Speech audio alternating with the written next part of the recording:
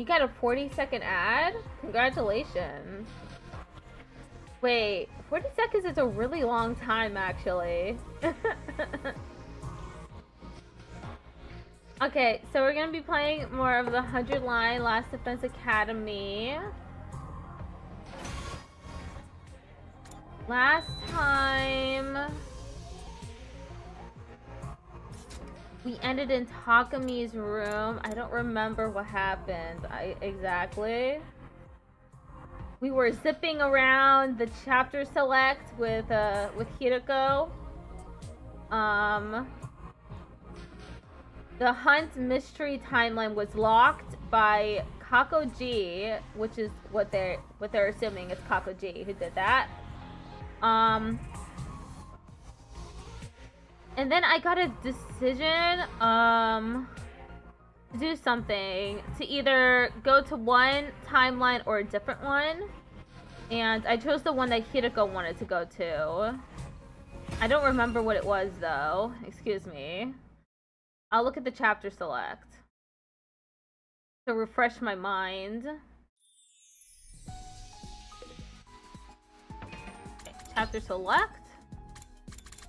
When did this branch off? Right here. Jump to which timeline? Serial killer or coming of age? So we decided that we're going to the coming of age timeline. We need to gather the liver mortis codes in order to activate the escape pod so that our friends have an increased likelihood of survival instead of just trusting that it would happen organically. Thanks for redeeming Yeehaw. I know how much you love the mustache. I love the mustache too. It's really fun. Okay. And I was also making gifts for people. I maxed out a few bonds so far. That's chapter select. I meant report card. Okay, got 5 for Hideko, 5 for Dotomi, 5 for Aetho, 5 for Kako, 5 for Nozomi, 5 for Moko. Okay, I was working on Yugamu. That's what I was working on. Yugamu! Whoops, I didn't mean to do anatomical model. Yugamu Omakage! We know how much you love medical tools. There's some more for you.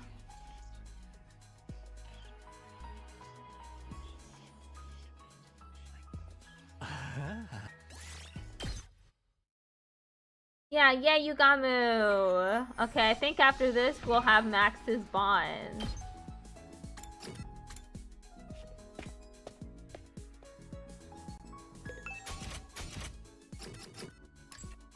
He's my favorite creep in the game.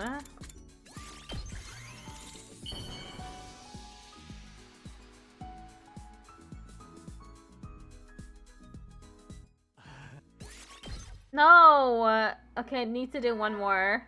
Ding dong bing bong. I doubt I'll be getting much sleep, even though I'm totally wiped from all the partying. They say it's hard to sleep when you're overtired. Is that what this is? Well, no sense in just waiting around here. Maybe if I go out for a little walk, it'll make me sleepy. I convinced myself to leave my room.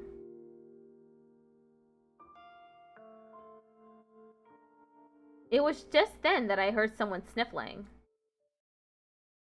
I could see someone on the other side of the fence. It was Hiroko. Huh? Again? Something like this happened before, the night of day 9. At any rate, I couldn't very well leave her like that. I went closer, hopped the fence, and sat down beside her. I knew it.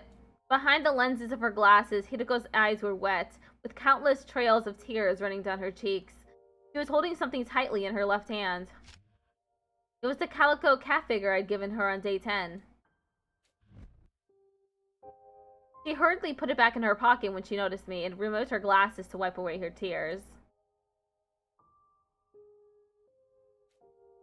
The silence continued. I stayed by her side, not saying anything. After a little while of sitting there like that, Hiroko finally spoke. You're not going to ask questions today? Last time you charged right in without any delicacy or tact. Hey, even a guy like me can learn from experience. Do you remember what happened on day 9? Yeah. Hiroko raised her head and stared at the faraway flames, forlorn. I had a dream on the night of day 8. And I had the same dream last night. It was day 101. Everybody was there. Everyone except me. I must have died somehow. I saw you there, Takumi. You were in my dream, so I'm positive you managed to break free from the loop. Or perhaps I should say, you will manage to break free. But I'm going to be trapped here. Forever. Hiroko bit her lip and hung her head. I could tell she was fighting hard to keep from crying again. I spoke up before the tears had a chance to flow. Come on, Hiroko. It was just a dream. It doesn't mean that really happened. Or will happen. Think about it. If you were dead, how could you see everybody? It wouldn't make sense if I was the only one to break free from the loop. We need everyone from the Special Defense Unit to survive in order to escape it. That includes you. I guess what I'm trying to say is, you don't have to worry. It was just a bad dream. It's going to be okay. You're not going to die, no matter what happens, because I'm going to protect you. That's a promise. Okay? Remember what I said before? I promised we'd both get out of this, that I'd build us a future where everyone can be happy. Takumi. A refreshing evening breeze blew. Every time Hiroko's hair moved in the wind, I caught a familiar scent. The smell of lavender. Enveloped in that sweet fragrance, I sat there and waited for her to respond. Eventually, the trails of tears had all but dried from her cheeks. Looking much more like her usual self, she gave a little smile and spoke. You're right. It's not like me to be so bothered by a dream. Maybe I was just feeling nervous because we're getting closer to day 100. I nodded. Forget about all that for now. I've had an idea. An idea? Our next opportunity to jump is day 74. From 12:05 a.m. to 12:35 a.m. You remember, right? Yeah? I'm going to do something. Here. Hiroko pulled a coin out of her pocket. I'm going to toss this coin. And you're going to call heads or tails. Heads is the sun. Tails is the crescent moon. What happens if I get it right? How about we go explore the ruins together the day after tomorrow? On day 73? Why then? We have a battle tomorrow. They'll come in the morning, but we'll be too tired afterwards. And if I get it wrong? Then we won't go. We'll just sit around and do nothing that day. I was confused. Why are we going out exploring if I get it right? Are you trying to indirectly ask me out? Don't be so stupid. That's not it at all. Well, I don't really get it, but this coin flip is related to leaping in timelines somehow, right? Yes, I'll explain everything later. Why later? Tell me now. No more questions. Just call it. Okay, I'm gonna choose... Hiroko flipped the coin. It tumbled through the air and landed on the back of her left hand. She quickly covered it with her other hand, hiding it from my sight. What's your guess? Heads or tails? It was such a pointless question that it felt silly to think about it too seriously. Even if I was wrong, all it meant was that I wouldn't spend the day outside with Hiroko. There was no real risk involved, but I felt a strange stirring in my chest. Was there a fateful choice hiding behind this light-hearted pretense? Was something unforeseen creeping closer? I couldn't help but worry. Instantly, I was conflicted. Logically, there was no real right answer, and yet, I couldn't just choose blindly. 2 more timelines would be created based on what I decided here. Hello? Takumi, what's your answer? At Hiroko's urging, I sealed my resolve and gave her my answer. Decision time. If we had more people in the stream, I would totally just have everyone decide the answer for me. Do a little poll. But I don't think there's that many people, so I'm just gonna choose heads.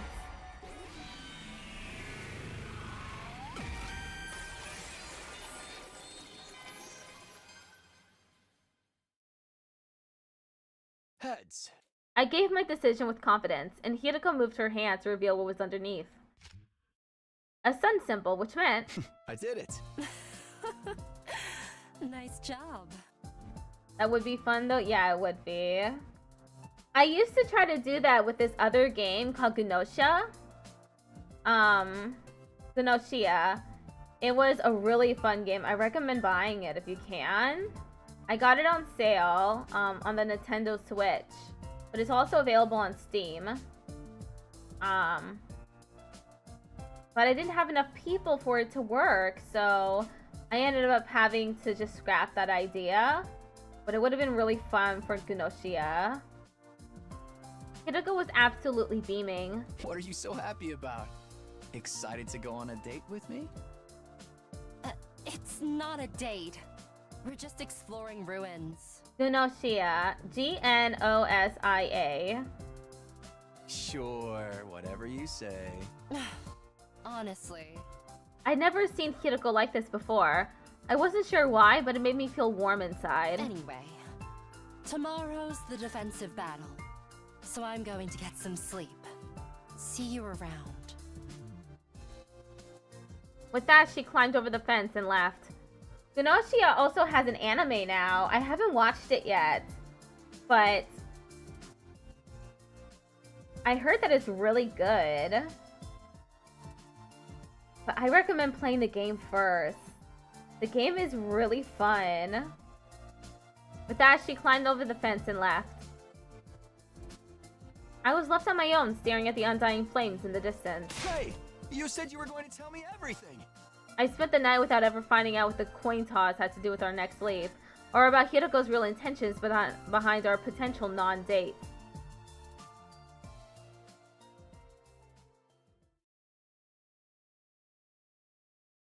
Day 72.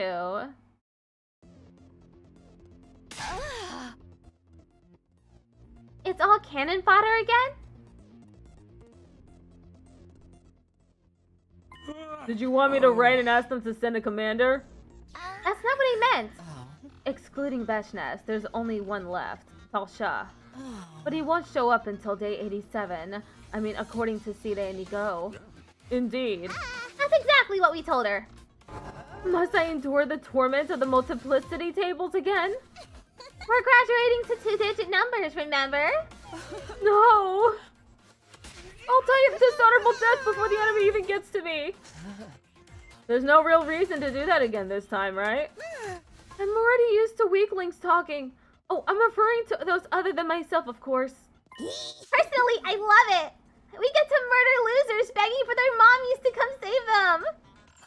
Really wonderful. The mere idea gets my motor running. Let's get these two wackos to do their freaky thing while the rest of us just ignore the voices. Yeah, this'll be a cakewalk if we work together. After all those parties, we're a close-knit team than ever. Let's show them how much stronger this special defense unit is now. Huh? What are you making that face for, Nozomi? Oh, well, I was just touched that we get to fight together again, all 16 of us. This is the fourth time we've done it. I know, but how to put it? I don't really know why, honestly, but it just warms my heart. Nozomi wiped the corner of her eye, immediately after the alarm sounded.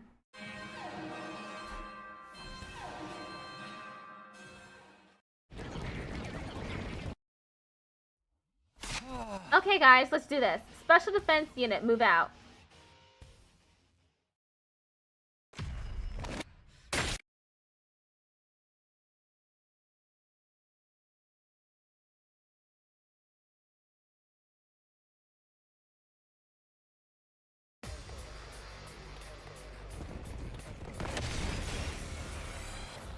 Help me! Not like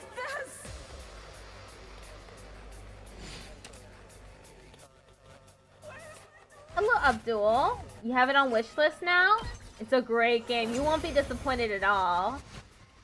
I did have to use a guide to finish it, but it's definitely not required. This is so easy.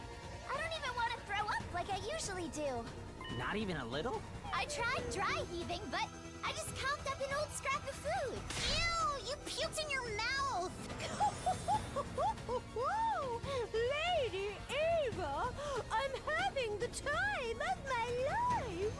Verily, Lady Darling. Hey, that's my thing. Don't steal my gimmick. You guys wanna quit the chit-chat? Yeah, it looks like the next wave of enemies are here. Then we take them out too. You have surgery tomorrow? Oh, good luck on that. I hope it goes well. I don't want to fight. No!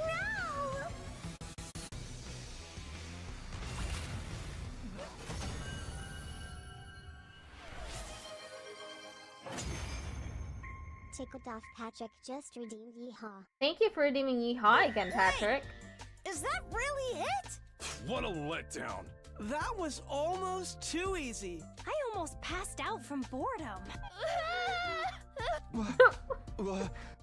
What are you crying about? No, Simi, stop crying.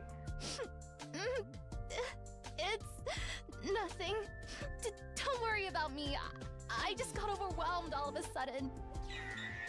Well, seeing as we won and all, You're welcome. You're welcome. Trash on Cassandra Carr. I wouldn't be annoyed by it. They are there for a reason. I find it really fun that people are using the redeems now.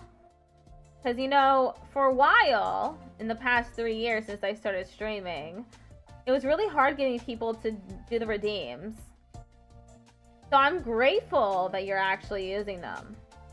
Wanna do the thing? I nodded. All right. Ready? And go! Special Defense Unit! Best in the world! Indestructible and undefeated! Never lose! Never yield! Special Defense Unit, fight on! There was nothing to be afraid of. The path ahead looked as bright as the clear blue sky above. Everyone was smiling from ear to ear. In that moment, I could believe that we were truly invincible. I feel like something bad's gonna happen. Because everything is so positive right now. Welcome, Trishtanja. Day 73. Ding dong bing bong. I finished breakfast and headed for the entrance hall to make good on my plans with Hiroko. Oh, how unusual. You're 10 minutes early. Huh? How early did you get here? I'm really looking forward to our date, huh? How many times do I have to tell you? It's not a date. Say that again and I'll rip your hand off and gag you with it. Yeah, okay. So, where are we going to explore today? How about the mansion on the western outskirts? Mansion? You know, a big house, a manor. For now, it's just like the things were apparently raised without. Manners, manner, you understand? I understand, it's just not funny. Zip it. Don't talk back, servant. I'm going.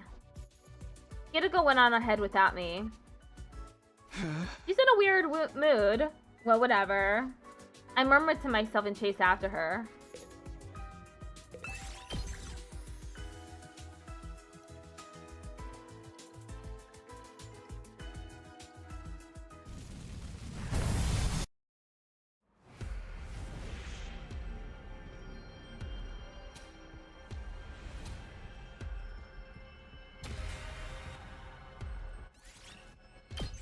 Yeah, we're skipping the exploration mission. We're at the manor now. Phew, we're finally here. Okay, time to head back. Huh? I said time to go back. Turn up your hearing aid. But we just got here. We don't have any business in this place. Too bad there isn't a typewriter here so we can save. Well, unfortunately, I've got to go. I'll be back later, though. Okay, bye. What? The whole point of this was just to go exploring. It didn't matter where we went or what we did. So it really was. I was about to tell her it was exactly like a date, but I stopped myself just in time. Well, let's get going. Or if you're in the mood to hunt some zombies, I guess you can stay. We turned around and headed straight back to the school.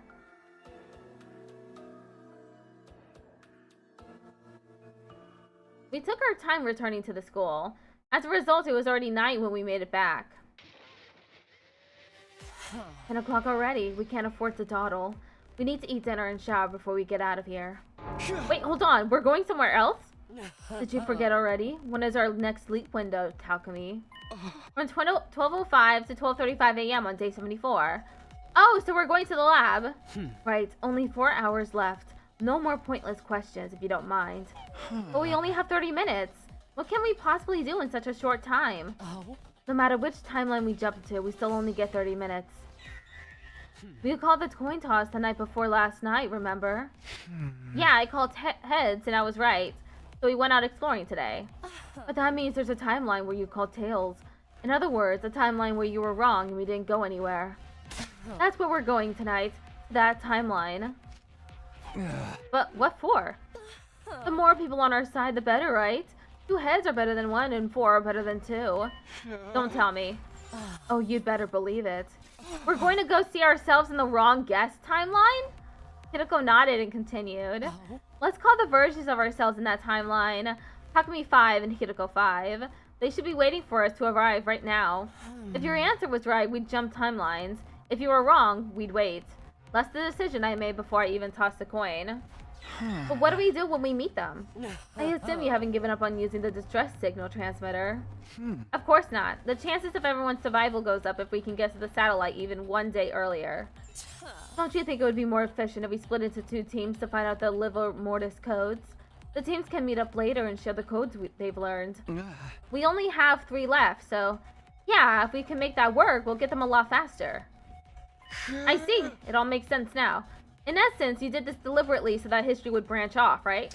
I needed to make something happen in this timeline that was complete opposite to what happened in that one. So that's why we went on a date today. Takumi, your left hand, please. Why? So I can rip it off and shove it down your throat. Hideko screams at me, her cheeks flushed scarlet red. It was loud enough that I was worried it would bring the satellite crashing down.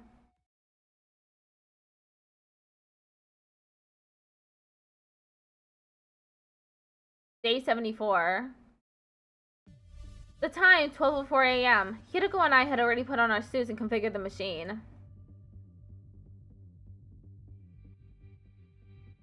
This must be my millionth time mentioning this, but remember, we'll only have 30 minutes. I know that. We need to use that time to talk to Takumi 5 and Hideko 5, right? Yes. So let's not waste time on idle chit-chat. Like what?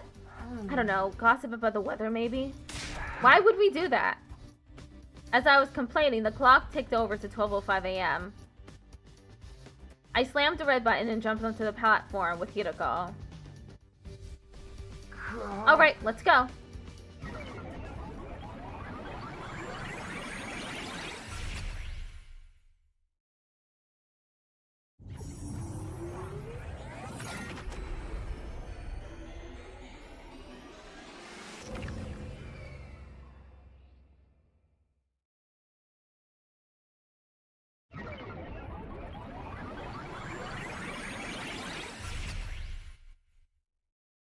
We jumped to the wrong guest timeline, and immediately standing there was... Oh, you must be me and Hideko from the right guest timeline. Yeah, you're right on time. Hold on, we're going to take these off.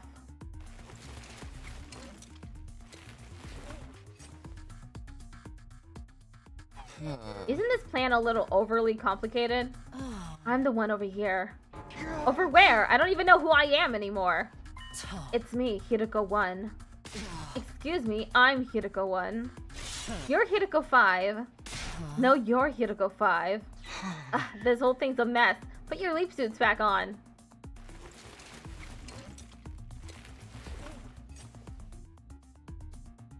Is this better? Yeah, I've seen your faces now. Let's just move on.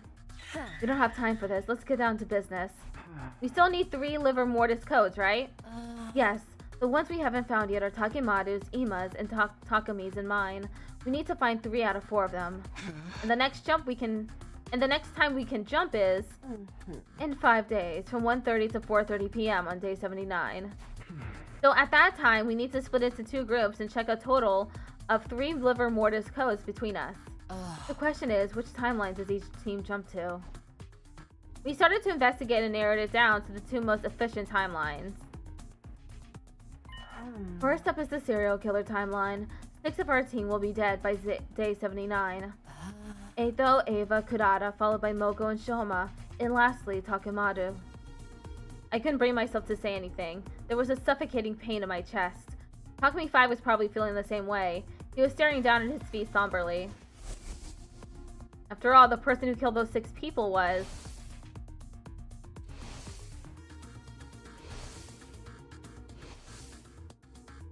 him, me, us. Don't tell me you're still stuck on that. Excluding 8, though, it wasn't really you who killed them. It was an inevitability caused by the Gi possession. Haven't we been over this? We really need you to move on. Hello, Kion. How are you doing? I know that, but... At any rate, Takemaru is one of the casualties in the serial killer timeline. If we jump there, we'll be able to get his liver mortis code. I didn't really want to do it, but I had no choice. Takumi 5 and I nodded silently. Our other destination is the zombie timeline, right? Yeah, that seems like the most efficient one to visit. By day 79, 9 people are zombified, 5 of whom have been incinerated. The remaining zombies will be Moko, Kako, Ima, and Hiroko. But even if they're zombies, they're still fully dead. They'll have lost all their cryptoglobin, so the numbers should show up. If we go to that timeline, we'll see Ima and Hiroko. We can check both of their codes. With Takumi 5 and my assertion, it was now the Hiroko's turn to appear displeased. You don't seem too happy about this plan. Of course not. What kind of person would be excited to go see their own zombified back? But we don't have any other choice. This is the only timeline where we can get both codes. The Hirokos looked at each other and each let out a sigh, hanging their heads. We continued ironing out the details of our plan. Takumi 5 and Hiroko 5 from the wrong guest timeline would go to the serial killer timeline. Hiroko and I from the right guest timeline would go to the zombie timeline. We knew who was going to do what. Allow me to repeat. We leave on day 79. We'll have 3 hours. Not a ton of time to waste considering the trip to and from the school. We'll report the liver mortis codes to each other the next time the blood space waves surge. And after that, we'll all go back to our home timelines? Yes, I think that would be best. We'll jump to your timeline when it's time to meet. Got it. We'll be waiting for you. In exchange, you'd better not show up empty-handed. I could ask the same of you. You'll pay if you screw this up. Excuse me? How dare you speak to me like that? Okay, girls, let's remain calm. It was past midnight by the time we were done. Our time was almost up. Hiroko and I hurriedly set the machine, hit the bread button, and jumped onto the platform. Well then, we're counting on you. And we're counting on you. Don't let us down.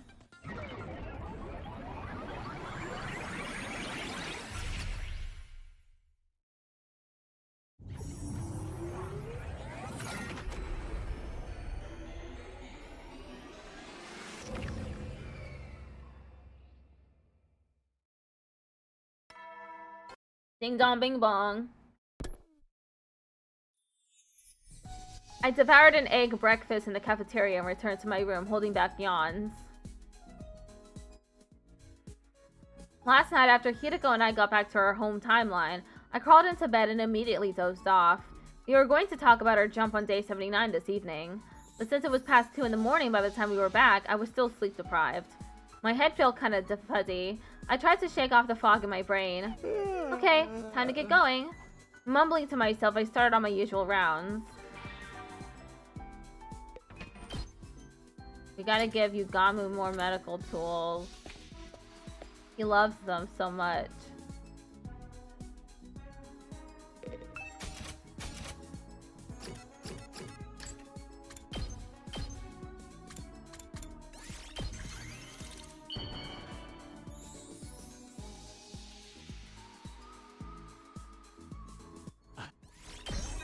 Bond up.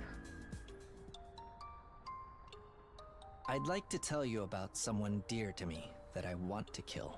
A while back, I bumped into a fellow assassin. We'd somehow ended up with the same target. It's the unspoken rule of the industry that you have to fight to the death when that happens. I was at the peak of job dissatisfaction at that point, and honestly thought I'd rather just let the other person kill me. To my surprise, the other assassin was a high school girl around my own age. She was unhappy with the whole assassination thing too, and she wanted me to kill her. Obviously, we didn't kill each other. In fact, we started talking. We kept in touch after that.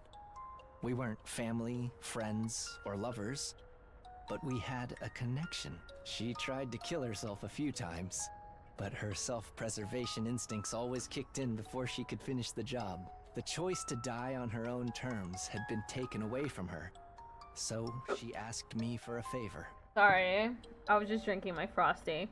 She asked me to kill her and free her from this life of misery. One day, I got word that she was in a coma after sustaining some major injuries. But right after that, I ended up here. I'll keep fighting so I can keep my promise to her. Once I get back to the TRC, I'll find her and kill her. Not just because she asked me to, but also because deep down in my heart, I've developed a true desire to take her life.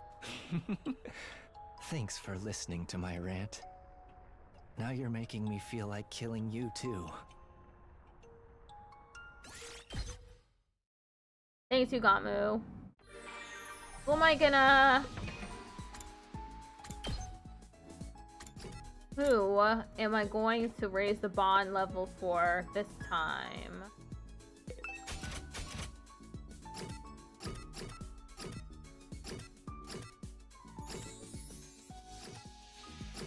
Why not Ema? Taco Mini Standy? Sure, why not?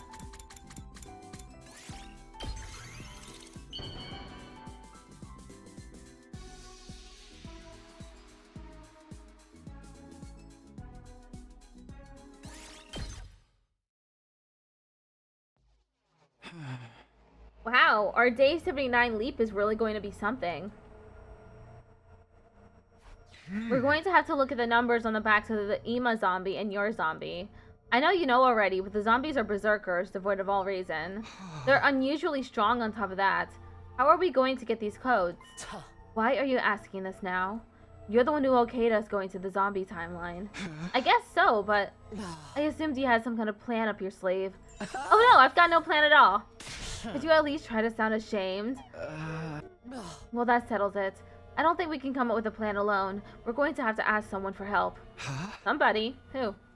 There's only one person we can count on at a time like this. You mean Ugamu?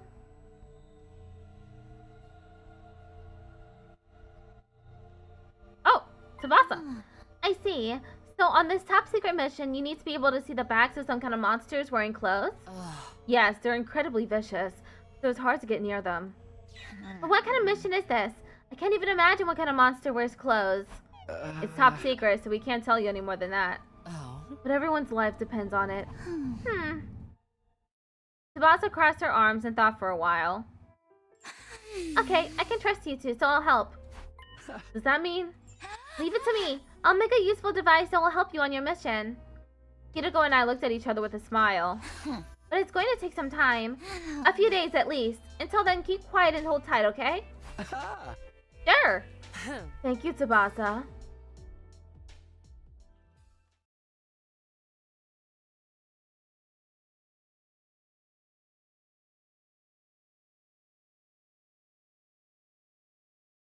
Day 77. Day 78. Ding dong bing bong. Tsubasa told us to keep quiet and hold tight, and that's exactly what we did for 3 days. But today was day 78. Our next opportunity to leap would be tomorrow. Would the useful device Tsubasa was working on be ready by then? Feeling impatient, I agonized in my room. Maybe I should go ask her.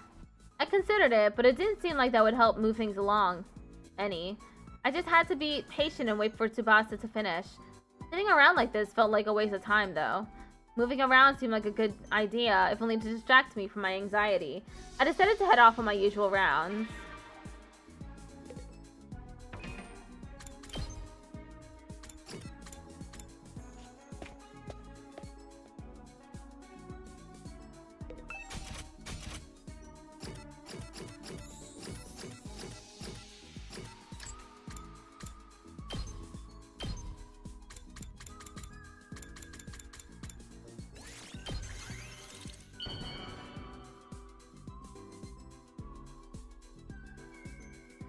Wow!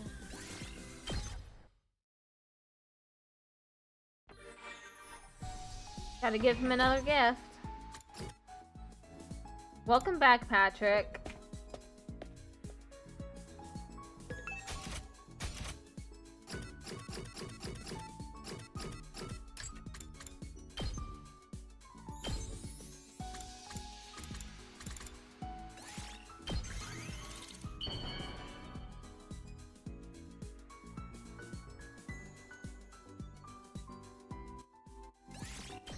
Bond up for...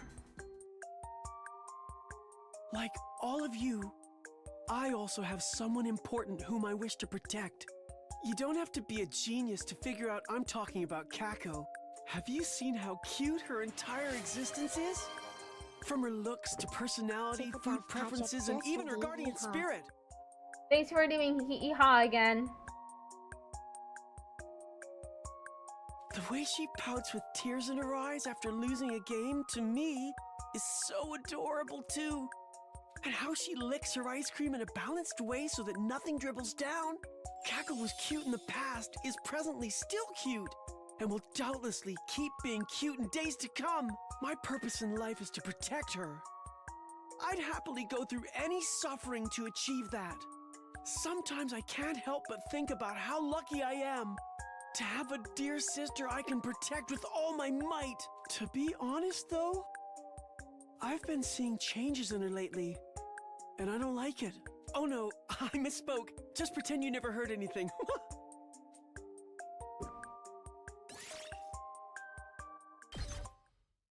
Indeed a disguise. Takumi, it's ready! It was shortly after dinner when Tsubasa came thundering over to my room with a big grin on her face. Really? Why would I lie? Then we have to tell Hideko.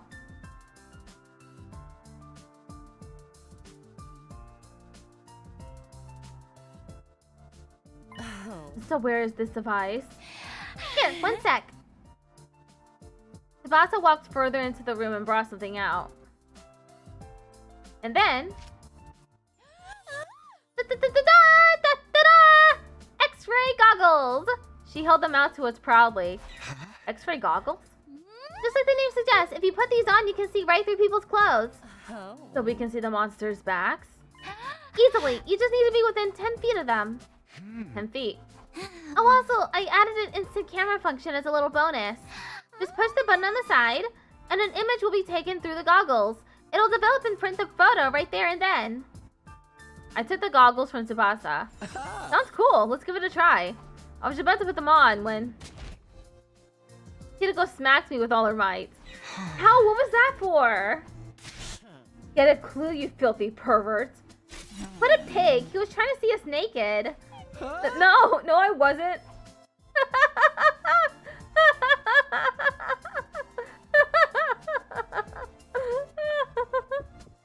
I desperately fumbled for an excuse. The two of them were glaring at me with such contempt, I thought I might wither away on the spot. Anyway, I'll be holding on to these. If Gaku got his hands on them, we'd all be in trouble. Hideko snatched the goggles out of my hands. Honestly, it wasn't that easy for me to let go of them.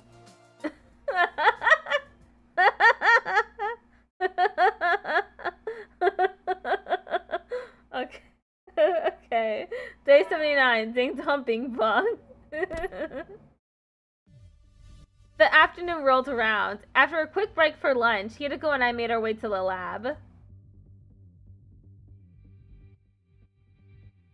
I already had my leap suit on. The machine was all set up. 1:29 p.m. 1 minute left until we could jump. You brought the X-ray goggles, right? How could I forget? I have them right here in my suit. We have 3 hours this time. That should be more than enough. All we had to do was look at the backs of zombie Ima and zombie Hiroko. Don't make it sound so simple. I'll be the one wearing the goggles after all. Huh? You? Of course. Why? I don't want you to see me naked. That goes for zombie me too. Despite how harmless you look, you're a closet degenerate. It's honestly creepy. At least Gaku has the decency to embrace it. I wasn't planning on doing anything like that. While we were bickering, the time to leap arrived. Hiroko hit the button and hopped onto the platform. I was right behind her.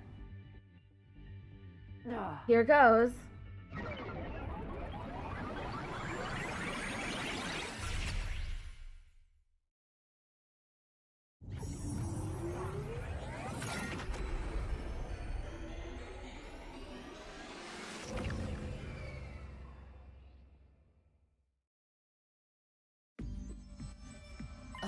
I have a question. Do you know why I'm not wearing my leap suit? Because you can't wear the X-ray goggles with the helmet on, right? Exactly. So what about you? Why did you take yours off?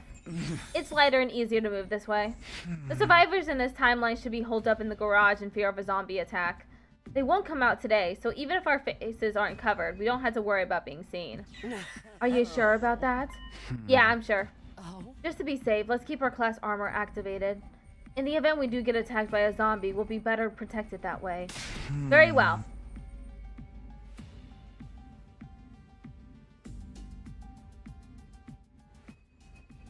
Now then, where are all the zombies? If we just walk around for a while, they'll come attack us eventually. How are we supposed to see them from behind that way? Zombies are sensitive to sounds. We'll need to silently sneak up on them. To within 10 feet, right? That's the limit of the goggles' range. Come on, let's hurry.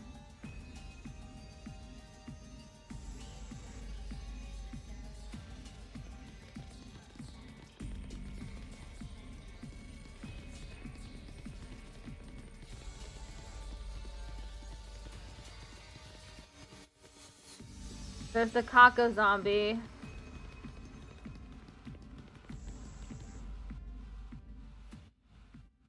Ah! Zombie Kako! We need to run.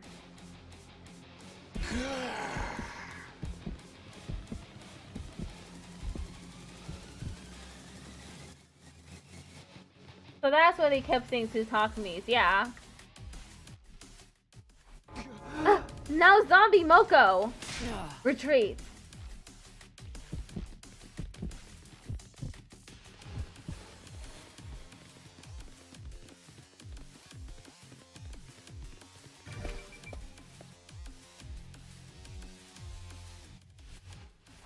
Ooh, looks like we lost them. Keep it down. Look over there. It's zombie Ima. My voice dropped to a whisper. He's just standing there. I don't think he's noticed us yet. Now's your chance, Hiroko. You can do it. Why me? I'll do it instead if you want. That's 100 times worse.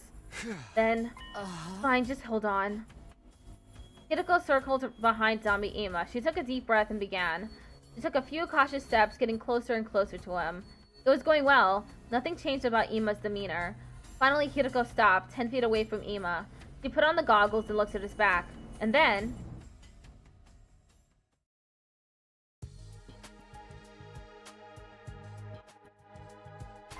How did it go? It went off without a hitch. I got a clear view of his livor mortis code. What was it? In response to my questions, Hiroko showed me a photo. A picture taken with the camera and the goggles. One? No doubt about it. Ima's livor mortis code is 1. Way to go, Hiroko! You did it! How annoying. What did I say? I don't like getting complimented by a servant. She may have said that, but the slight smile on her face betrayed her. Now they just need zombie Hiroko. I'd really rather not see her, but what choice do I have? Let's look for her. We wandered around the second and third floors in search of Hiroko's zombified counterpart, but there was no trace of her. We gave up and returned to the first floor hallway.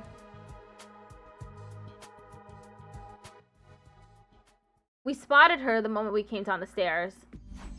There she is, Zombie Kiriko. Ugh, how depressing.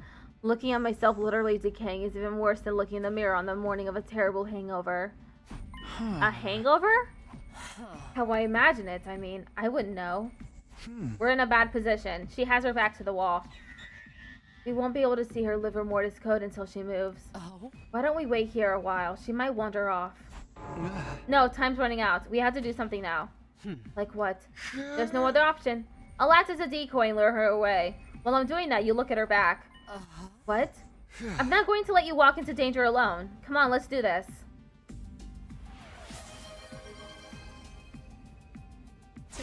Patrick just redeemed Yeehaw. Thank you for redeeming Yeehaw. Hey, over here, zombie!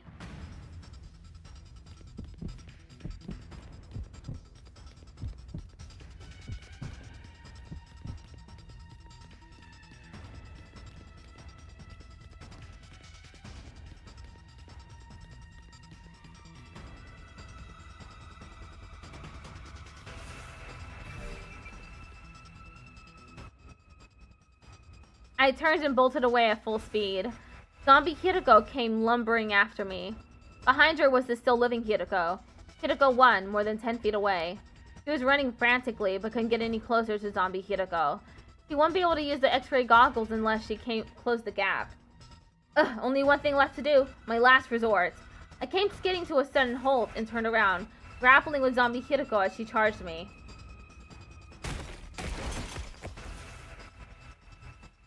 I felt something hard against my back. She had knocked me over. Zombie Kiriko's hideous, decaying face was right in front of me. She was burying her teeth, trying to bite down on my throat. I was in trouble. It would only be a matter of time before I got bitten. But then... Kiriko!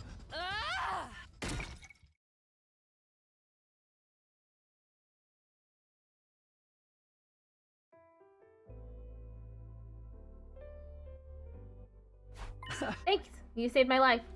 Don't thank me. A servant should know their place. What should I say then? Don't say anything. Your reckless behavior allowed me to see the code, so let's call it even. What was it? Take a look. 4. Yes, 4. That's an unlucky number back home in the complex. It said that it represents death. Strangely fitting that we'd find another member of the living dead. Anyway, we've met our quota. As long as the wrong guess timeline team can get Takemaru's code, we'll have a full set. That'll be all the livor mortis codes we need. Do you think they'll pull it off? I don't just think so, I'm sure of it. They are us, after all. Our leaf window was going to close soon. Hiroko and I nodded at each other and we made a mad dash for the wall of fire.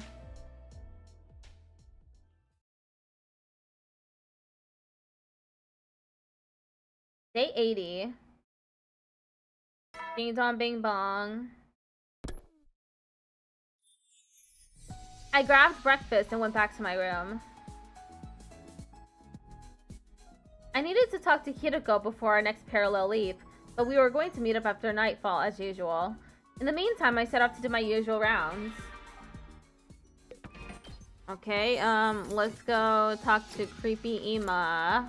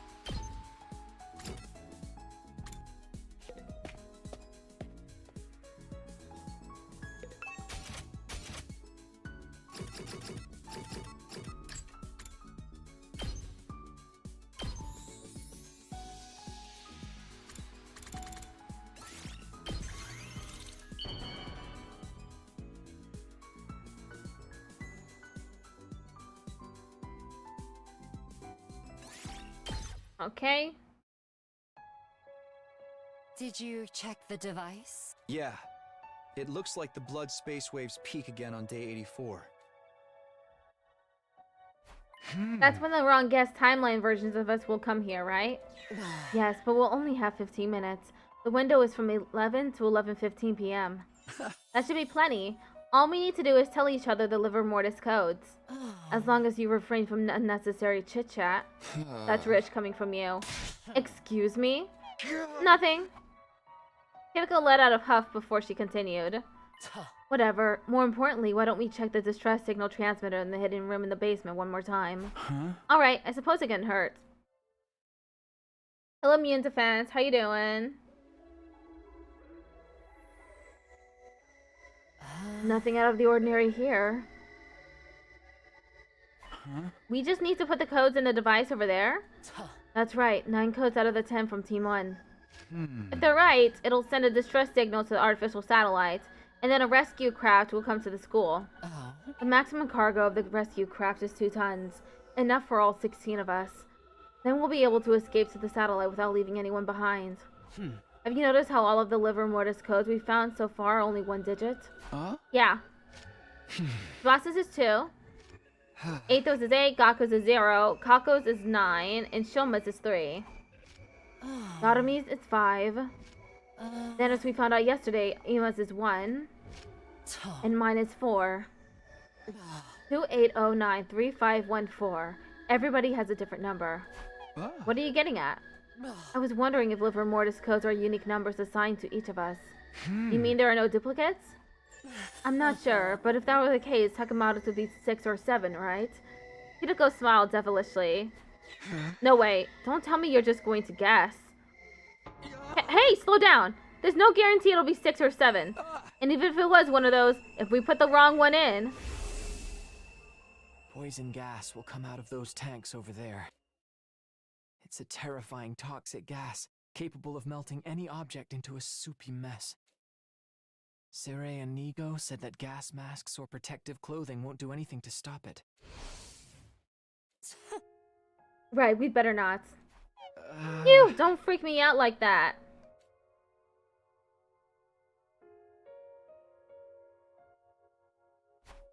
Let's just wait patiently for day 84. Then the wrong guest timeline team will tell us Takemoto's number. Yes, we just had to hold out for 4 days. After that, we'll be able to leave. Hideko looked up the night sky. The shining silver artificial satellite hung in the void of space. If we can just get there, we won't have to fight anymore. In doing so, no one would die, and we'd break free of this time loop. Thinking about it made my chest grow hot. My pulse was thundering in my veins. But beside me, Hideko didn't look happy at all. Maybe she was still worried about the dream she had. Everyone, except me. I must have died somehow. I'm going to be trapped here. Forever. Well then, good night. With those forlorn words, Hideko returned to her room. The only thing she left behind was the sweet scent of lavender.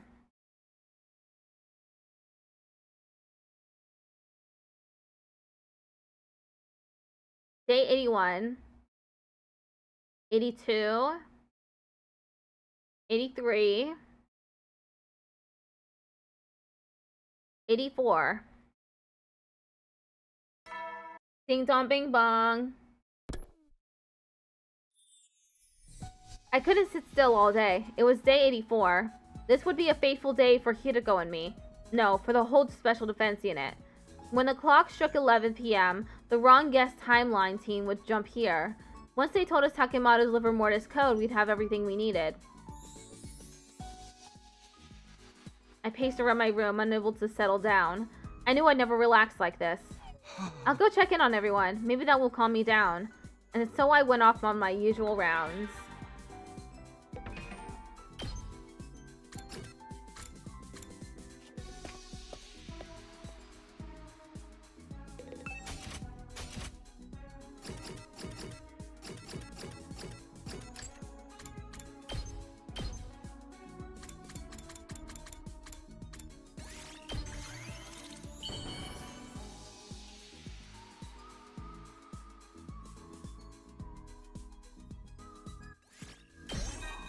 Bond up. Mr. Samino, do you have a moment to talk? Kako and I have been together since we were born. And we vowed to die together as well. Recently, though, I've been feeling like we need to revise that vow. Kako is growing as a person, and I know that's only going to continue. No thanks to all your bad influences, of course. Give me my lovely dear sister back. But watching her the way she is now has made me realize something. I always thought I was trying to protect Kako, when all I was really doing was becoming codependent on her. I was forcing her to become my purpose for living. What kind of awesome older brother does a thing like that? So I've decided, even if it might take a while, to give Kako more space and do some growing of my own. I'll never be the kind of brother she can be proud of unless I become a man of many charms in my own right. Oh, but keep this a secret from Kako, all right?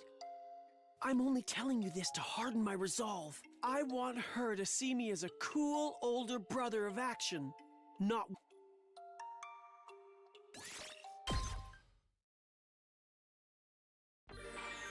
Okay, who's next? Maybe Sakamoto?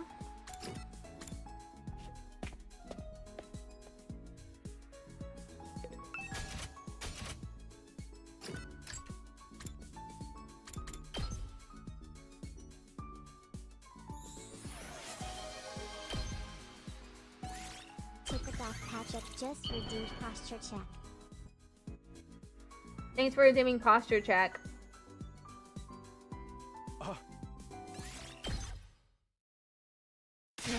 What's going on? Where are those two? It's already 11:10 p.m. They only have 5 minutes left to leave here and back. You don't need to tell me that. This must be your fault. What? You must be dawdling in that timeline. How would you know? Because you're always being a nuisance. Hey! I was just about to retort when they showed up.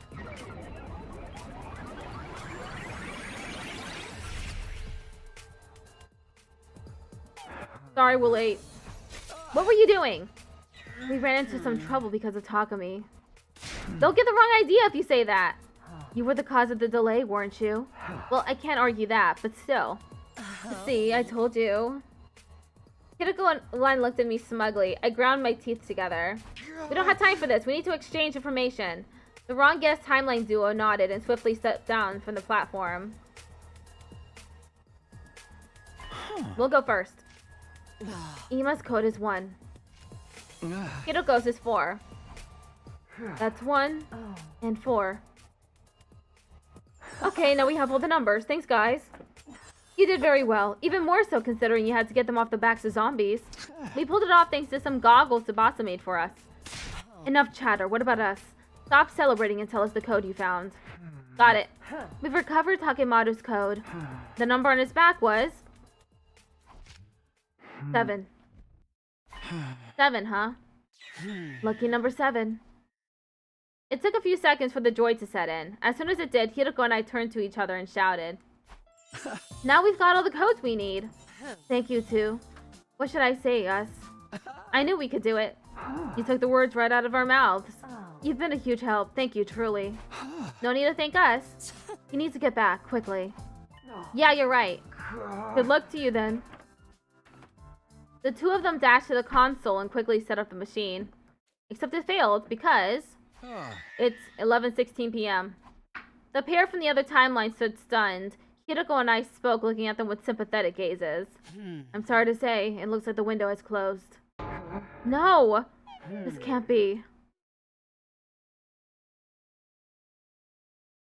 The stranded pair stood there with their helmets still on. I couldn't see their faces, but judging by their slumped shoulders, they looked painfully dejected. It took a while before the two of them quietly raised their heads. Well, there's no point in getting depressed about it. We just had to change our mindset. Sorry, guys. We should have exchanged info faster. You don't need to apologize. We were the ones who were late. Although Takumi is the one responsible for that. Stop making it sound like it was all my doing. It looks like you two will have to stay in our timeline until the blood space waves rise again. When will that be? Let's find out. Good, it's sooner than I thought. The day after tomorrow. Yes, day 86 from 8 to 11 a.m. We have 3 hours, plenty of time even if someone shows up late. What's that supposed to mean? I'm not sure what happened between you two, but you should try to get along. Yeah, you're going to be stuck here together for another 32 hours after all. Right here? Sorry, but there's no way we can take you to the school. That makes sense. I'd do the same thing if I were in your shoes. Our shoes. I don't believe this. We'll bring you some food tomorrow morning. I'm really sorry about this. It's fine, don't worry. Well then. We thanked them again for the liver mortis code and, with great reluctance, left them behind in the lab.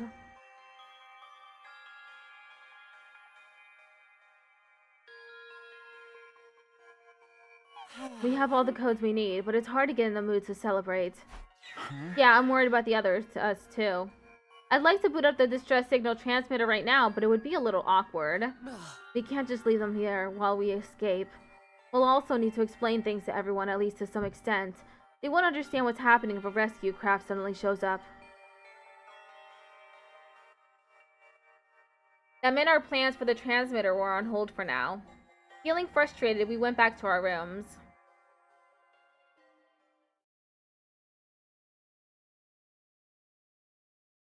Day 85. It was morning. Hideko and I woke up early and went to visit the lab.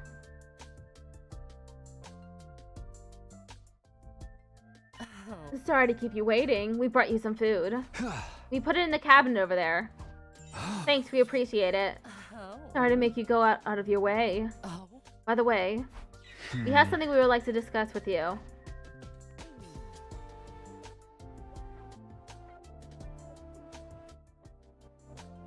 You were worried about that?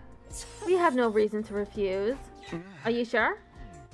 Yeah, don't worry about us. Just go ahead and boot up the transmitter when you get back. We'll be able to get back to our timeline tomorrow anyway. And then we'll be calling the rescue craft just like you. There's no need to spare our feelings. Good, you agree? You're me, so you knew exactly how I was going to respond, didn't you? I had a hunch. This is goodbye then. Well, I wish you the best of luck. You're not going to enter the code wrong, are you? I'll be fine. Are you sure about that? Just what kind of guys you take me for? A slow-witted, careless servant. What are you laughing about? They're talking about you too. Alright. Hideko 1 and 5 laughed, amused. Takumi 5 and myself awkwardly avoided looking at each other. Alright, you two take care. We'll be praying that all of you over there will make it safely to day 100. Hideko and I gave a firm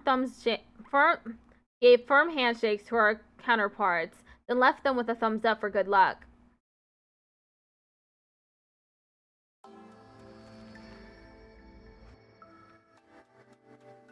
It was about time for breakfast when we got to the school. We dispelled our class armor and changed back into our regular clothes. The others should be in the cafeteria around this time. Can you go and explain the plan to them? What about you? I'll go to the war room and distract Sita and Inigo. There's no way they'll agree to let us call for a rescue. You're not wrong about that. If they catch wind of what we're trying to do, it'll be a mess. Good luck then. Hideko dashed away into the school. After watching her leave, I headed to the cafeteria. And me? I'll be right back.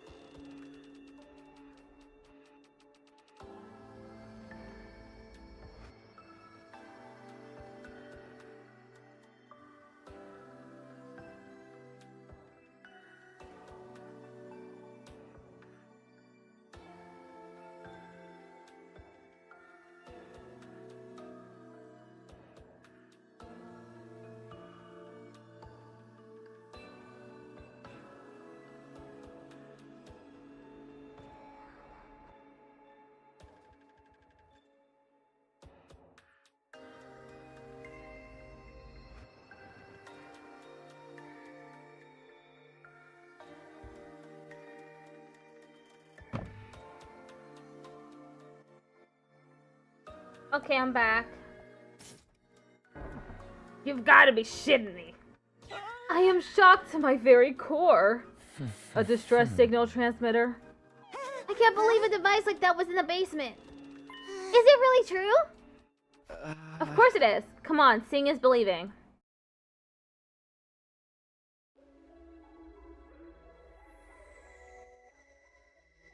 The moment everyone laid eyes on the machine in the hidden room, they were lost for words. A few moments later, Hiroko showed up. Don't worry about Sira and Inigo. The two of them are busy trying to break down an astronomically long number into its prime factors. I told them it was encrypted top secret enemy information. They won't notice anything for a while. Nobody seemed to hear a word she was saying. They were frozen in place, staring at the transmitter. Please forgive a subhuman substrate sucker like me for asking, but how did you and Hiroko find out about this machine? Well, we stumbled on it while exploring the school. It happened a couple of days ago. How did you find out what it's for, and how to use it? We got a manual to display on the central monitor. It described everything. If I understand what Mr. Sumino told us correctly, mysterious numbers are assigned to the 10 of us who are originally from this school. And if we input none of those numbers, we can send a distress signal? I didn't explain the liver mortis codes fully. If I had, I'd have to explain parallel leaping, too. So you already know these numbers? Then let's pop them in and summon the rescue craft. Yeah, okay. I slowly made my way to the transmitter. Everyone stood behind me, practically surrounding me. Ha! I let out a big sigh and cautiously entered the codes. Eventually, after entering 8 digits, I took my hand off the keypad. There's just one left now, right? Correct? How come me and Hiroko's slots are still blank? Which one do you guys know? Hiroko's. You see how I already have her selected? Do you need to press enter or some kind of confirmation button when you're done? No. Once I enter in the last number, the system should automatically detect it. And if all 9 numbers are correct, the distress signal will be sent? That's right. But if it's wrong... Poison gas will come out of those tanks over there. And everyone will become all soupy. Silence filled the air. I could hear everyone's breath hitch. Do you guys need to be here? Maybe you could wait upstairs. Are you out of your goddamn mind? We're your friends. Yeah, if we die together. I don't feel so good. Yo, I'm having a ball. This is a real killing game now. See, Takumi, everyone's on the same page. Do it, Takumi. I looked at everyone and gave a firm nod, then turned to the terminal again.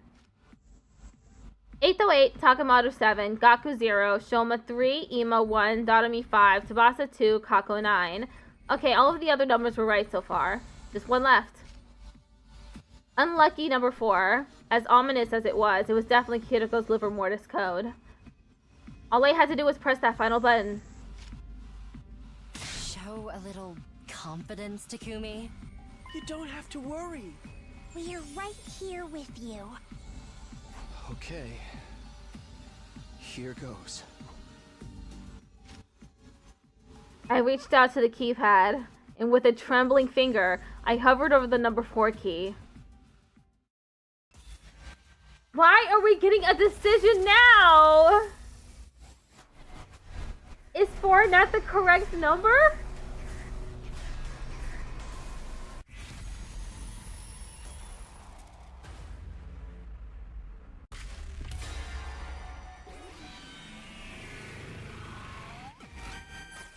Is 4 not the correct number? Oh my god, I just clicked 4.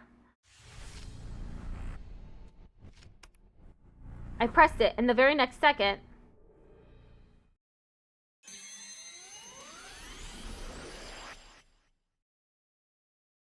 Whoa! The whole school exploded?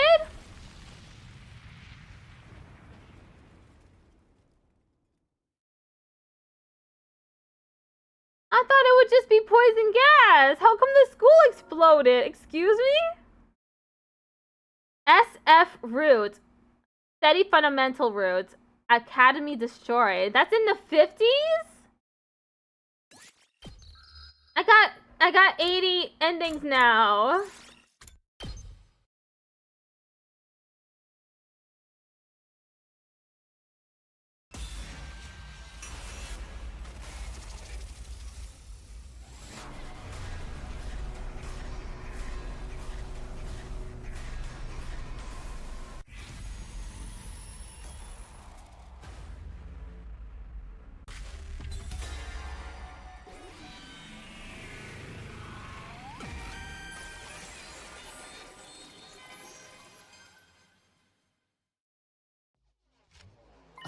What happened, Takumi?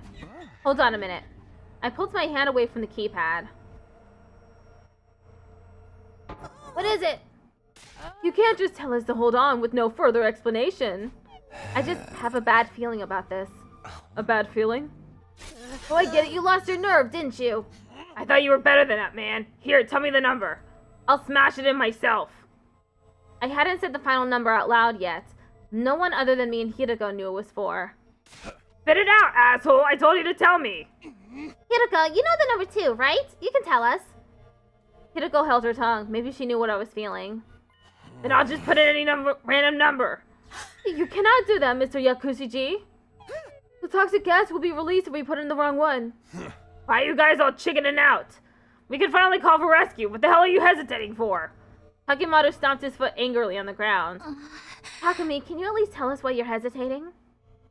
A groan crawled out from the depths of my throat. I tried to swallow it back before answering. I'm sorry, I can't explain it very well, but we can activate this transmitter. I don't know why, I can just feel it. What? Seriously? Huh? Unbelievable. Not to me. I know what it's like to have visions. Visions? That's right! Kako's words gave me an idea. The next day, the blood space wave surge would be tomorrow, day 86, between 8 and 11 a.m. in the morning. If we parallel left then we'd be able to know an unknowable branch of history. Not exactly a vision, but enough to prove my point. It was worth a try anyway. I might be able to prove it. Prove it? Prove what? Prove that I just made the right decision. Takumi, are you out of your... Enough, Hideko. I know what I'm doing.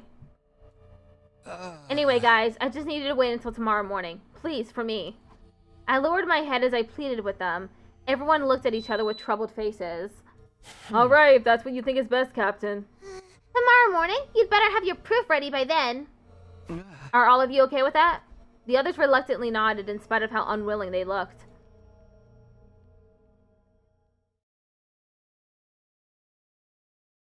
Ding dong bing bong. Shortly after the nighttime announcement, Hideko came to my room. I don't have to ask to know what you're planning to do tomorrow. Are you really going to bring everyone with you? Huh? I am. If they learn about parallel leaping, then... I know. We'll have to explain everything we've been through in other timelines. But I'll figure something out. As long as I don't mention the loop, it should be fine, right? Do you think you can handle that? I have no idea. I need you to be sure. I've told you 100 times, if you tell them the truth, we're guaranteed to have the worst possible outcome. So what do you want me to do? I have no other choice if I want to convince them that machine is dangerous. How do you know it's dangerous anyway? You never even pressed that final 4. Well... fine. Just remember, keep the gloop a secret. Stick to that if nothing else. It'll be fine, trust me. Alright, it's all in your hands now. Hideko gave me a sharp glare before quietly exiting my room.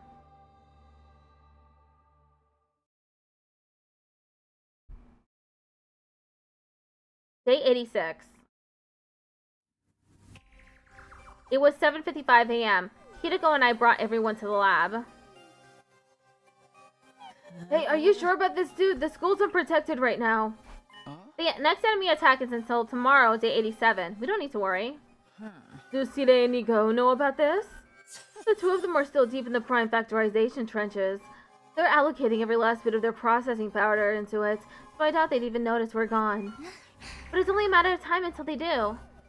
Then let's hurry, now that I know what we're about to do. Yeah, but can all of you wait here for just a sec? We have to get things ready. Hideko and I went ahead into the lab.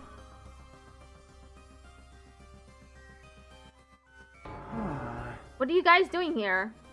What about the rescue craft? Didn't you call it yet? It's complicated.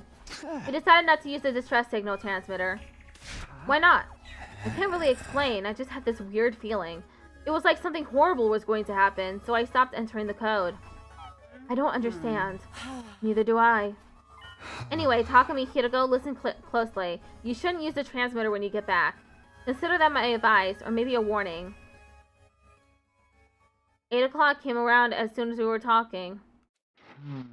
I'm not sure I follow, but I'll keep your warning in mind.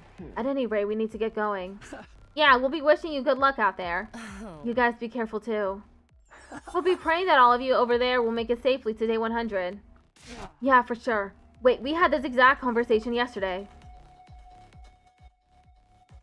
Hideko 5 made her way to the platform. Takumi 5 hit the button and follows right after. Be seeing you. Hideko 1 and I nodded, giving them a thumbs up as they left.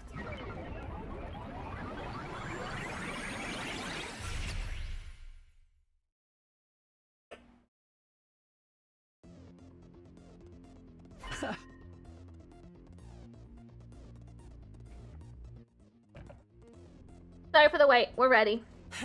Come in. We'll show you around.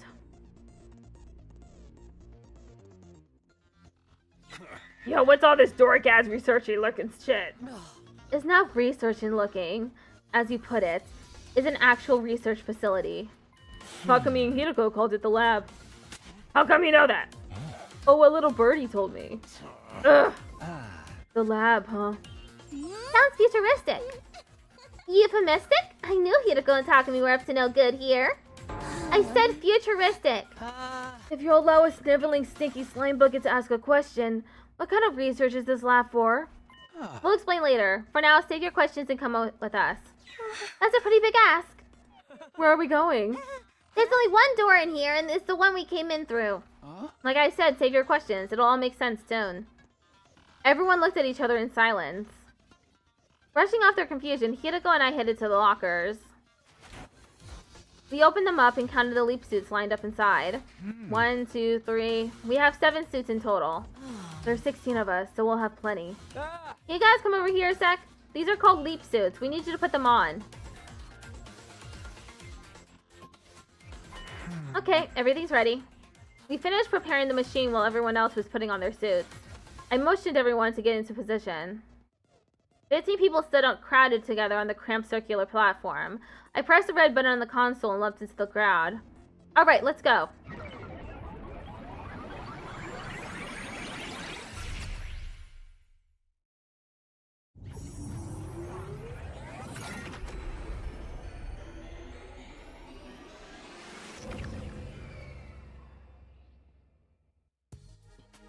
We successfully made the leap. We took off our leap suits and stepped outside.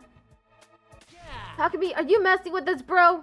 The lab looks exactly the same. So does everything else.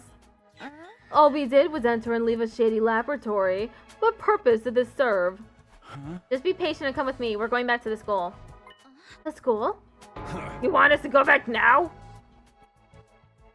I didn't answer. I just started walking. Soon after, I heard the footsteps of the others following.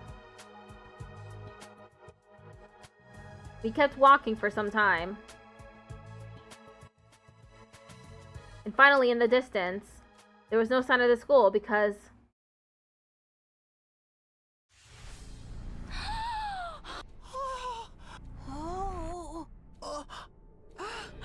Yo, what the hell? What's going on?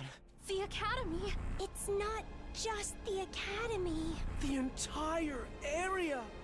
It's all been blown to pieces. But why? How?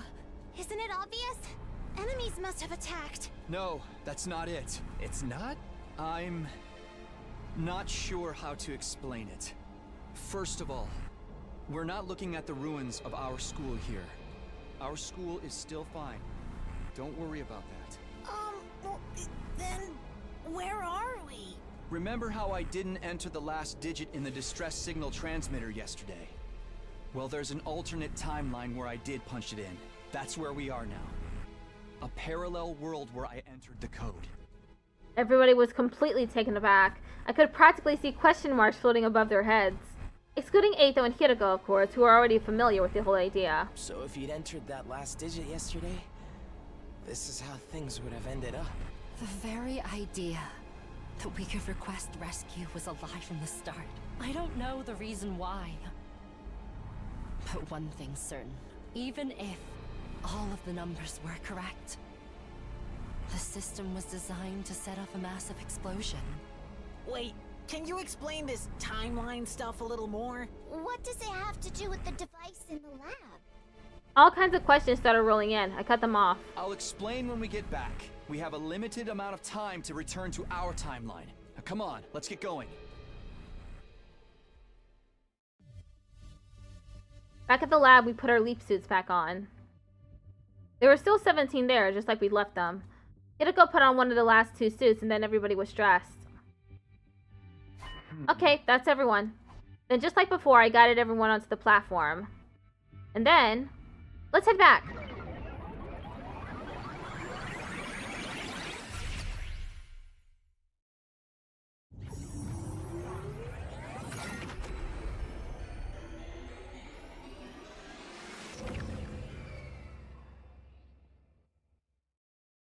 The leap was complete. We took off our leap suits and stepped outside of the lab. It was only then that I noticed something wasn't right. Hideko? What's wrong? Hideko had her hand against the wall. Even with that, it seemed like she couldn't support herself. Her legs seemed unsteady. Are you not feeling well? No, I'm fine. Just a little tired, I guess. Hey! Takumi? Hideko? Knock that off. Don't tell me you're trying to make out at a time like this! I knew you were using this place as your little love shack! Get out of there right now! Ugh, this is so draining. Tickled off, Patrick. Just redeemed Yeehaw. Thanks for redeeming Yeehaw. Takumi, you go on ahead. I'll be right behind you. Are you really okay? How many times do I have to tell you? A servant's not supposed to act like he knows what's good for his master. Isn't that exactly what they're supposed to do? Shut up. Just go already. I did as I was told and joined everyone else, glancing back a couple of times before finally leaving. It took a while for Hideko to show up. Pardon the wait. Well then, let's get going. Back to the school. Back to where we belong.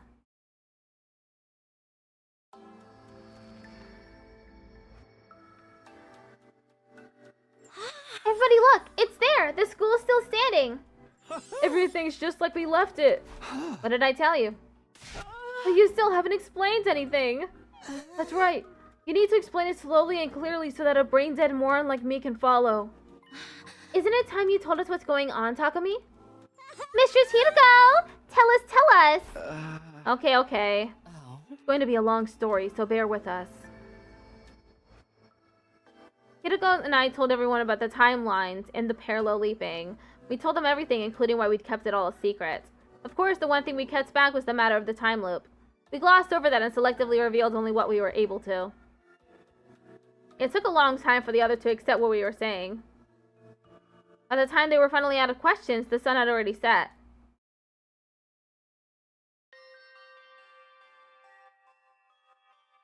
My head hurts after all that information, but it's fine, it all makes sense now. We basically went to another timeline where we entered the last number into the transmitter. If we'd actually done that yesterday, we wouldn't be alive right now. Thank goodness we didn't enter the code. Takumi, you made the right choice. You were trying to force him to do it. So were you, Lady Kurata. But why did it explode?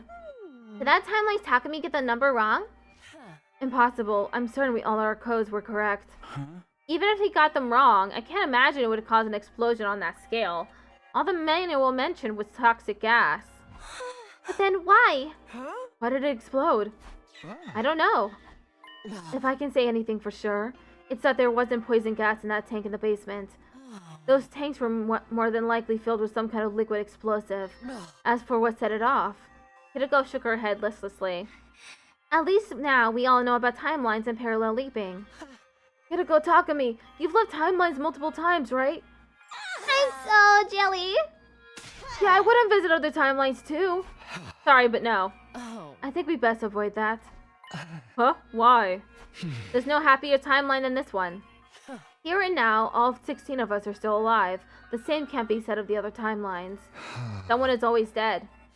Either casualties in defensive battles or killed by one of us. No way! You're kidding!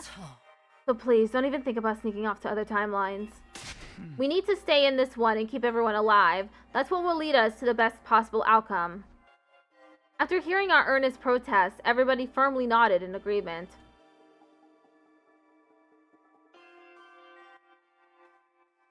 After our adventure, we all grabbed a late dinner in the cafeteria. Sita and Nigo showed up shortly afterwards. Shizuhara, just what are you trying to pull? That massive figure's impossible for us to prime factorize. Yes, it seems that was a red herring. There's no need to solve it, so you may as well forget about it now. Say what? I thought so hard to get myself a fever. Our two commanding officers waved their arms around and pouted.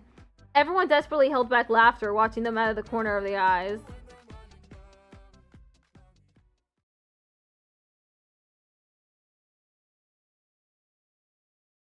Day 87.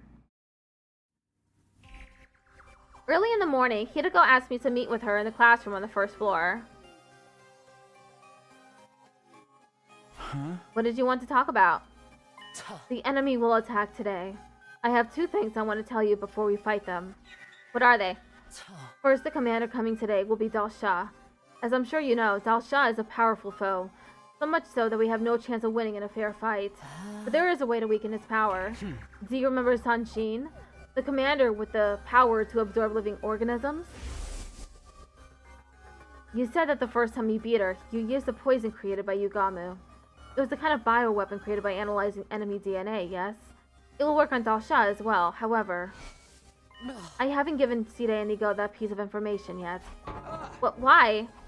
I didn't think I needed to. We were supposed to have left for the satellite on day 85, remember? We were going to activate the transmitter and call for rescue.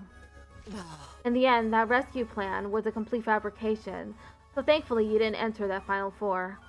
At any rate, I didn't imagine that we'd still be around to have to fight Dalsha today. Huh? You could have said something yesterday. We didn't have time, and also... Hideko stopped herself, putting her hand against her forehead. She didn't look well. Could it be? Are you still feeling sick after yesterday? Is that why you didn't have time to tell them? No. Come on, that's obviously it. You should go back to your room and rest. You won't be able to fight if you... Shut up, I'm fine. Anyway, that was the first thing I had to tell you. What's the second thing? It's about you. Huh? Don't let your guard down in the battle today, even if Dalsha detransforms. He'll seize on that opening and kill you. Kill me? Strictly speaking, he'll just behead you. Oh well, in that case, I have nothing to worry about. Are you kidding me? This is a serious matter. In the timeline I know of, you get revived immediately after. But that doesn't mean the same thing will happen in this one. So, be careful. Keep your guard up even if it seems like he's relaxed, understand? I gotta drink water.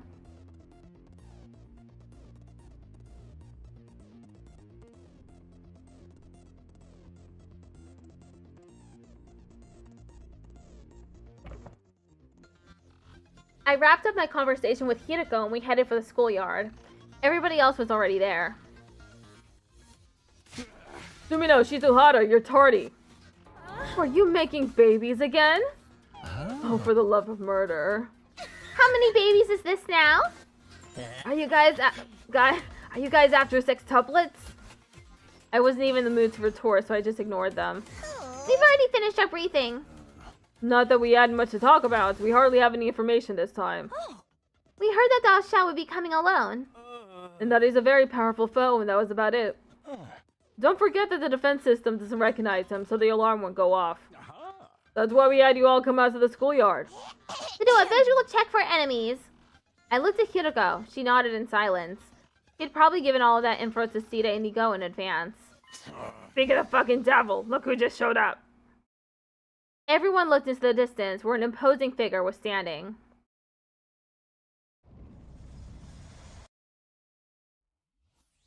Hideko suddenly lurched forward. She looked awfully pale. Even her eyes looked hollow, like she might collapse any second. Are you okay? This is why I told you to rest up. Insolent servant. Worry about yourself. Hideko. Okay, everyone, here we go. Let's give our guest a warm welcome. At Hideko's signal, everyone pulled out their infusers.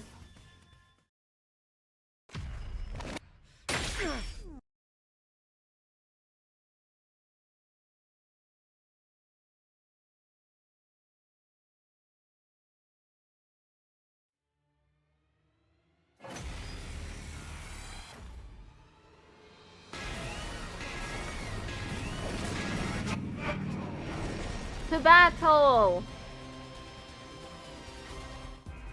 I have less memory than a floppy disk, so maybe I'm mistaken, but doesn't this doll Shaw look like the very first commander we fought? He's practically the spitting image. The two of them could do a mirror spot. Darumi, you know about mirror spots?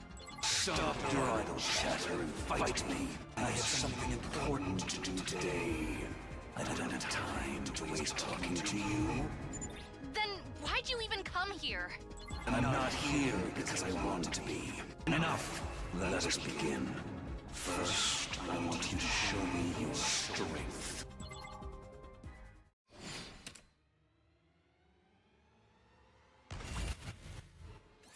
Skipping battle. Wave 1 end. That's all. What a disappointment. I expected more.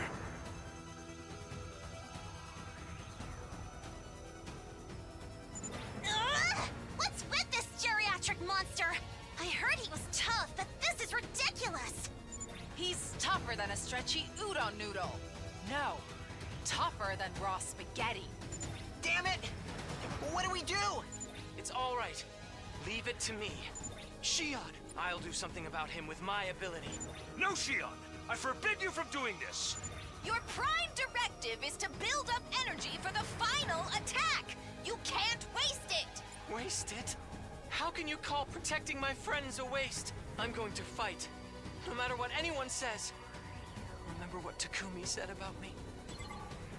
Shion is as much a part of the Special Defense Unit as any of us. He's our 17th member. If he dies, we all die.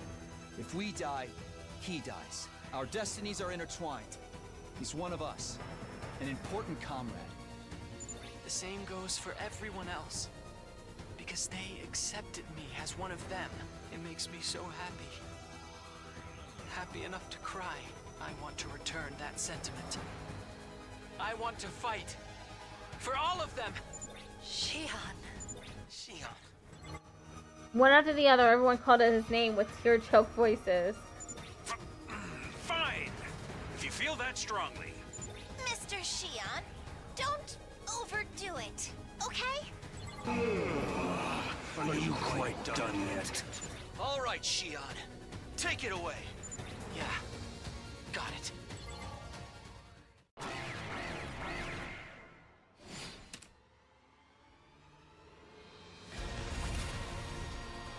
I see. So this is the power of the but not enough. Fuck! Shion's attack didn't even scratch him! That's enough. I know all I need to know about your power. I suppose I'll call it a day.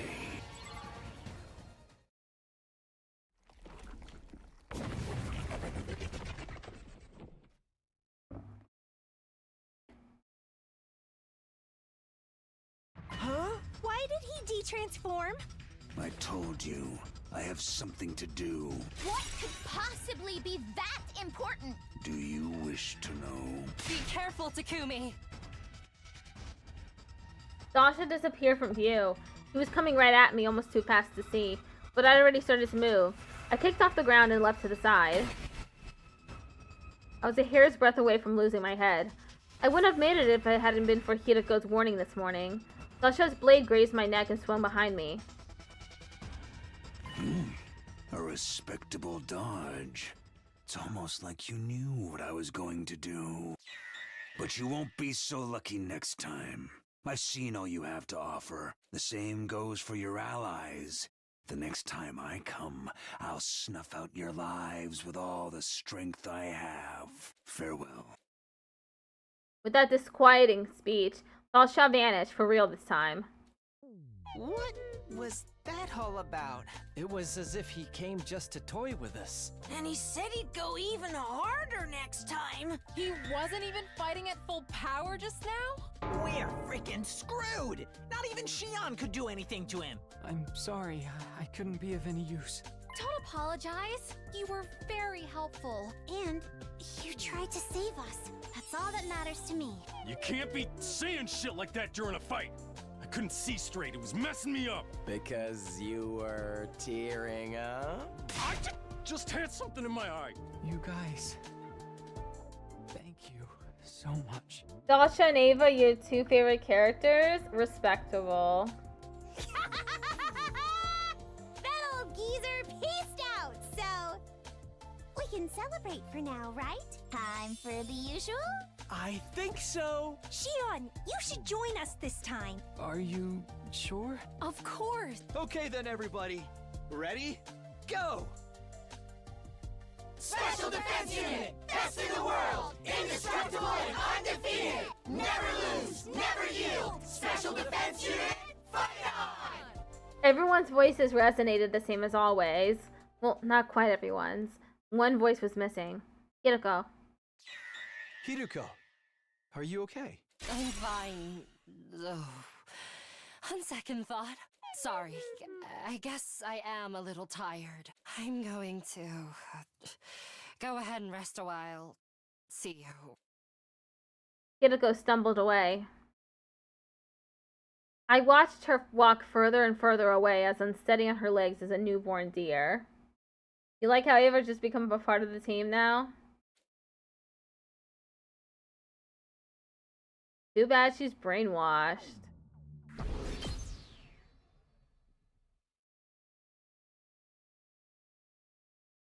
Day 88.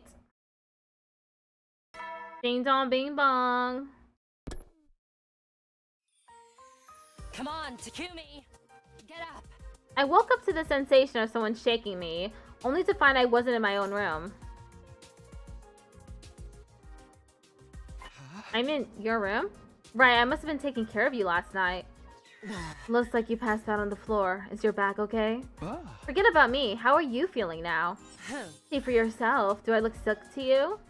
She didn't. She had plenty of life in her face and a twinkle in her eyes.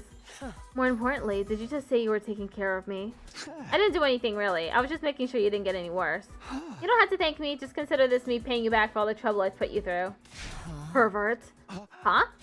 How could you sneak into a woman's room and spend the night with her without consent? You didn't do anything weird to me, did you?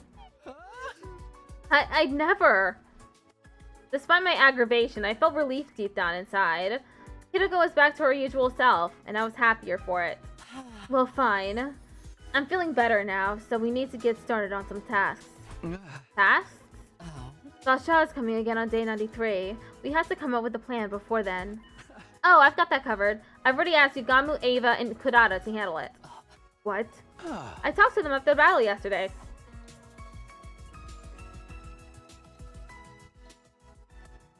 I see. So this is information you got from another timeline. Is it reliable? More than that, it's guaranteed. We have to do something, that much is clear. I just need to analyze Ava's DNA and formulate a poison that works on Dalsha, right? The biggest hurdle will be trying to toss it into his mouth. That's where I come in. I need to turn the poison into a gas and create a trap to release it. Will you do it? Of course, why wouldn't we? I'll show you the greatest trap ever created. Tickled off Patrick just redeemed Pat My Head. Thanks for redeeming Pat My Head. I am happy to contribute too. I shall offer every bodily fluid I have for the cause. Did you tell the others too? Yeah, Side and Ego included. Not bad, servant. Just doing my best. I felt slightly proud of myself after being praised by Hiroko. Somewhere along the way, I'd even gotten used to her calling me her servant. Well, I'm going to hop in the shower, so can you leave? Are you really okay now? What are you going to do if I say no? Stay here and watch me shower? I shook my head and sighed. Okay, I'm going. After that, I ate breakfast and went back to my room. Ew, not every single bodily fluid. Yeah, yuck. I stretched and unwound my stiff body, then went off on my usual rounds. Who did I say I was going for this time? Was it Takemaru? Or did I not finish Ima?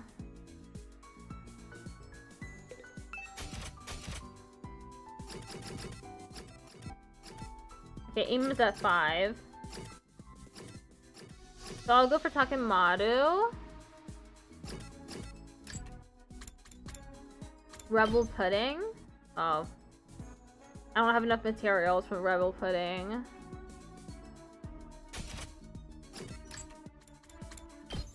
Don't have enough materials for the cat photo book either. I think I'm just gonna have to go outside.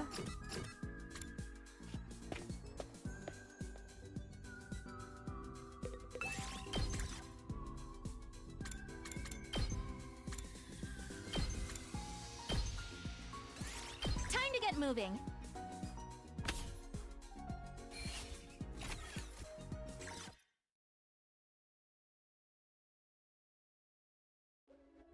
At night, I headed to the usual secluded spot to talk to Hiroko.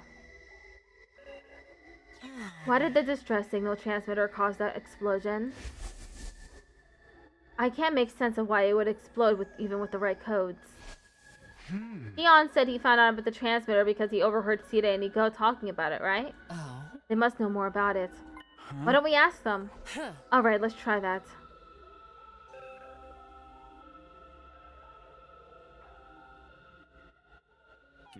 Distress signal transmitter? Don't play dumb. We know you know about it. Sir, I think they might need a device intended for the stand together, fall together plan. Oh, that! The thing that top brats were telling us about before our mission started here? What is the stand together, fall together plan? Exactly what it sounds like. There were originally 10 Special Defense Unit members stationed at the last Defense Academy. If none of them ended up in total death, our chances of winning the war would be practically zero. In other words, we'd be in a lose-lose situation. There'd be nothing we could do, so... The remaining member would activate a self-destruct device and blow everything for miles around sky goddamn high. It was the big bosses who came up with this rather tragic plan. The idea was to wipe out any invaders inside the school and the surrounding area in one fell swoop. It wouldn't kill them all like the final attack, but we'd at least be able to retaliate a little. Like the name says, stand together, fall together. But we couldn't just come out and say it was a last resort self-destruct device. You've got to imagine that the last survivor wouldn't jump at the chance to use something like that. So the human authorities in charge made up a lie and claimed it was a stress signal transmitter instead.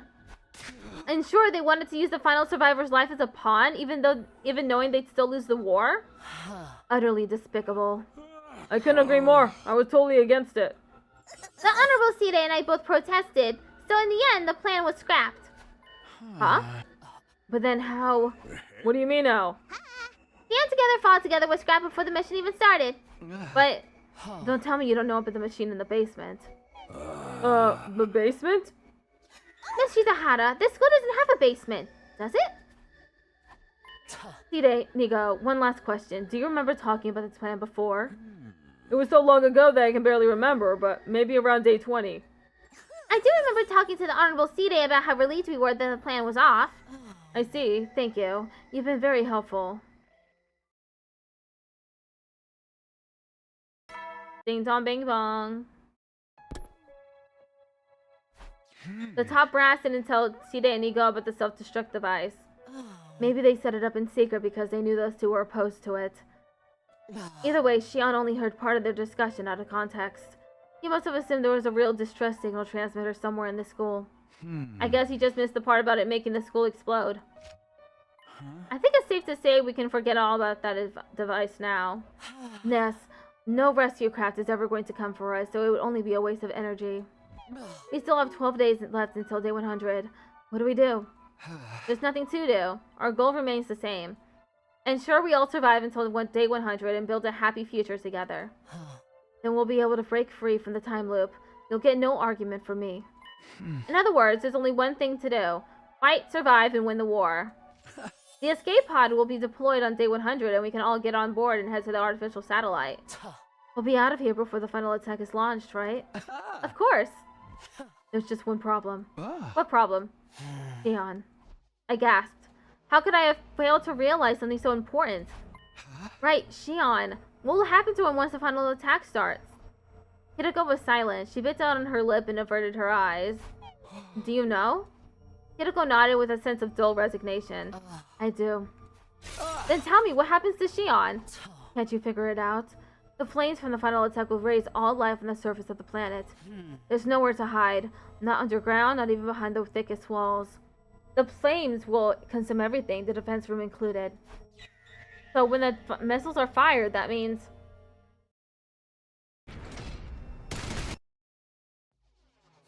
we can't save the baby inside the defense room. He'll be burned up by his own flames. As you already know, that baby is Shion's real body.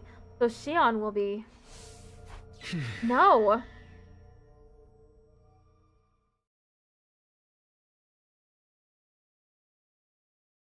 Day 89. Ding dong bang bong.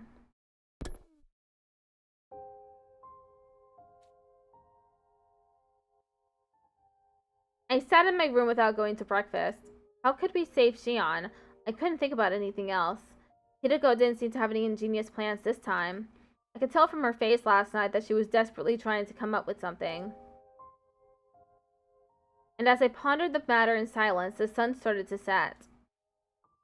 Day turned to night. I wasn't going to come up with anything on my own. I decided to ask the others for help. Not wanting Side only go to find out, I invited them all to the secret meeting spot.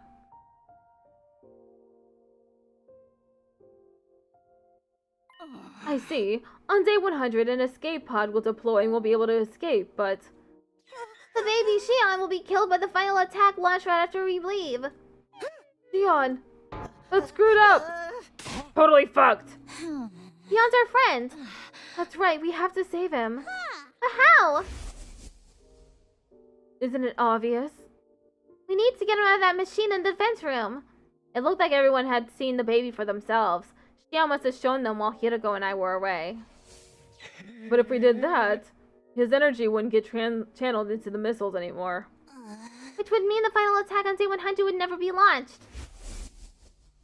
That's right. Those missiles won't fire unless they're fully charged. Hide said as much before. So then humanity would lose the war. Who cares? What does it matter if we lose the war? Is everyone on the artificial satellite just going to die instantly? No. All it means is that our 100-day mission here would end in failure, that's all. We can't sacrifice a baby just to stop that from happening. Save ourselves, destroy our life on this planet, and let our friend Shion die? How could we possibly do that? There was a silence for a while before Takemoto finally spoke up. Dude said he wanted to talk to us, but it seems like he's already got his answer. The problem is what's going to happen after that. If we take him out of the machine, he'll be consumed by his own flames and die. Say what? Huh? No! Everyone's eyes had gone wide, the shock evident on their faces. That's why I wanted to talk. I was hoping someone might have an idea of what to do. That's quite the complex problem. I'm good with logic and deduction, but this is something else. Can we use something to house the baby once we take him out? I remember seeing some kind of bottle or jar made of tempered glass in the metal shop. We could use that. The undying flames only burn living creatures, so a glass jar wouldn't melt. But if we just put him in the jar, his flames would still consume him. What do we do? My whole riddled sponge of a brain is useless. Sponge? A sponge, forsooth, that's it. We just need some kind of material that can absorb the undying flames like a sponge. What the hell are you talking about? Wait, she might be onto something. If we had something like that, I could make a life support system for him. For real? Say, Ava, you've been quiet this whole time. Do you have any ideas? Me? You used to be on the enemy side, so you must know something about the flames for the baby, right? Right. But my brain got all scrambled by your dolmen thingy. Wait, hold on. I think I remember something. Material Omega? Hideko jumped at Ava's words. That's it, Material Omega is the substance that absorbs undying flames. How do you know that? I just remembered it from the coming of age timeline. Coming of age? Timeline? That's just what I've been calling it.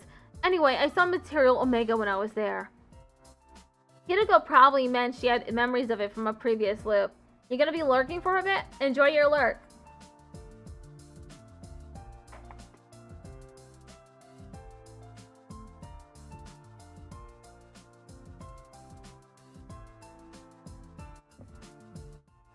It is hard to believe that it has been 41 streams and I'm still nowhere close to done with the game. That's truly amazing.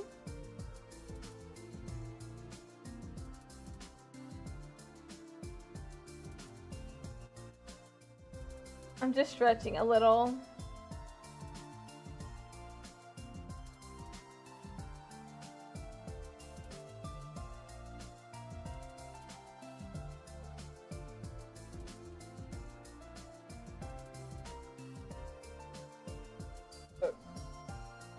Okay.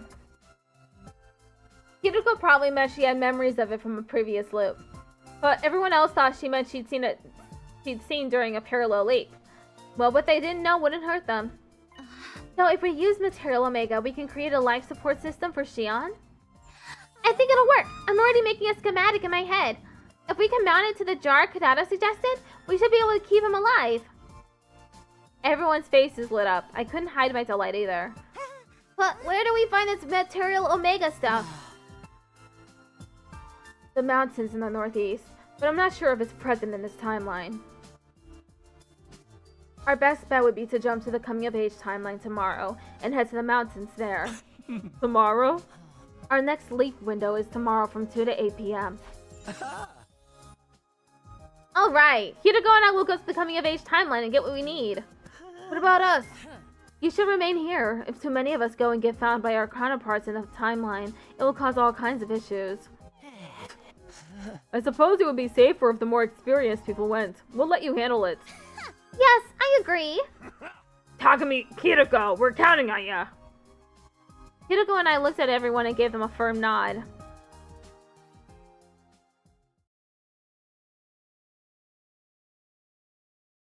Day 90.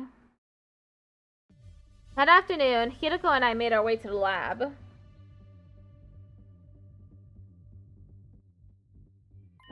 The machine is set up, and we've got our leap suits. Everything is ready. Off to the coming of age timeline. We've been there before, right? Yes, it's where we dug up Dotomi's grave to get her livor mortis code. My heart ached as the tragic memory came flooding back. I regretted asking. The time was 2:01 p.m. Our window had already opened. We nodded at each other, hit the red button, and got onto the platform. Let's get going.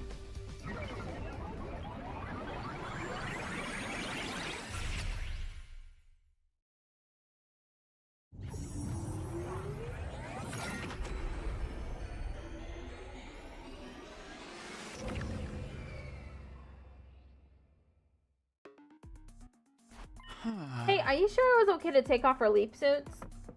We're not going to the school this time. I doubt we'll see anyone, so we should be fine. The suits will only slow us down. Are we in some kind of rush? We have 6 hours this time, so... Material Omega's in the mountains in the northeast. They're quite a ways from here, and we'll need time to look around once we get there. And with consideration to the time we'll lose when someone inevitably bungles something, we'll already be cutting it close.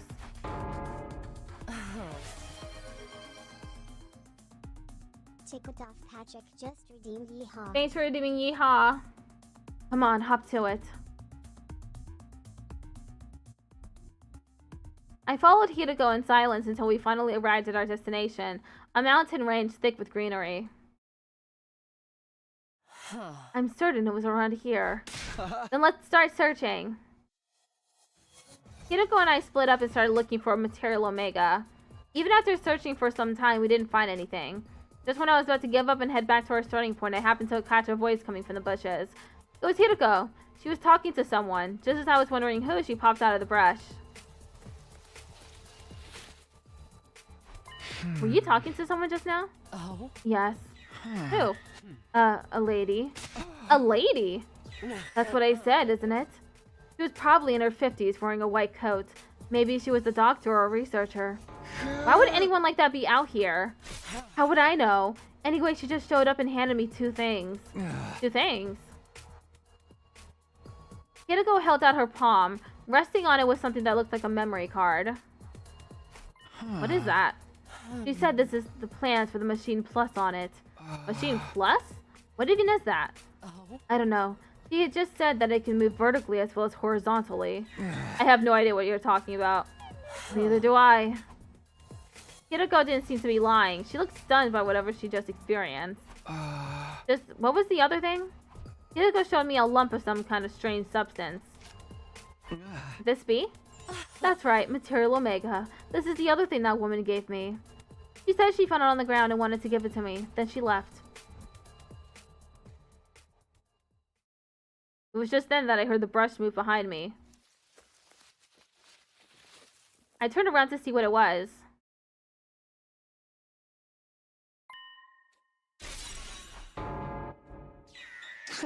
Huh? The very next moment, we all screamed, rolled around, and took off running. We raced down the steep mountain slope, almost tumbling as we went. We didn't stop even when we reached the base of the mountain. We just kept running for the lab. And as we ran, the sun sank behind the horizon to the west. Before long, everything around us had gone dark.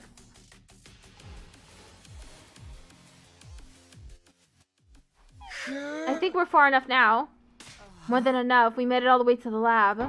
Whoa, when did that happen? Excuse me, are you acting stupid or are you really that dumb? Does it matter? We needed to come back here eventually anyway. Still, what were those two doing? At first glance, I thought they must be the versions of us from this timeline, so I panicked and ran. But I don't think that was the case. If it were, they would have chased after us. But they ran off in a different direction. Does that mean they're from another timeline like we are? Maybe, maybe not. Should we wait here for them? If they did come from a different timeline, they'll want to use the lab too. You're right, but it doesn't look like we have that kind of time. I pulled out the device and checked the time. 7:48 p.m. 7:45 p.m. No way, we've only got 15 minutes left. Exactly. I think we're just going to have to forget about them. I'm sure they'll be fine. They are us, after all. Things will work out even if we leave them to their own devices. I guess that's true. Now, let's hurry. We need to get everything ready for our leap. Roger that! Hideko, do you have the Material Omega? Of course, I'm keeping it nice and safe. Don't tell me, you ate it? What? I was just playing.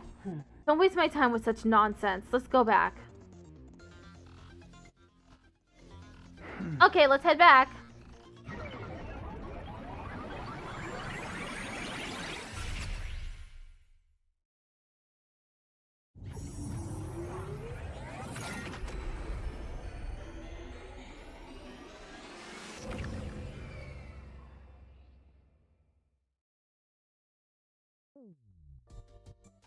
Takumi Hideko, thank you so much. I did a quick analysis and this will definitely work. Tsubasa put the Material Omega she got from Hideko on the desk. So that means you can make a life support system for Mr. Shion? Yep, just gotta mount it to that jar Kanata told us about and we'll be all set. If we put the baby in there, he won't be consumed by his flames. Then since we'll be able to take him out of the defense room, we can save Shion! Hooray! We simply have to bring him on the escape pod with us on day 100 and all will be well. We got ourselves a way to keep all 17 of us alive and kicking. No! We're all gonna live happily ever after! Time for a freaking party! Hold on, isn't it a little too soon to celebrate? Right, the life support system isn't even finished yet. Tsubasa! We're counting on you. I'm on it. We patted Tsubasa on the shoulder and left the garage. She had a confident smile on her face. Isn't it remarkable that I have 15 distinct voices for all the characters? Day 91. It could be a lot worse. Melody got their iconic rainbow mustache and mischief on. Yes, I do. Hello, Salty Lydia.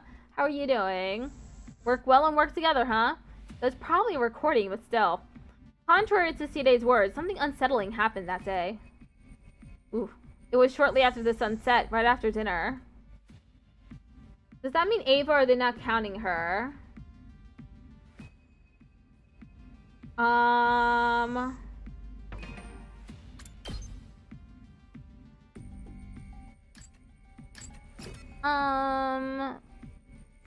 don't know, actually. I don't know if it's counting Ava. Finally came out to all my friends now? Oh, cool! Congratulations! We were watching over Tsubasa's work in the garage when we received some unexpected visitors.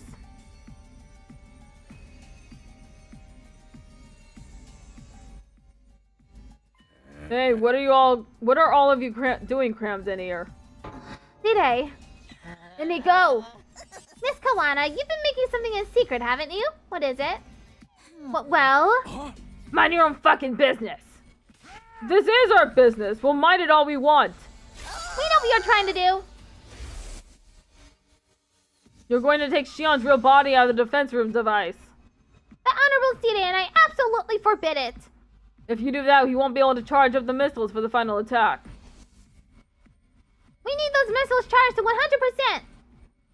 If they're not, they'll barely even be able to cause a dust storm. It would make launching the missiles completely pointless. Taking the baby out of there before day 100 is preposterous and out of the question. And nothing you say will convince us otherwise. Now that the Honorable Sita has made himself clear, could you bring up the life support system you're working on? I'm going to count backwards from 3. If the device isn't out here before I'm done, I'm going to blow you all sky high one by one.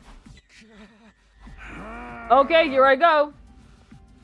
3, 2, 1. Wait! The very moment I screamed,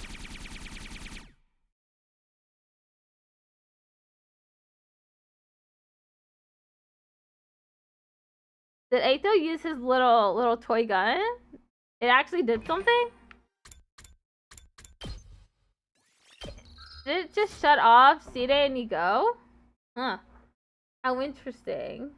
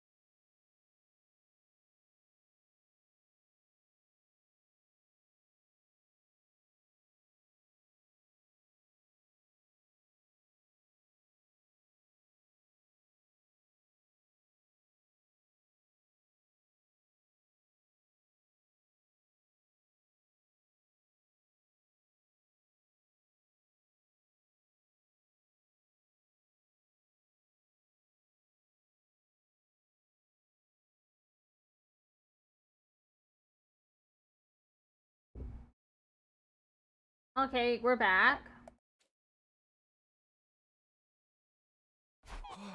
Huh? The others were equally dumbfounded, all except Tsubasa and Aito. Miss Kawana, is that? Tsubasa placed whatever it was she'd been holding tightly in her hands on the desk. Upon closer inspection... The beam gun? Did you shoot them with that? That's right. But don't worry, okay? They're not completely broken. I just disabled them temporarily. Fernando ran up to Sita and Nigo. She gave them a quick inspection, then turned to Tsubasa. They're dead! What? Just kidding, Tsubasa's right. A few circuits are shorted, but they're not totally broken. With a few repairs, it should be enough to bring them back. But how? I thought that beam gun was harmless. It's the same one that caused all the arguing on day 67, isn't it? You said it was just a toy. I wasn't being completely truthful. I didn't know how to explain it to all of you, so I lied. But the part of it being harmless to the human body was true. If you really cranked up the output, you might be able to hurt a really small animal, but it's basically an anti-robot gun designed to disable electronic systems. But why would you make something like that? I knew one day you'd all want to save Shion. It was only a matter of time before you suggested it. I was equally sure that Sita and Nigo would get in the way, so I came up with a plan in anticipation of that. I asked Tsubasa to make the gun for me on the night of day 66. I didn't know you rolled like that, Ito. Am I finally going to get my praise? Later, honey. I'll pat you on the head with so much your hair will start falling out. You don't mean that literally, do you?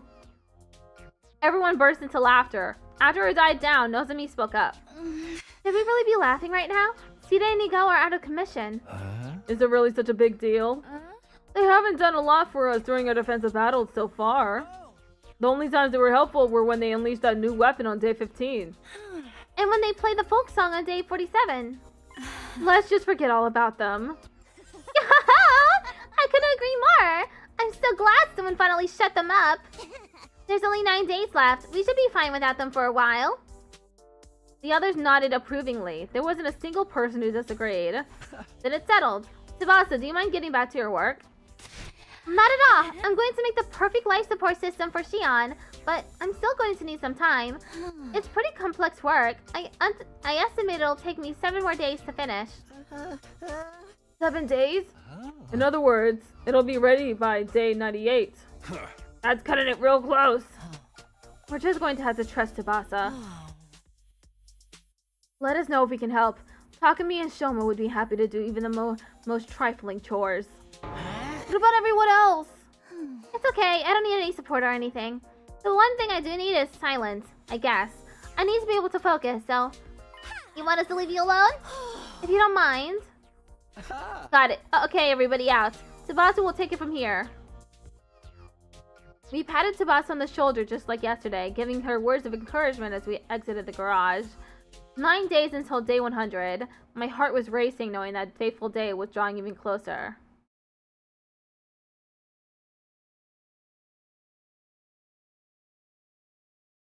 Day 92. Ding dong bing bong. I ate breakfast, went back to my room, and set off to my usual routine. Alright, let's go.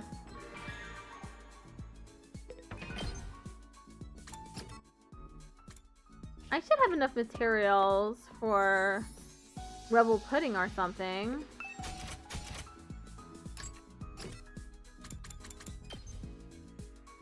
Yep. Just about.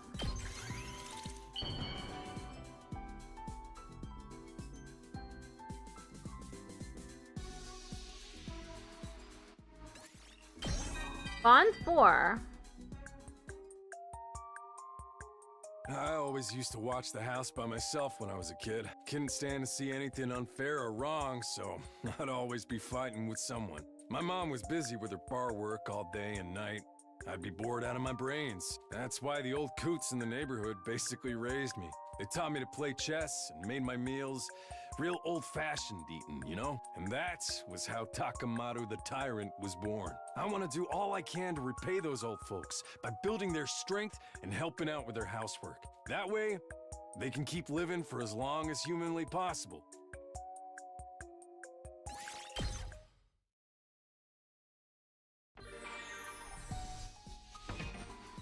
Damn, I don't think I can make anything else with Takamaru.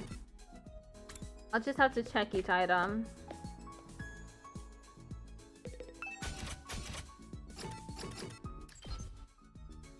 Oh, I can make this. This So he only wants them to live until they're 6, 7? I don't know.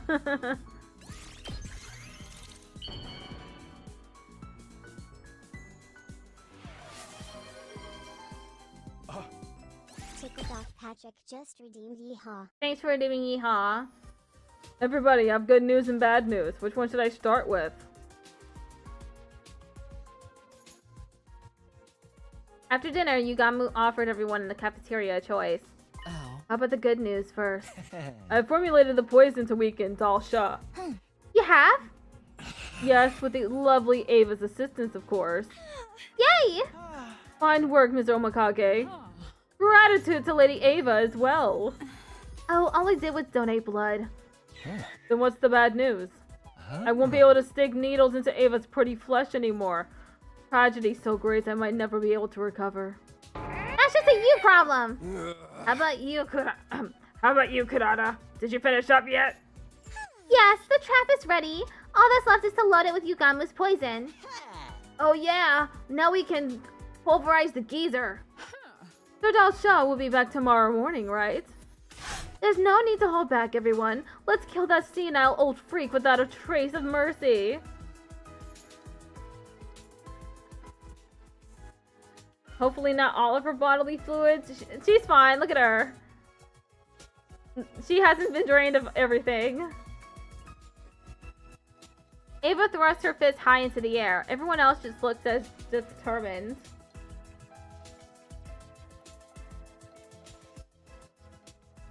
Sorry, I'm stretching again. My back kind of hurt.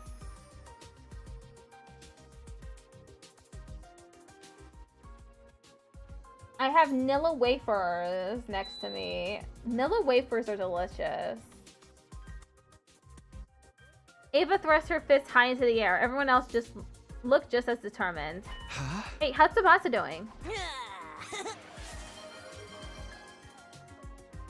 Tickled off Patrick just redeemed posture check. Thanks for redeeming posture check. She's holed up in the garage working on the life support system. I brought her dinner a while back and she said she's still fine without help. Apparently she finds it easier to focus when she's alone. Then we'll just have to keep cheering her on. That's right. Let's all pray she finishes it soon. After that, we all went back to our rooms to prepare for tomorrow's battle. 8 days left until day 100. Our destiny was so close I could almost taste it. Except, unfortunately, I have to say, we met up with ourselves in the mountains. And there was a mysterious woman in a lab coat who gave us material Omega. So this game is now nearly finished. Unfortunately, we also have 2 routes. We still got 2 places on the timeline. We got this one, Calling Tales. And also, if I could open the gallery, I would show that there were 6 endings in a row that I haven't gotten yet.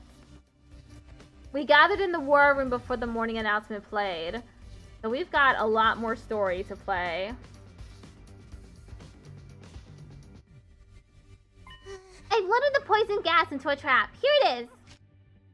I did my best, but I only managed to make 1. So we only have 1 shot at this. That's more than enough. Good work.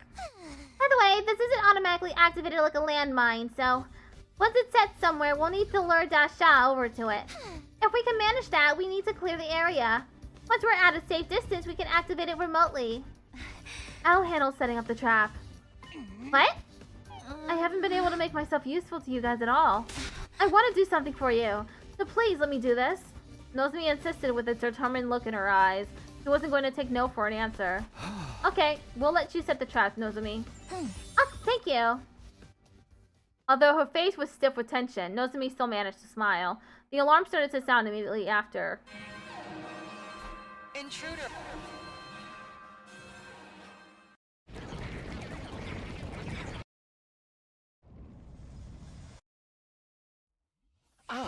Dalsha's not alone this time. He got so scared he had to bring backup. That's so enough by himself. It's fine. If our trap strategy works, we'll be able to weaken him. You have me too. Leon! Hide and Nico are out of commission, aren't they? That means they can't stop me. I'm free to fight. If you need my power, just call for me. I'll back you up with everything I have. Glad to have you. Yeah, now that I won't have to barf from the BLT I had this morning. Hurt? I saw a slice of tomato come up. Let's do this, everyone. Kill, kill, kill. Yeah, we didn't come this far just to lose now. If we all work together, we can win this. Here we go. Special Defense Unit, move out.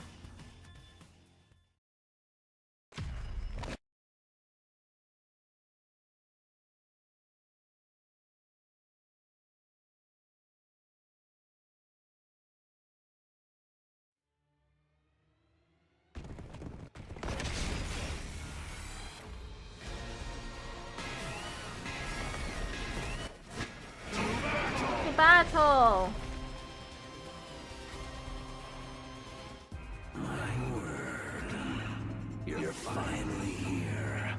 I was tired of waiting. You brought friends this time, huh? I wanted to come alone, but that woman went and sent them with me. That woman? Feshness? Well, that hardly matters. More importantly, let us begin. Or you can just go ahead and surrender. What would happen if we did that? Isn't it obvious? The Supreme Commander will execute you in the most horrific way possible. Then we ain't surrendering! You won't fare much better by fighting me. No matter your choice, your lives end here. You sure about that? There's only one way to find out. Believe me, I can see how things will end. Ready, everyone? Let's show this guy just how wrong he is about us.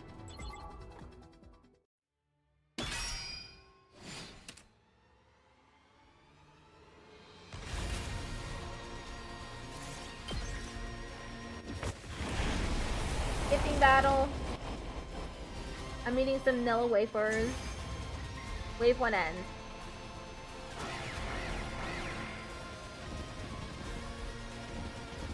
We did it! It worked! The poison is taking effect.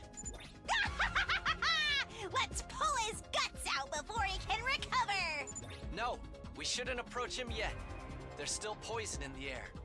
Then let's deal with the jobbers he brought with him first. Yeah, take them out.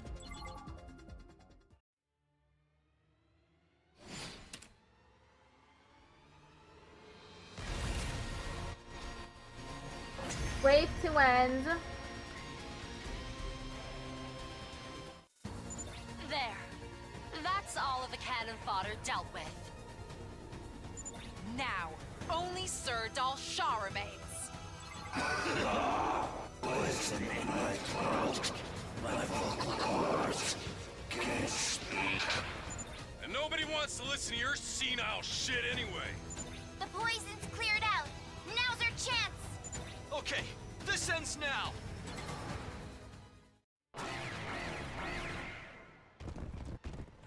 No! I don't want to fight!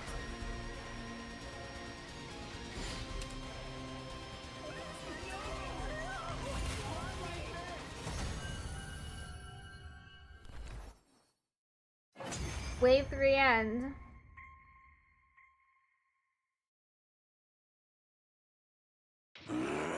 How could I lose? I should have killed you the last time I was here. That reminds me. You said you had something you had to do. What was it? Had to visit his grave. His grave? I wanted to tell him before I fought you. To tell my son. Your son? You had a... Just kill me already. Grant me the proud death of a warrior. Oh, Vechness. Dalsha, Dalsha. I've granted you the proud death you so desired. There is no higher honor than being absorbed by me. Vechness, why did you? His cryptoglobin! Have you forgotten? I told you the last time I was here. I will win this war. Even if I have to violate the teachings to do it. Don't tell me you did this to the other commanders too. Yes. Pakram, Adamaku, the cowardly Turum Tammy and Newgank who fled. And also Quenzele, who I captured later. All of them offered me their cryptoglobin. Nice going, Melody. She's sucking her allies dry now. It's not my fault. She always decides to do this on her by herself. I didn't give her. Now, what day is this spell? Day 90 something on the steady fundamental route. I don't believe you met the ever-useless Parmeth, but I took their cryptoglobin as well. Oh no. I now have formidable power. It would be trivial to crush you here and now. But now isn't the time. I must prepare.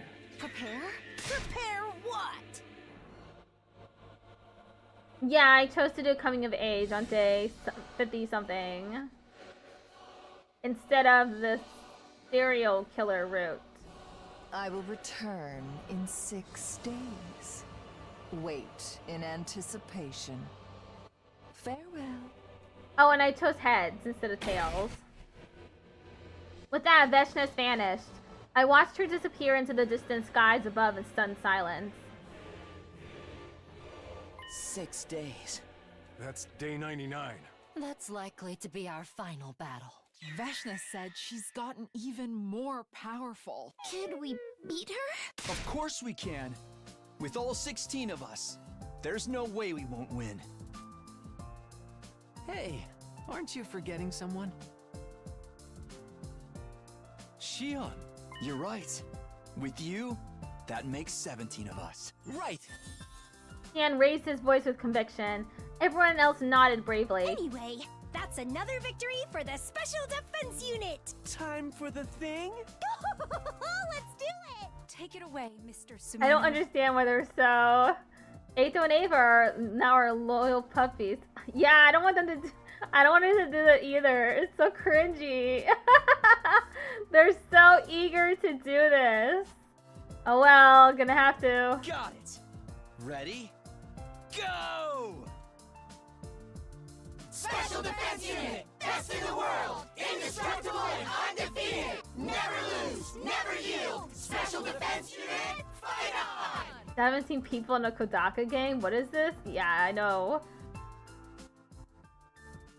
I guess he got what he wanted with the serial killer / slasher route in the killing game and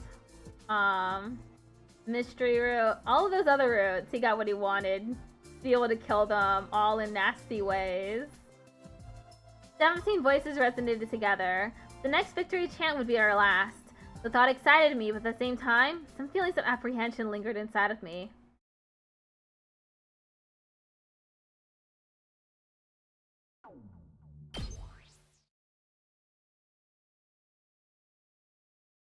Have to get more materials. And then we had to settle for Uchikoshi's true blue happy-go-lucky ending where everyone survives. So true. Ding dong bing bong. Hey Tabasa, is the life support system ready yet? Oh, sorry, that was Gaku. Should have gotten rid of the chan at least. Yeah. I told you it'd be done on day 98, didn't I? Don't rush me. Once we'd clean up our dishes after breakfast, we hung out around in the cafeteria and talked about what was coming. Sorry to open my prolapsed hole of a mouth, but I've been wondering something. Even if we manage to put baby Shion in the jar on day 98, won't we still have to fight Vechness on day 99? Melody played the Mass Effect games would be so good. I've heard mixed reviews of the Mass Effect games. Yeah, we're gonna put the baby in a jar. Tickled off Patrick just redeemed Yeehaw. Thanks for redeeming Yeehaw again, Patrick. I look amazing with this mustache. Won't we still have to fight Veshnas on day 99? If we take the baby out of the defense room device, the energy supply to the missiles will be cut off. Since the final attack won't launch, this mission will be humanity's loss. You suggesting that the Hag won't bother fighting if that happens? Tickled off Patrick just redeemed Pat My Head. Thanks for redeeming Pat My Head. Unfortunately, that's not the case. She's most certainly coming here to take the baby herself. We can hardly just hold up a white flag. Sasha said we'd be executed if we surrendered. In essence, there's no way for us to avoid fighting Veshnas on day 99. For a moment, everyone looked uneasy, but the twins were undeterred. It's fine. Like Takumi said yesterday, we're sure to win. That's right. We don't have to worry and we don't have to worry and fuck, dude. Fuck. Sometimes I get so tongue-tied. We don't have anything to worry about. And once we beat Veshnas, the escape pod will be deployed on day 100. Monoku Max 13 just redeemed Clown Nose.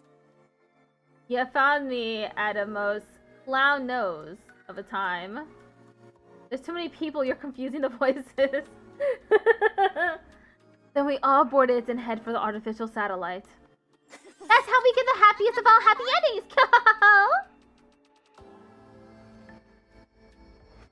Everyone's faces turned cheerful again. I was relieved to see it. They seriously gotta give Ava new sprites, man. Some of them are downright nasty. Just to be sure, this escape pod is really for sure definitely going to deploy, right? It's hard to trust something that's basically just hearsay from C-Day. Then why don't we go find out? Huh? Get to go on and know where the escape pod is kept. We saw it in another timeline. Hideko and I led everyone to the hangar. When we got there, however, we couldn't believe what we were seeing. No! The particle bacteria!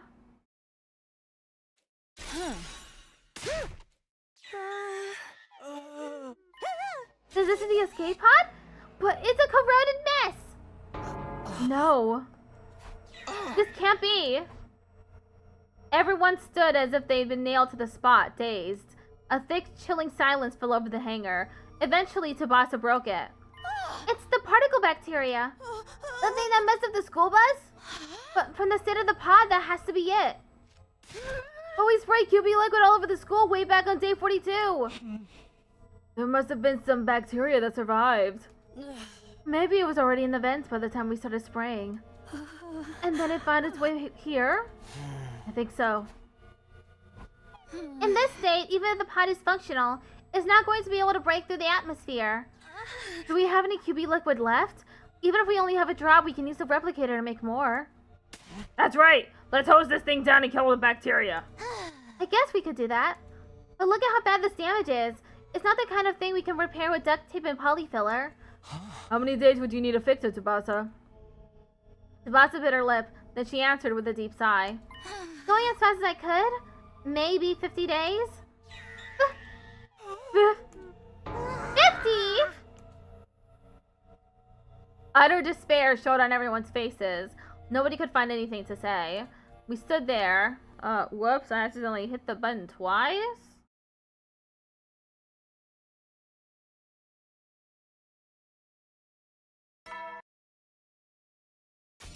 We stood aghast against gloom. We stood aghast as gloom filled the air. Juicy despair. Nice and tasty. After the morning announcement, I headed for the cafeteria. I had the feeling I wouldn't have much of an appetite, but I wanted to see everyone. They were all there already when I arrived. Well, not all of them. One person was missing. Is Tsubasa in the garage? Yeah, she's still working on the life support system. Ain't shit we can do about the escape pod now. She said she wanted to prioritize the life support system instead. It seemed like everyone had regained some composure overnight. There was still a gloominess to their faces, but at least we were capable of holding a conversation again. Do you think the life support system will be ready in time? It better be! Tickled off Patrick just redeemed autism creature. Thank you for reading Autism Creature. Melody slammed their fist down into the desk, skipping the dialogue. Without that, we can't get the baby out of the defense room. If that happens, the missiles will be fully charged, and the final attack will launch on day 100. And with the escape pod in such a dire state, we'd be unable to leave the planet. Without the life support system, the rest of us are screwed too. If it isn't finished, we'll all be killed. I won't let that happen. Keon. There's a way to save all of you, even if the system isn't finished on time. Don't say it. You're allowed to kill me by taking my real body out of the machine in the defense room. What are you saying? He couldn't. How could we possibly? That's not happening. I shouted down Xian's suggestion and glared at him. Everyone else backed me up. I appreciate the sentiment, but I'd rather you didn't worry about me. We've only had a short time together, but I've had so much fun with all of you. I'm satisfied with the life I've been able to live. Knock it off, man. That shit don't change anything. You're our friend. We can't just throw you away like that. Hold it, everyone. This is all still hypothetical, right? Remember? That's right. As long as the life support system gets finished, we won't have anything to worry about. By the way, there's something I'd like to ask you, Xian. Could you use your powers to stop the missiles from launching? I'm afraid not. The missile launch is entirely automated. What about the energy supply to the missiles? Can you stop it from draining you? Unfortunately, that's not possible either. The energy is spontaneously released from my body. Even if we cut all the pipes in the defense room or destroy the missiles, the outcome would be the same. Doing it might stop the final attack, but the baby inside the device would be consumed by his own flames. See, it's just like I said. We're screwed if Tsubasa doesn't finish that life support system. Indeed, it's the only way for us to remove Xian from the machine.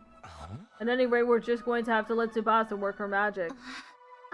This is so frustrating. I really want to help her, but she insists she's better off working alone.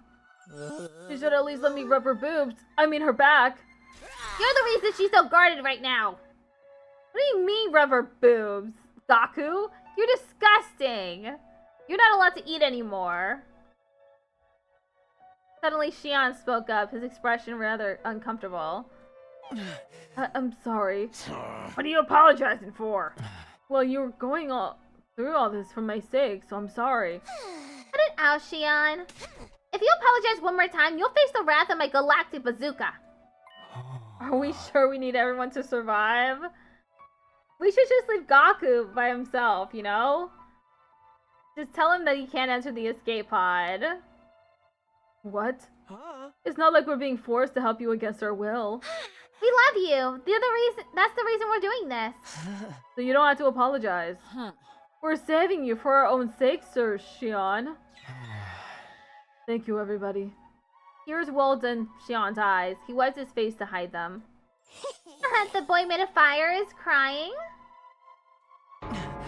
That's not it. I just got smoke in my eyes. Everyone smiled at Xian. It seemed like he wasn't used to getting this much attention. Well, I'm going to get going. I'll see you all soon. He disappeared in a flustered huff, leaving behind a few droplets on the ground where he'd been standing.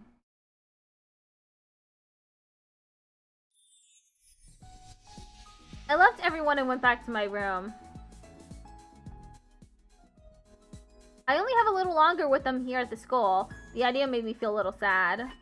I need to treasure this time I have with them. And so I went off on my usual rounds. Gonna have to go get more materials. Can't make anybody gifts like this.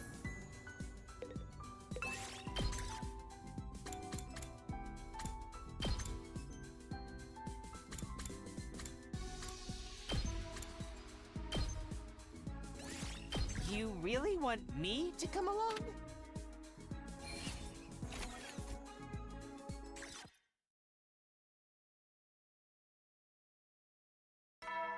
Ding dong bing bong. 5 days left until day 100. But what if our plan doesn't work? What will you do then? I'd avoided thinking about it during the day, but maybe the darkness was to blame for the disturbing shadows creeping through my mind. If she can't finish the life support system in time, all of us will. I quickly shook my head, driving away those pessimistic thoughts. Hey. It's fine. Things will work out. They have to, and they will. I repeated it like a mantra as I crawled into bed. The night felt unusually long. By the time I finally fell asleep, the haze of twilight was already drifting across the inside of my room.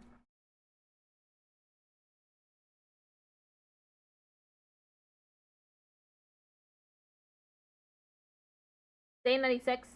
Day 97. Day 98.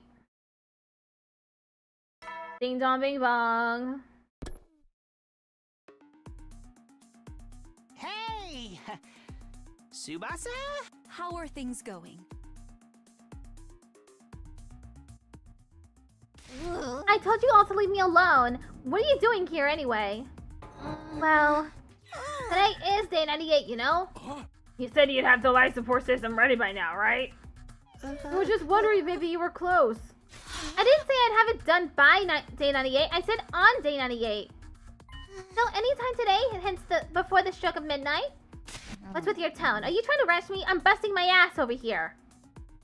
Everyone fell silent. We couldn't argue with that. Anyway, I need to be alone to concentrate. I'm sorry, but I really need you all to go.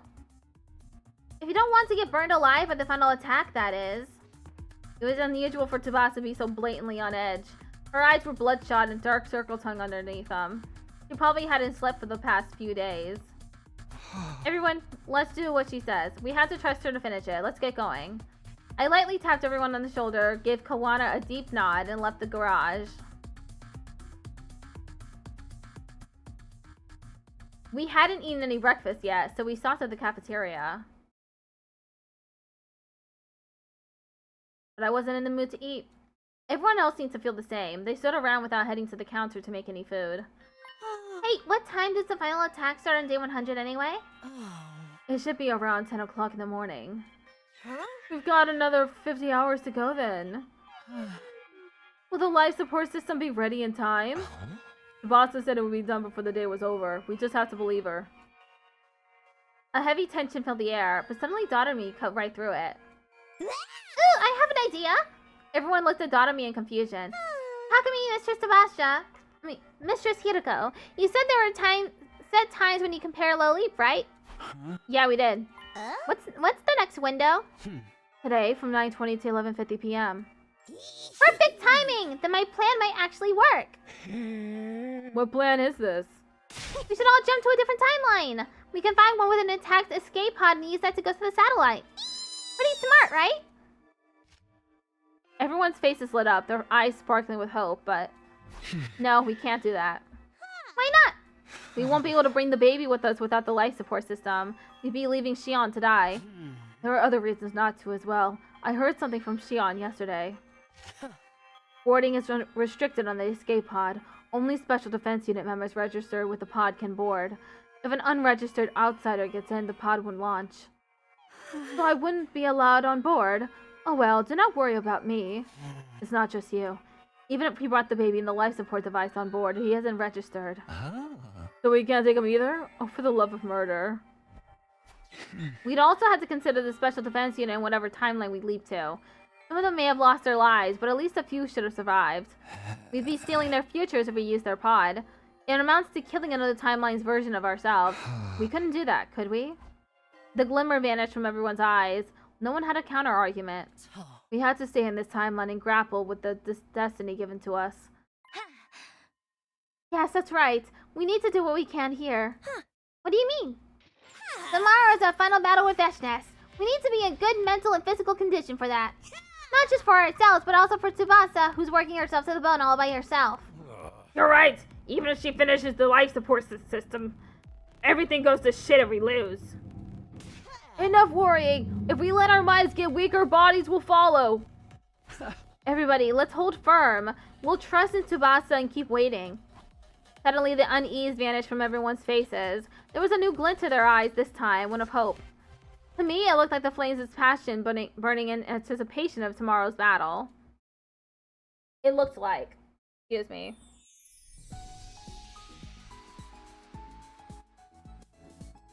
Everyone dispersed into their rooms. After a short rest, I went off on my usual rounds. Today is day 98. Tomorrow's the final battle. This will probably be my last time doing this.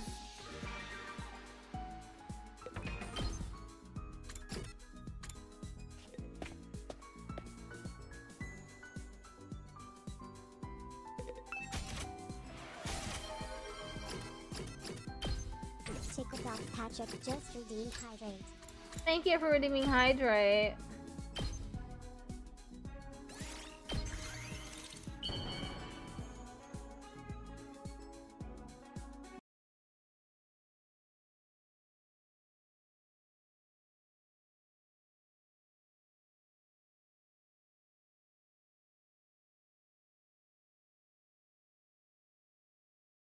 Okay, well, it looks like my fucking laptop disconnected.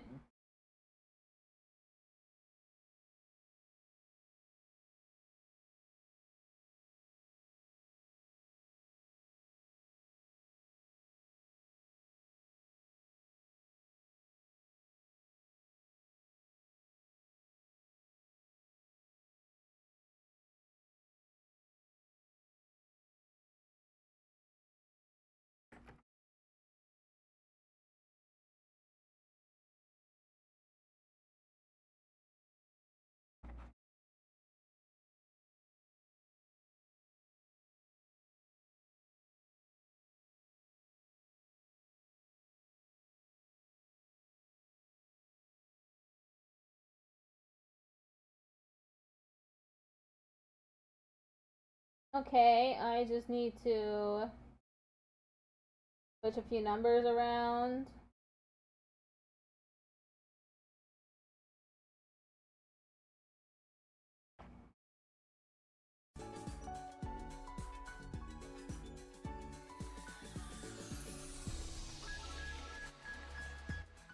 Okay, done now. At least I know what to do in order to get it back working, back to work. Bonds up!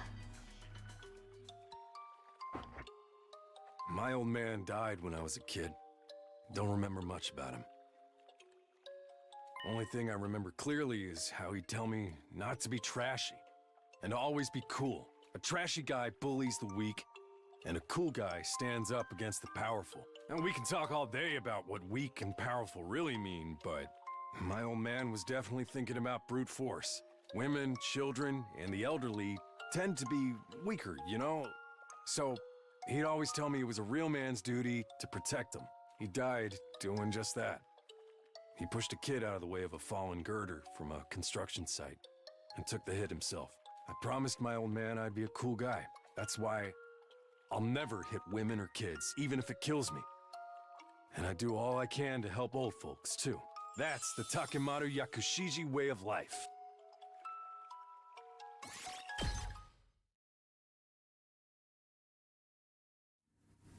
We didn't go back to our rooms after dinner.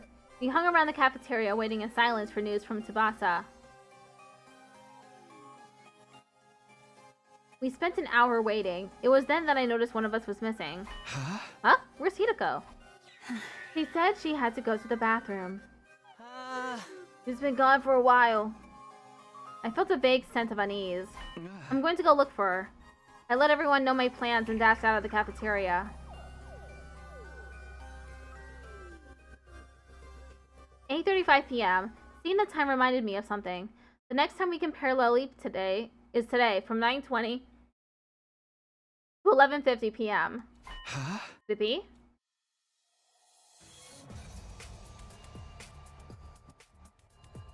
I sprinted down the hallway and into the entrance hall. Beside the door, there was only one fire extinguisher. I knew it! Damn it, Hideko! I took the remaining fire extinguisher and ran outside. Hideko had probably gone to the lab. But what timeline could she be going to?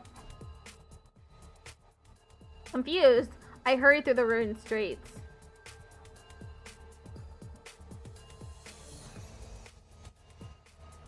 I ran inside and looked around. No sign of anyone. There were bright particles flickering throughout the room.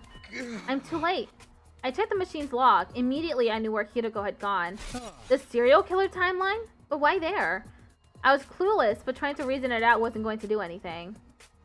I set up the machine and quickly put on my leap suit. Alright, here I go.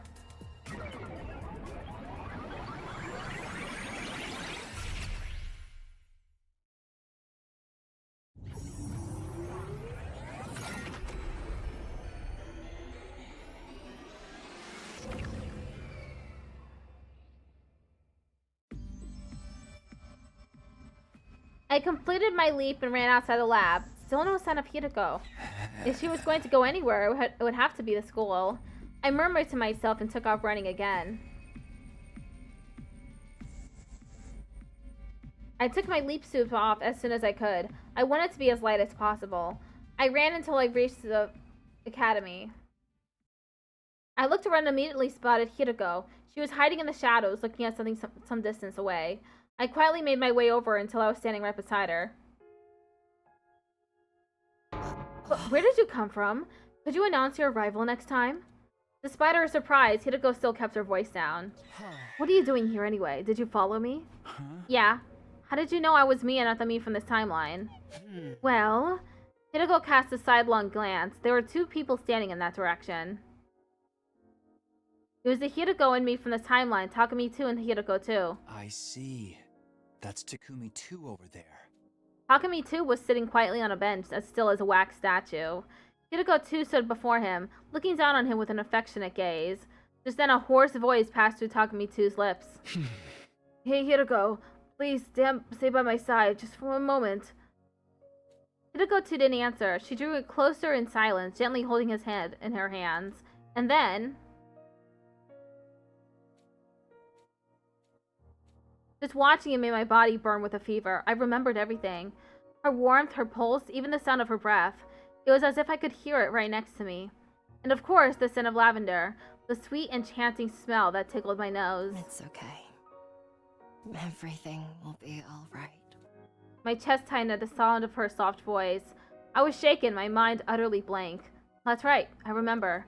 Back then, I couldn't hold back the emotions surging inside of me, so I said... Hideko...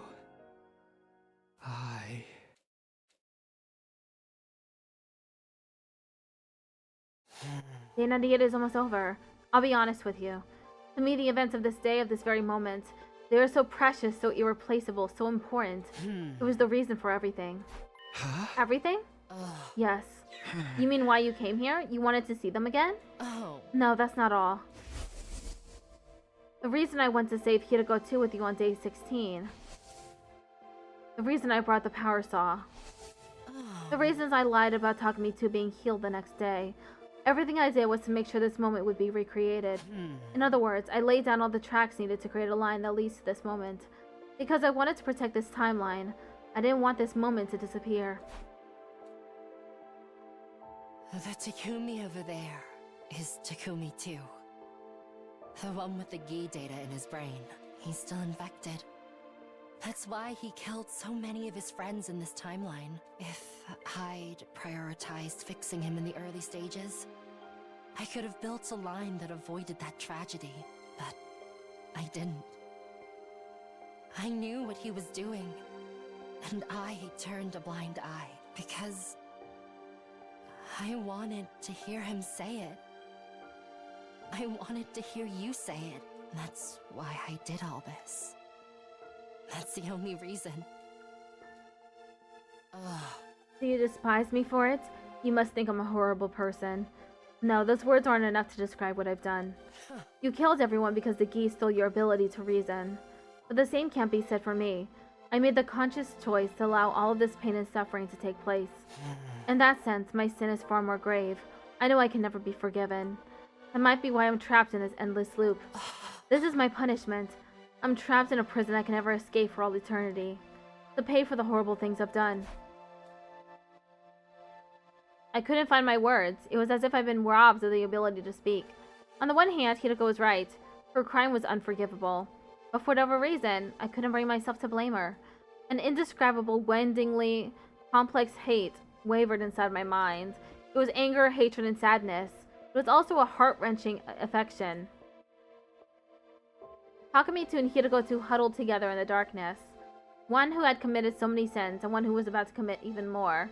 Two people bound in the chains of a cursed fate. But Hideko had done everything just to see this very moment. We quietly watched and waited until the two of them parted. In the silence, shaky breaths filled the air. Hideko's sobs spilled from her lips as she could no longer hold them back.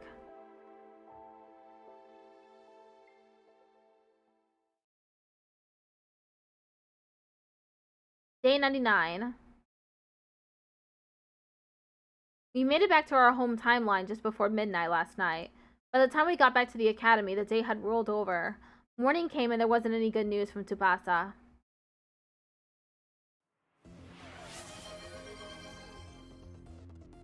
Tickled off Patrick just redeemed Yeehaw. Thanks for redeeming Yeehaw. The final battle is upon us. We need to ensure we win. Not just for ourselves, but also for Tsubasa's sake as she works in the life support system. Is that understood? As much as I care about Tsubasa, I'm more concerned about how losing would be a death sentence. Yeah, though I walk through the valley of the shadow of death, I will fear no evil. Our strategy is exactly how Hideko laid it out. Everyone remembers it, right? My power in the poison trap. We'll use that two-hit combo to weaken Veshnas. The trap is good to go. Just like last time, I could only make one, but it's ready to use whenever. I'll handle that. I figured it out in the battle with Dalsha last time. I can do the same here. Thanks, Nozomi.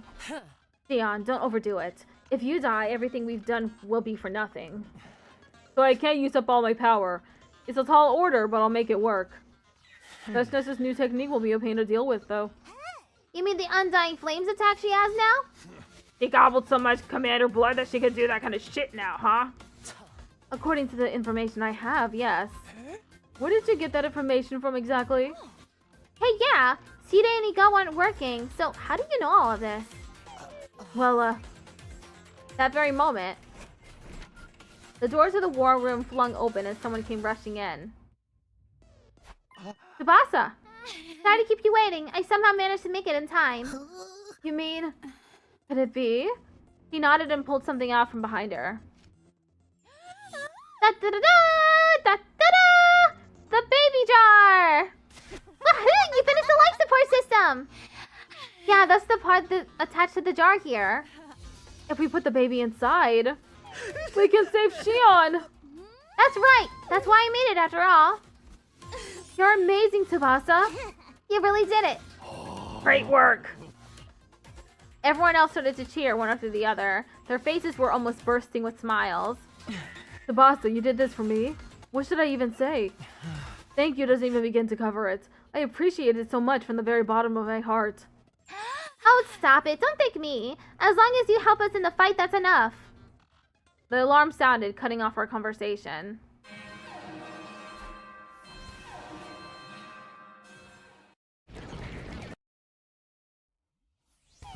For the love of murder. Looks like we're not going to make it to the defense room even with the jar ready. We're gonna have to take these guys out first. Everybody, our final battle is here, but I have one thing to tell you before we start.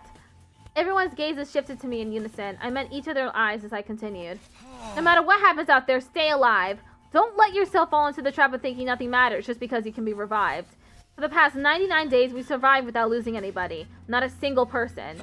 This isn't my first time saying this, but this hasn't happened in any other timeline. What we've achieved here is nothing short of a miracle.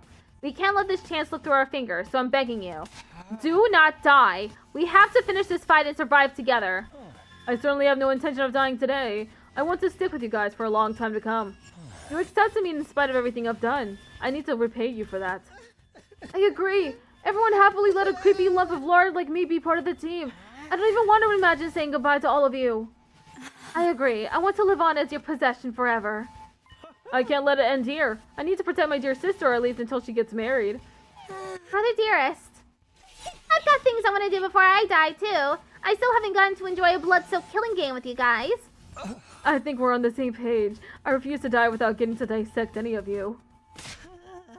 Same here. I never even got to accidentally graze the boss's boobs. The moment you do, I'll have to kill you. Everyone, I will not allow you to lose now. That's right. We must prevail and put the baby in the jar.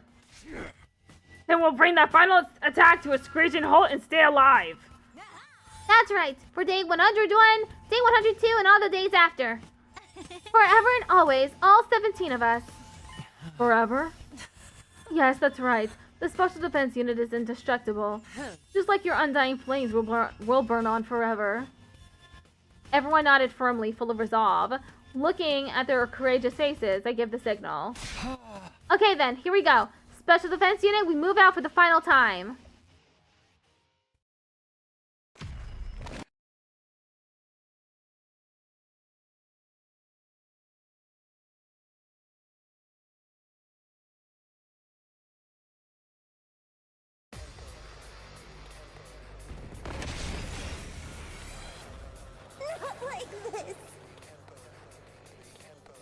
I don't want to fight! I know you warned us, but... There's so many of them! Just what you'd expect to see in a final battle. And according to Hiroko, Veshness won't be showing up right away. Yes, as you can see, it's only her minions now. We'll need to deal with them first. Then let's hurry and kill them all. Here we go!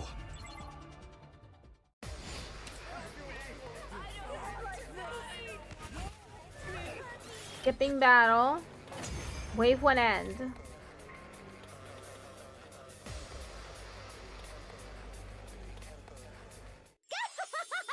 It's like shooting fish in a barrel! That's the cannon fodder dealt with. Which means it won't be long. She's already here. Get ready. Just as Hiroko said, Veshness had arrived, calmly approaching the battlefield from a distance. I could hear everyone's breath hitch, tension filled the air. At last, Veshness stood in place. She looked us up and down before she spoke. Here I am, as promised. How rude of me to keep you waiting. Yeah, whatever. We just used that time to get warmed up. Let's finish this! You're so utterly foolish, unaware that it all ends here.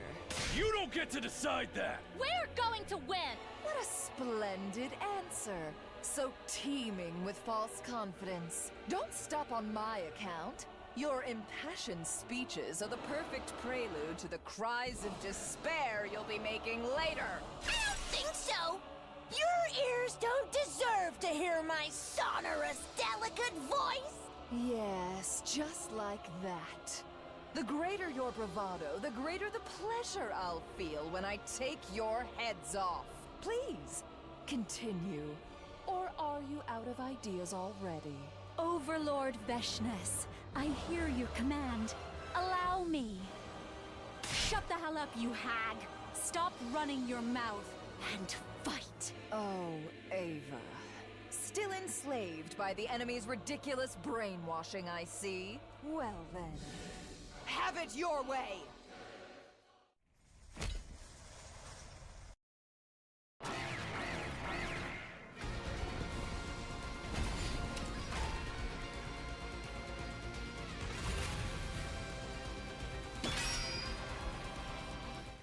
Everyone, careful! She's going to use that attack! That attack? You mean... Ad starts soon!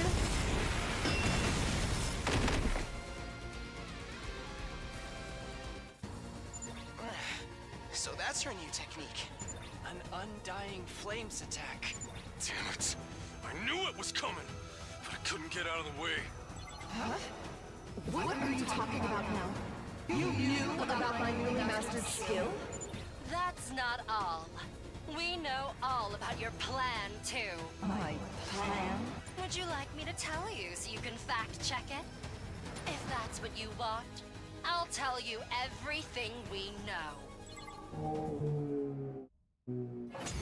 Wait to end. Go ahead and tell me what it is you think you know. I'll be right back. I need more water and stuff.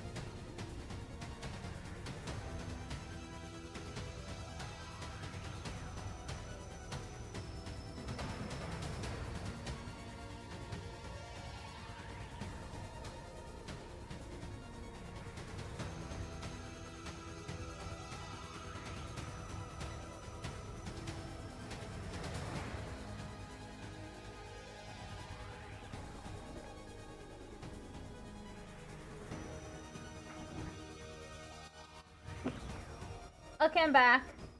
Sometimes people don't get ads on Twitch. Or they'll get a really short ad instead of the full 3 minutes that they should be getting.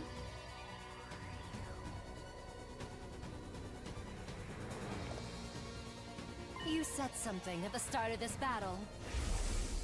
Here I am, as promised. How rude of me to keep you waiting. After our last fight, you told us you'd come today. You're here now. But the delay wasn't for dramatic effect. You actually couldn't come until you'd finished building it. Am I right? What are you talking about? Don't play dumb. I mean the undying flame missile you've been putting together. How do you know about that? Lady Hiroko is right. Freshness certainly did say something about needing to prepare. Does that mean she was working on the missile? Yes, but don't worry. It's not ready yet.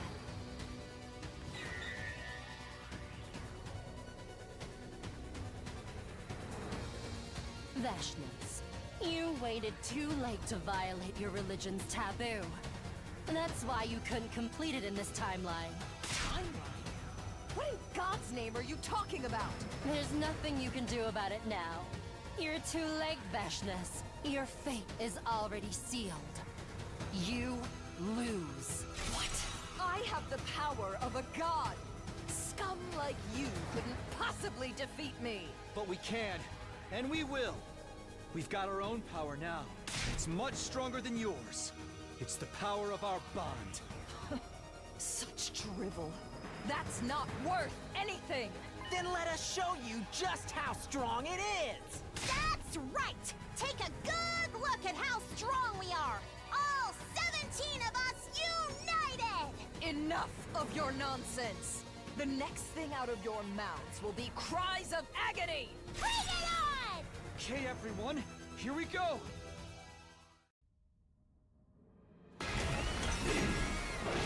Bow down!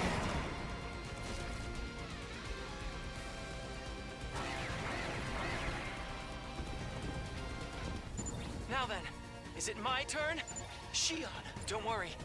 I won't use all of my strength. Things will be all right. I'll save enough to skirt the line between life and death. That's too dangerous. You need to keep it under control. I'm telling you it's fine. I would never betray your trust like that. I'll fight for you. And I'll survive for you. I want you all to smile when this is over. Thank you, Shion. Don't thank me until we've won. Now then, let's do this!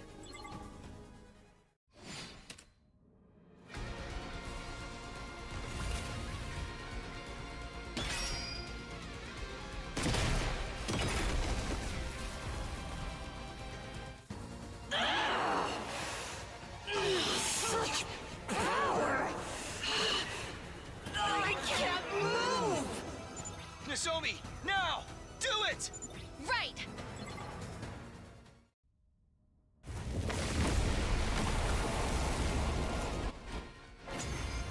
Wave 3 ends. We did it! Our plan worked! You impertinent little rats! The poison is taking effect. Veshness should be weakened! This is our chance! Let's not waste it for Shion, who gave it everything he had! Such utter nonsense. I still have plenty of power left. More than enough to crush you. She's bluffing. Don't back down now. You really think we would? I feel more ready to fight than ever! My adrenaline is firing on all cylinders! Everybody, this is it! The last push! Give it everything you've got and take her down! Thanks for redeeming Yeehaw. Right! We have to win this! For all of us! For all our friends! We cannot give up on our future! We have nothing to fear. We can't lose. Because we are the... Special Defense Unit! Best in the world! Indestructible and undefeated! Never lose, never yield! Special Defense Unit, fight on!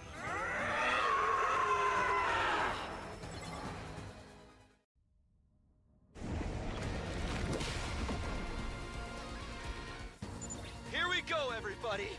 The future is ours for the taking!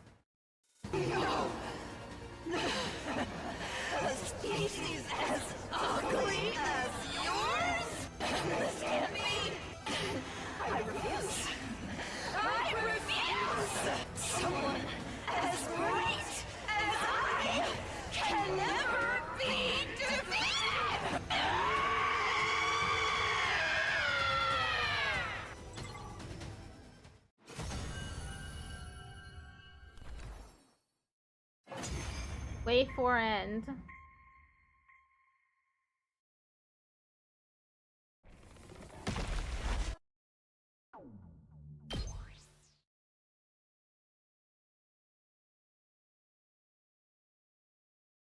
Our victory signaled the end to all of the fighting, but we didn't have time to bask in the afterglow.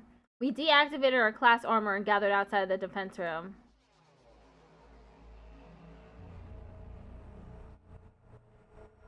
Look, the wall of fire is gone.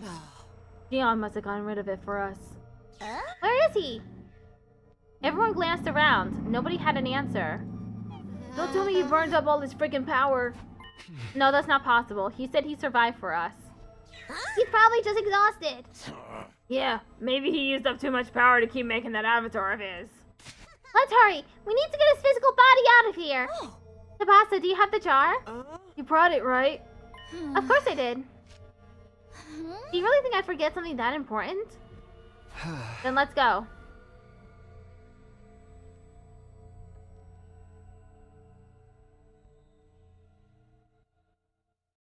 We stepped inside the defense room. It wasn't the first time for any of us. Xion had guided the others there before during one of the times Hideko and I were away. So instead of looking surprised, everyone had an awkward sense of tension in their faces. My heart is racing. Indeed, I haven't felt my pulse drum this hard since my first night with the Holy Jumanji sword. I wasn't sure what that meant, but I didn't care. I ignored her.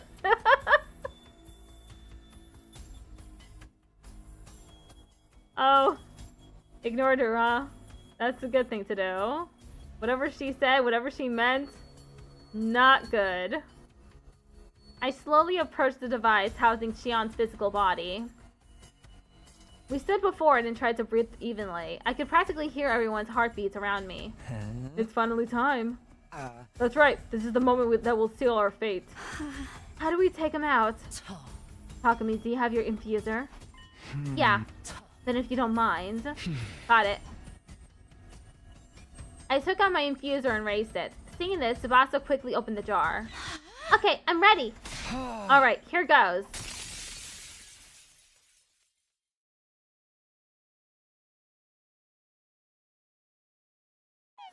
Well, did it work? Yeah, everything's fine. Don't worry. The life support system is operating normally. The baby, he's okay. Everyone inhaled deeply. Now that all that tension had been let out, we started to celebrate. Alright, we did it! Hell yeah! Just as planned! Yo!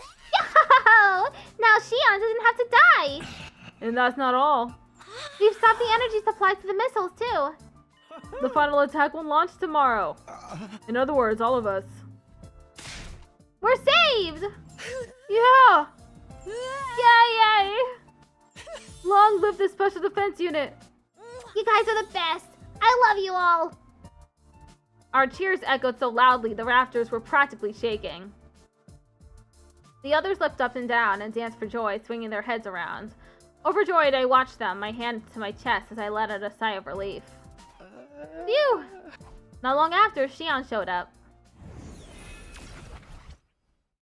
But something was wrong. He was staring down, biting his lip. What's the matter? I'm sorry. What are you apologizing for? Our plan worked. We're going to survive. And you are too. I know. That's why I'm apologizing. What do you mean? Xion, answer us! Everyone stared at Xion. We waited with bated breath for him to speak. Finally, softly, with an anguished look on his face, he did. I already finished charging them. What? The missiles are already full. What are you saying? It's only day 99. It's not possible for them to be charged that soon. That's right. That's how it's always been in all the timelines Hideko and I know about. Perhaps Xion's feelings were too intense. His passion, his feelings and affection for us. Maybe they burnt a little too brightly. Nigo did mention something like that before. The more positive the emotion Xion feels, the greater the supply of energy. Xion closed his eyes and nodded. A cold silence fell over the room. So, if they're all full of energy, the final attack is gonna launch after all. Wait! Why don't we work together and destroy all the missiles? We can't do that. Why not? If we do, we'll set off the intercept system. It's a stronger foe than Veshnes ever was. Even with all our might, we would never hope to beat it. Xion, is that true? Unfortunately, yes. There's no doubt about it. I couldn't control it even with my power. If you fight the intercept system, you'll almost certainly be killed. So then the final attack? That's right, it will launch tomorrow at 10 in the morning. No! One setback after another.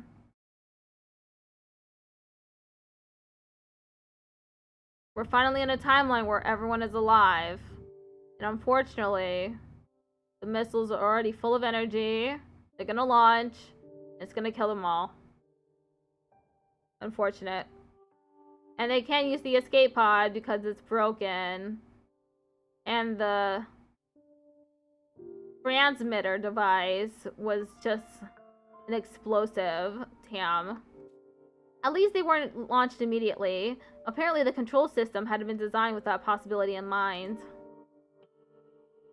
The final attack was a significant event in the history of the people living on the artificial satellite.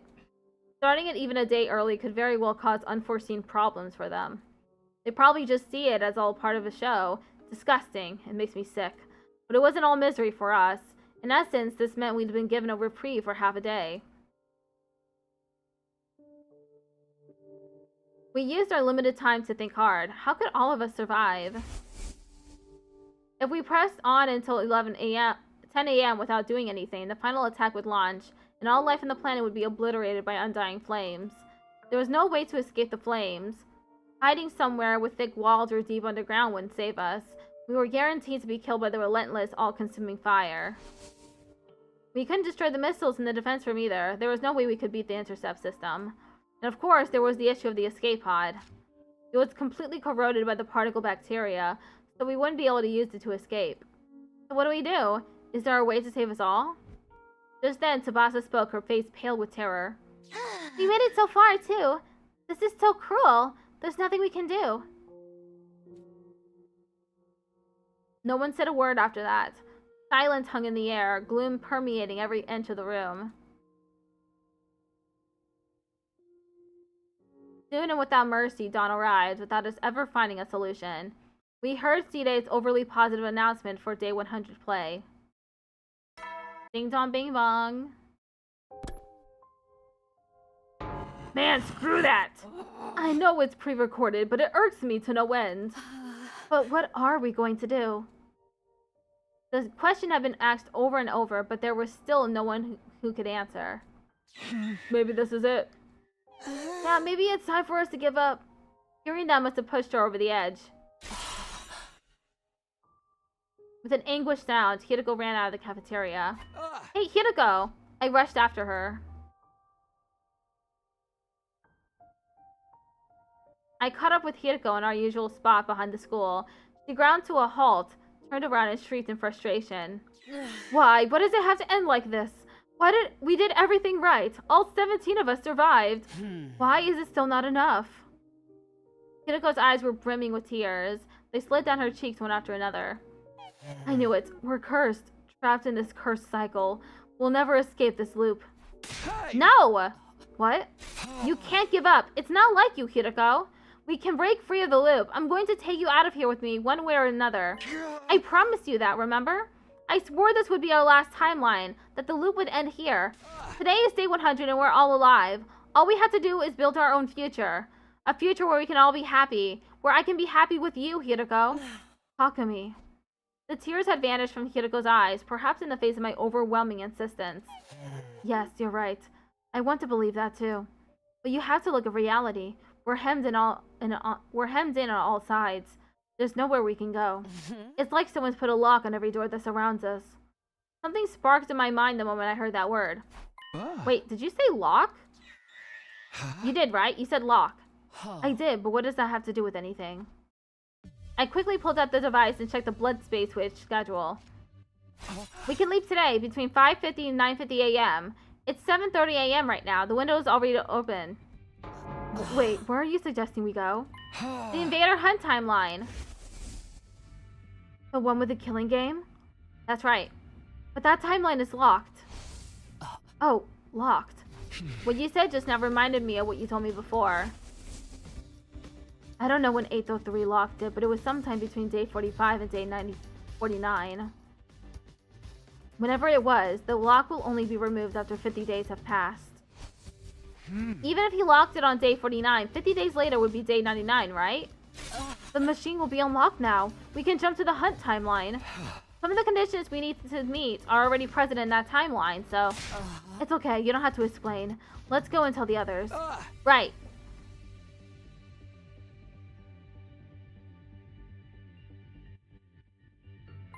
I see, so that's it.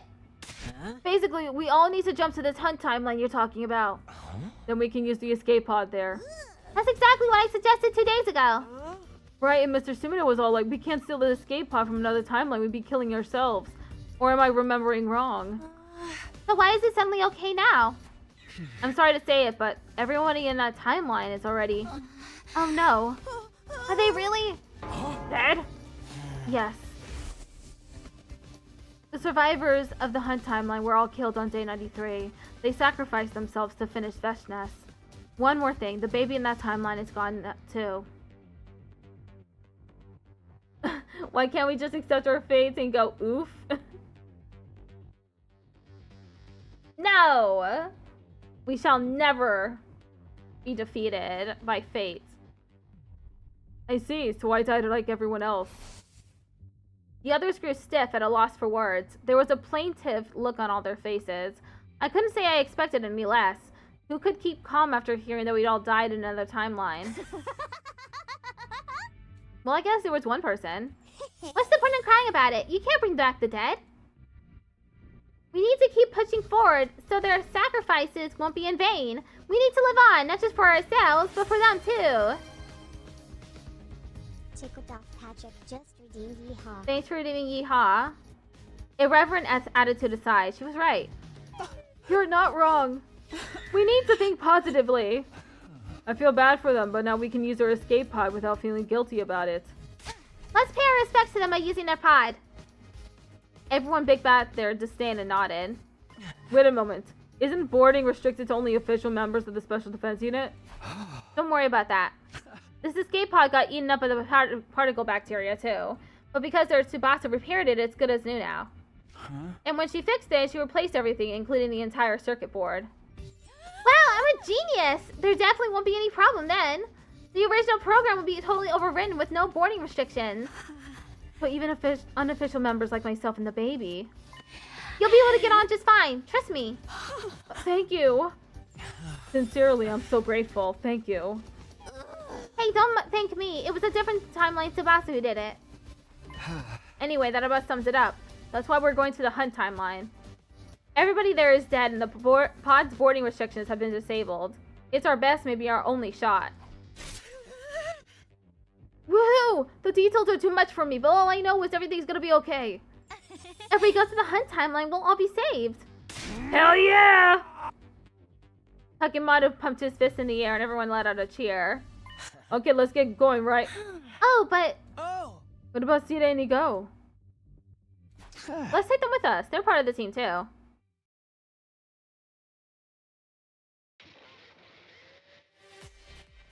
And so we headed for the lab with a completely immobile Sita and Igo in tow. Leon had vanished. Keeping his avatar materialized meant consuming energy, so he returned to being the baby now kept inside the jar. Hey can we get going already? We're wasting time hanging around here. Sotomi ran off ahead. The rest of us followed after her.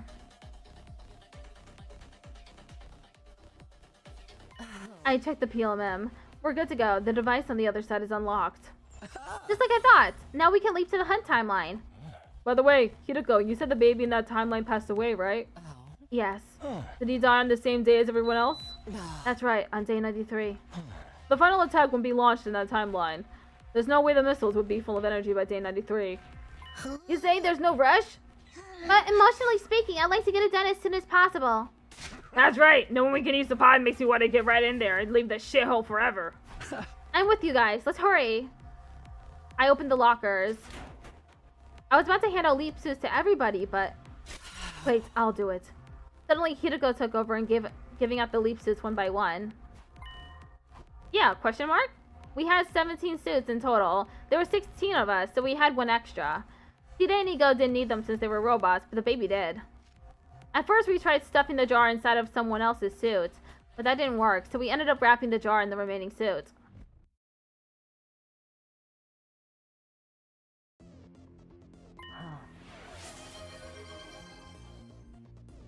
Tickled off Patrick just redeemed posture check. Thanks for redeeming posture check.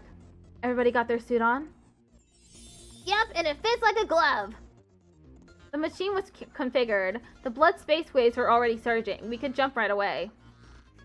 We all jumped into the platform. Tsubasa was holding the suit with a baby jar inside it. This was probably going to be our final parallel leap.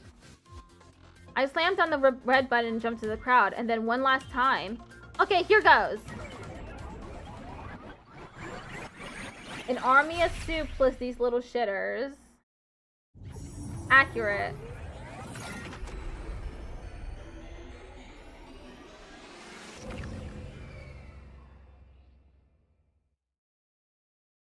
The leap was complete. Everyone took off their suits and rushed out of the lab. Left on our own, Hideko and I changed back into our regular clothes, but just then... I was gripped by intense deja vu. I'd seen this somewhere before. In another timeline. No, that wasn't it. It had been on day 86. Just like after we visited the timeline where the academy was blown up, Hideko was hunched over. Hey, are you okay? He didn't answer. She was breathing hard, one hand pressed to the wall, her shoulders heaving.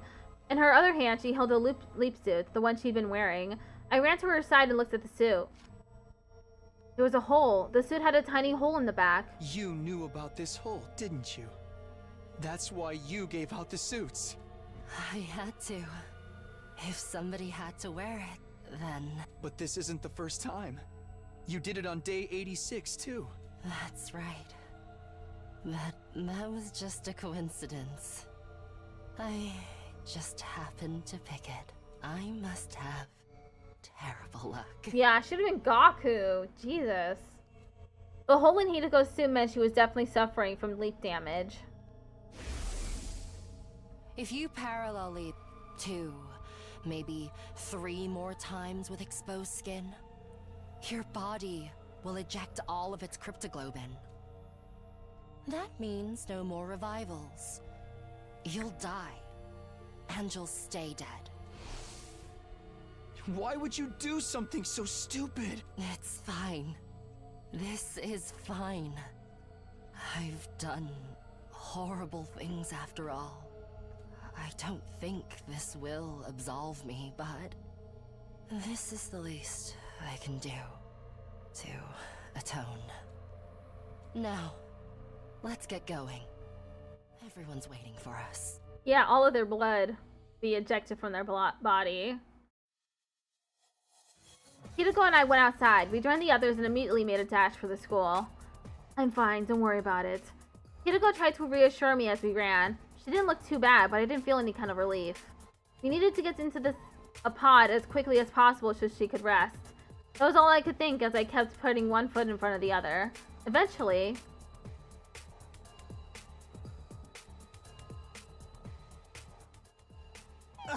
We made it! But doesn't something seem odd? Odd how? He's right! There's something coming out of the top of the building! No. It can't be. As if to confirm our realization, an automated announcement began blaring out of the PA system. Omnidirectional. But why? This isn't what you told us, Takumi. The baby was supposed to be gone so the attack wouldn't launch. Just then, Shion appeared.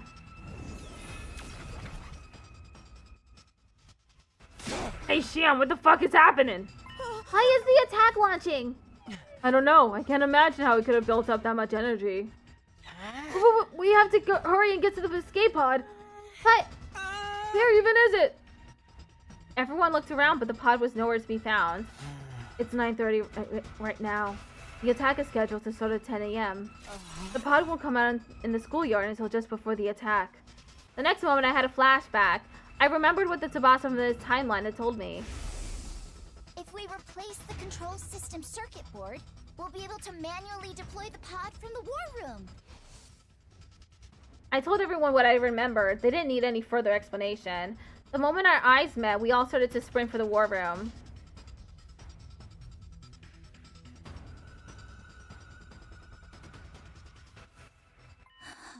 I see. So that's how it works. I get why it happened now. Tsubasa was furiously navigating the computer system in the war room. Why, what happened? The final attack. Since everyone in this timeline got wiped out, people from the artificial satellite came here. And they brought a spare baby they've been secretly keeping it on the satellite with them. A clone of Shion. They put him in the machine in the defense room as a replacement for the baby who passed in this timeline. Huh? You mean there's another baby in the defense room right now as we speak? Not exactly. This one was still developing, so his body wasn't quite stable yet. Because of that, right after he finished powering the missiles... He passed away? Tsubasa nodded silently. So they had a clone of me. Well, I did have my suspicions. Looks like the people on the satellites didn't think they had anything to worry about, even if I were to die. They had a spare, so it was acceptable to them. Losing me was hardly even a setback. Everyone stared at Shion with intense emotions in their eyes. It was a mix of sadness, sorrow, and a burning anger directed to everyone on the satellite. Shion, I don't know what to say. They probably thought the same about us. Indeed, to the people on the satellite, our lives are worth less than dirt. Damn it, I really wish I could give one of those guys a kick in the nuts. Screw that, I want to beat them all to a bloody pulp. I don't blame you, but there's something we have to do first. We need to survive and actually get to the artificial satellite. Tsubasa! On my cue, Tsubasa got moving. He rushed over to the control panel at the back of the room and slammed her palm against a large button. When she did that, the schoolyard appeared on the monitor. An omnidirectional attack. It's really happening! The escape pod. Oh, I'm so overwhelmed I could cry. Isn't it too early for that? Celebrate once we get inside it. Okay, everybody, let's go! The pod will automatically launch 100 seconds before the attack starts. The version of me in this timeline must have reprogrammed it. Are you for real? You mean we have less time now? We've come this far. We can't afford to miss it now. Let's stop yapping and start running. Everyone nodded and took off, all of us running faster than speeding bullets.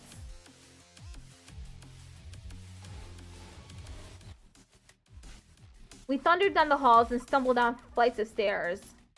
Finally, we made it to the first floor. We turned the corner and arrived at the entrance hall. Just then, I heard a sound behind me. I turned around to see someone on the ground. Hiruko! I scrambled over to her and propped her up. Hey, are you okay, Hiruko? Stay with me!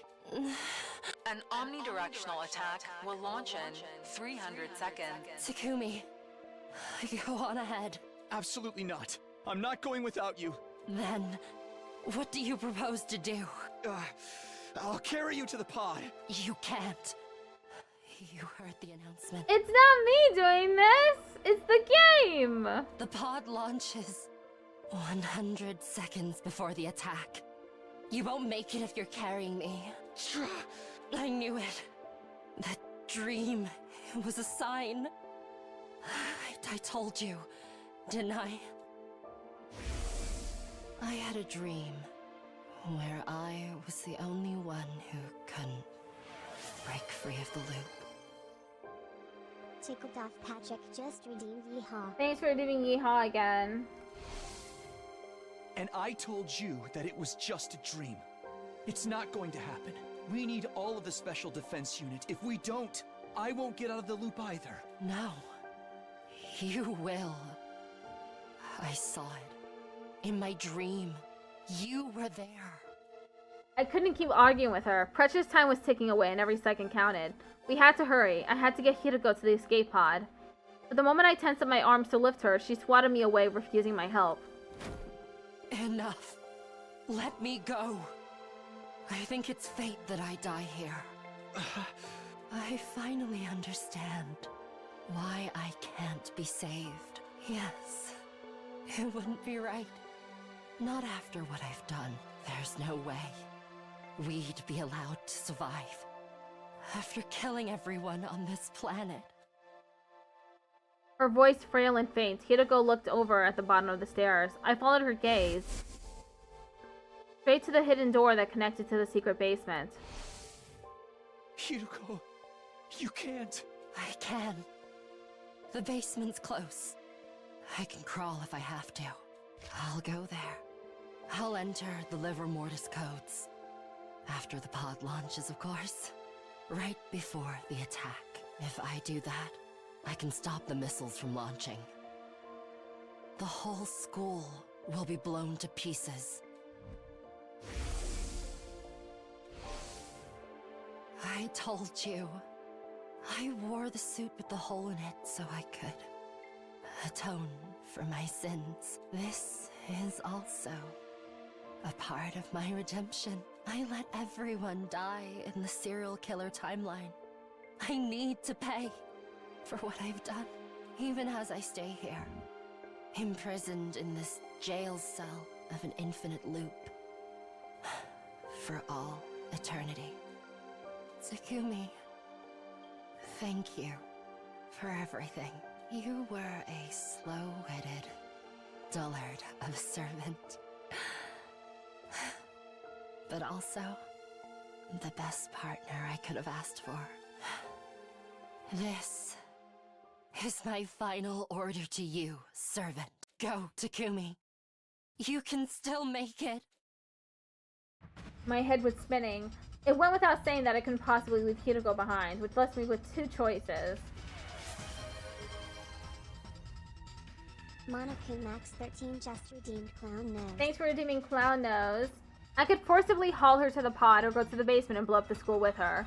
We were unlikely to make it if I chose the first option. Even if by some miracle we made it in time, all life on this planet would be destroyed. The second option would save them, but Hiroko and I would be killed instead. What was I supposed to do? I didn't have a second to spare. I just had to go with my gut and make my decision.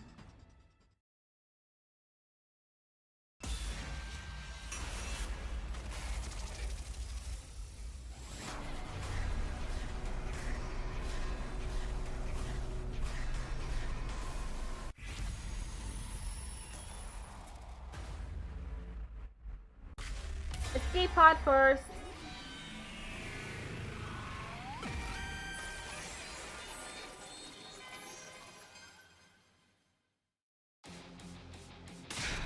All life on the surface will die?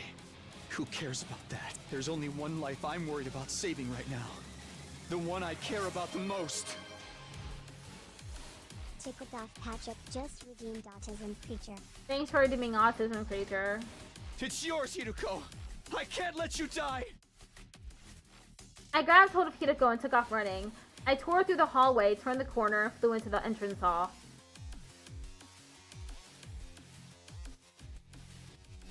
I heard the announcement. 170 seconds remain until the final attack. 70 seconds until the pod was launched. I could do this. I could make it. I held my conviction close to my heart and ran to the exit, opening the door and dashing through. I ran for my life. I recklessly and single-mindedly sprinted forward. I could see the escape pod in the distance, a small, shining dot that looked no bigger than a grain of rice. I ran toward it. There was ferocious energy behind every stride. I couldn't breathe. My chest ached. My heart raced so fast I thought I was going to burst. I could hear the fibers of my muscles tearing. Pain tore through my brain, making my vision blur. But I couldn't stop. I had to keep pushing on. More, more, more. Anything to get there even 1 second faster. I needed to get into that pod. I said I'd get us out of this loop. I swore I'd protect Hiroko. This isn't how our story is going to end. I have to do this! I summoned the last of my strength to keep my legs moving through the numbness. But time was still slipping away. An omnidirectional attempt. The pod launches 100 seconds before the attack. Only 40 seconds left. It was still a long ways off. I couldn't get my legs to cooperate. I was slowing down in spite of myself. Maybe it's impossible. Maybe it really is hopeless. Just as those thoughts flickered through my mind. Chin up, Takumi! You can do this! Kurata!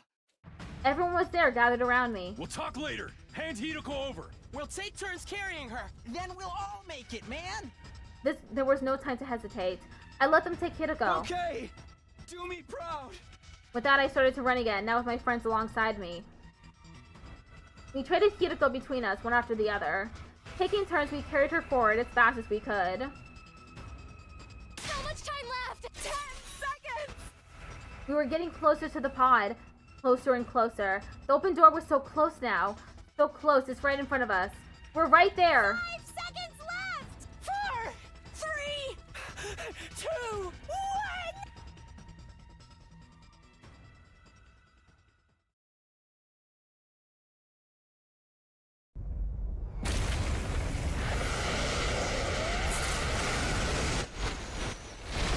Happy New Year!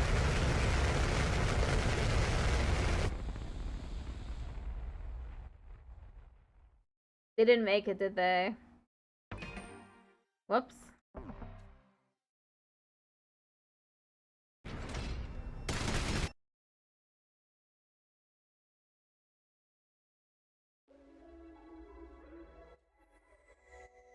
Oh, they did make it! Everyone was inside the pod!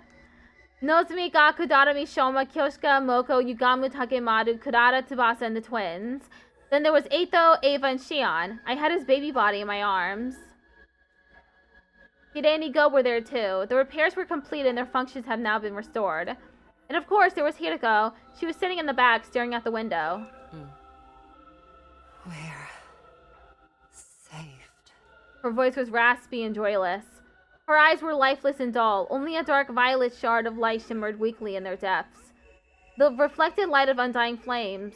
I could see the surface of the planet being raised in her eyes. I feel so empty. Yeah, that's a good way to describe it. It's like there's a huge gaping hole in my heart. Those feelings made sense. We'd done what we had to survive. But in exchange, all life on the planet had been completely annihilated. I'd be lying if I said I didn't have regrets. If I had just gone to the basement, if I had blown up the school, maybe I could have saved them, but what choice did I have? I made my decision to save Hiroko. Suddenly, Ava spoke up. Oh, I see. It all makes sense now. What's with you all of a sudden? I remember everything. It must be the shock of what just happened to the planet. My brainwashing has come undone. Uh-oh. That's not good. Yes. A strong enough mental shock can undo the dolmenic procedure. Thankfully, I understand everything now. I know what I need to do. And what is that exactly? Everyone was looking at Ava. She didn't answer her question right away. I had a daughter down there. A sweet girl that I loved so much. A daughter? Yes. I don't need to explain further, do I? Don't tell me you're... Your suspicions are correct. I will go to your satellite.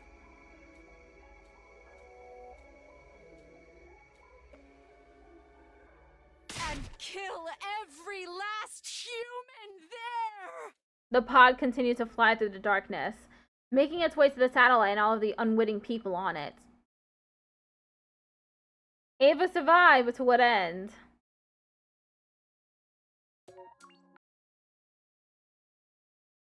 "54, one massacre to another."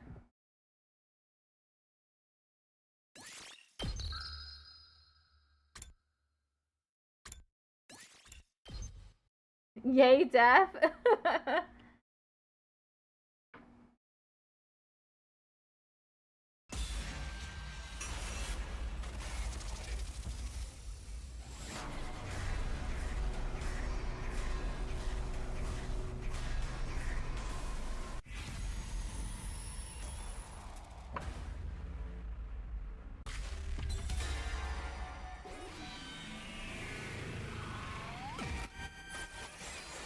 This time we choose basement.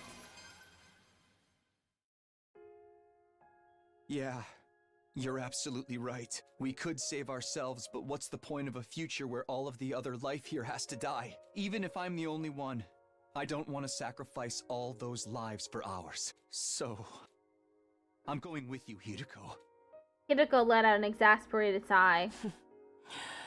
You really are stupid beyond all salvation. Let me guess. You're not going to take no for an answer. You know it. All right. If you're not going to back down, you can come with me. Hideko. Now stop wasting time. And hurry. I lent Hideko my shoulder to get her upright, supporting her weight as we headed for the stairs. And then...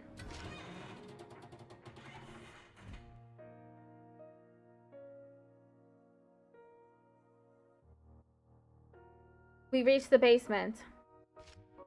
I rushed over to the terminal, quickly entering 8 of the livor mortis codes. Only one was left, Hideko's. The moment I entered 4 in her slot, the school would be blown up to oblivion. An omnidirectional. The pod launches 100 seconds before the attack, so there's only 30 seconds left. Hideko pulled something out of her pocket. It was the calico cat figure I'd given her all the way back on day 10. I've wanted one of these for so long. I told you in that timeline, did you remember? Huh? Not when I gave it to you, but now, yes, I remember it vividly. A soft vinyl figure. I collect them. Ones of cats, ideally. I'd like a calico. We're going to be doing this all over again. I wonder how loop 147 will work out. Will you still remember? About the calico? Not just that. I mean, everything that happened this time.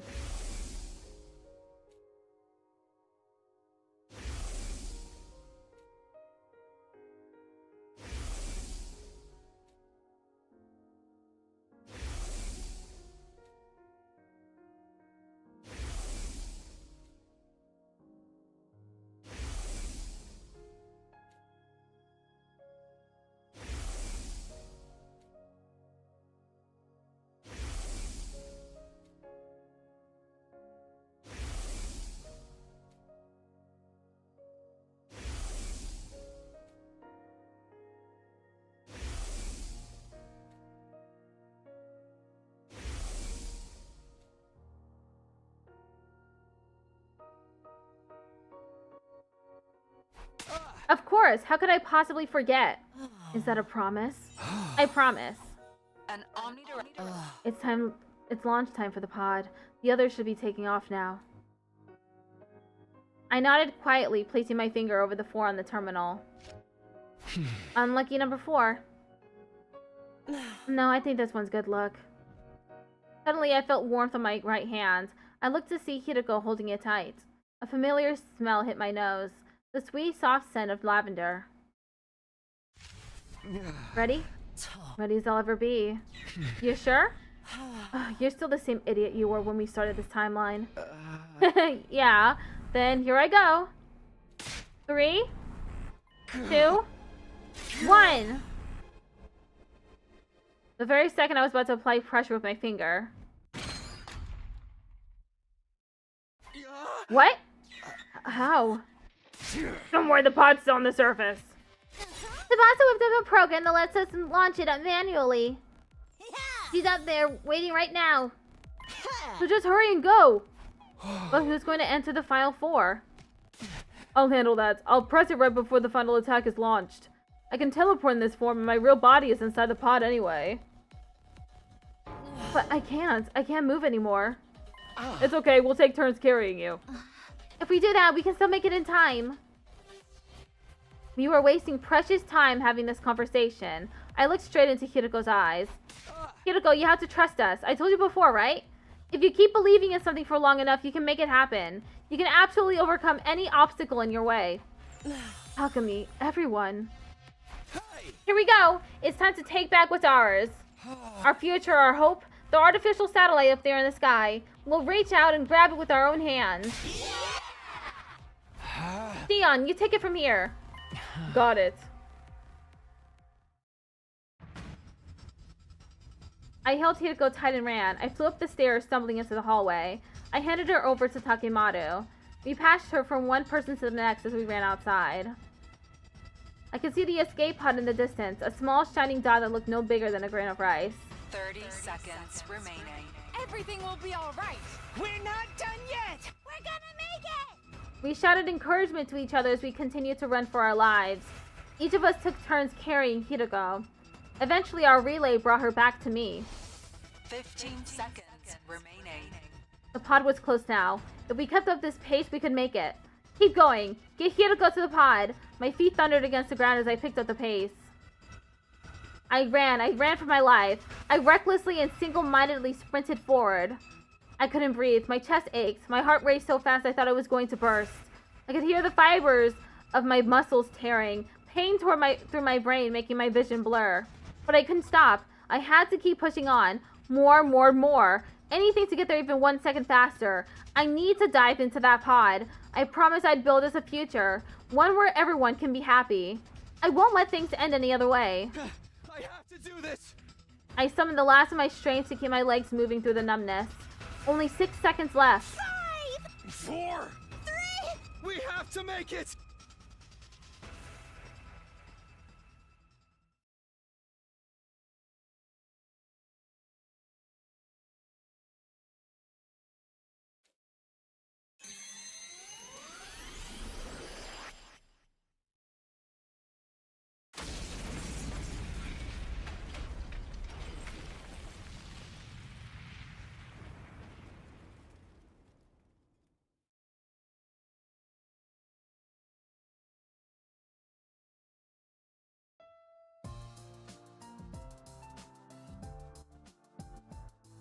Everyone was inside the pod.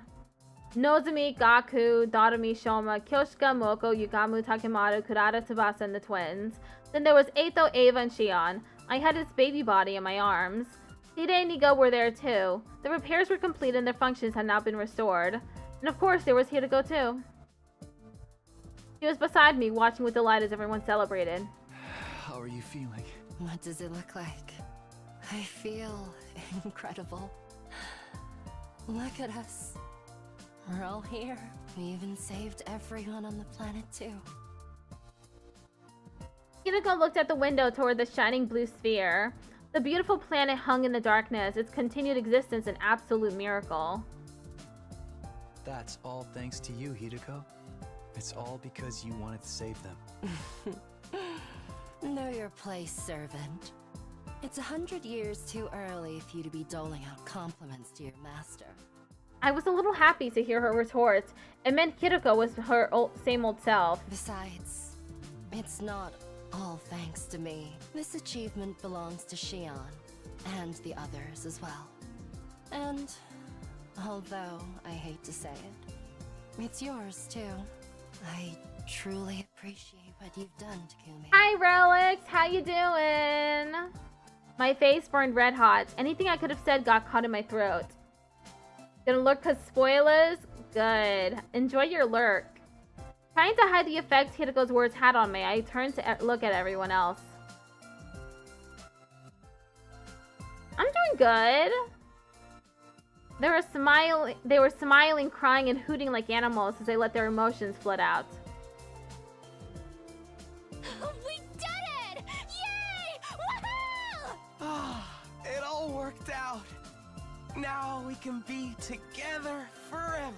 Is it really okay if I stick around with you? Are you crazy? We wouldn't have it any other way. You're our friend forever, Shion. We all care for you. Thank you so much.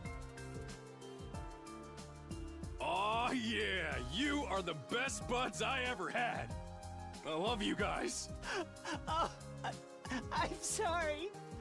I let my gutter juices out in a zero-gravity environment. Gutter juices? Yuck! Shoma, what? He always finds a new creative way to describe himself, and it's always more disgusting than the last. Don't call them gutter juices, man. They look like shining diamonds to me. Takemaru! Hi, Cloth Man.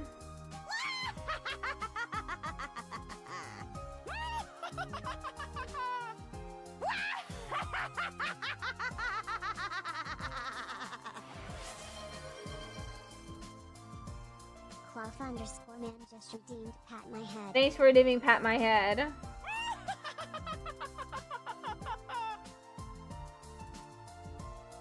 Wow, Tsubasa, you're a freaking genius! Thanks! Now, give me some space, please. Sit tight, Tsubasa. I'll send him flying with a slippery Moko German suplex. Tsubasa, baby, nobody does it like you do! Thanks for redeeming yeehaw. Just leave me alone!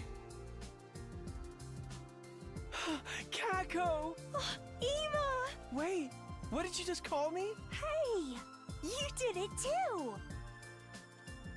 Well, why not? Let's just be Kako and Ima from now on. Sounds good to me, Ema.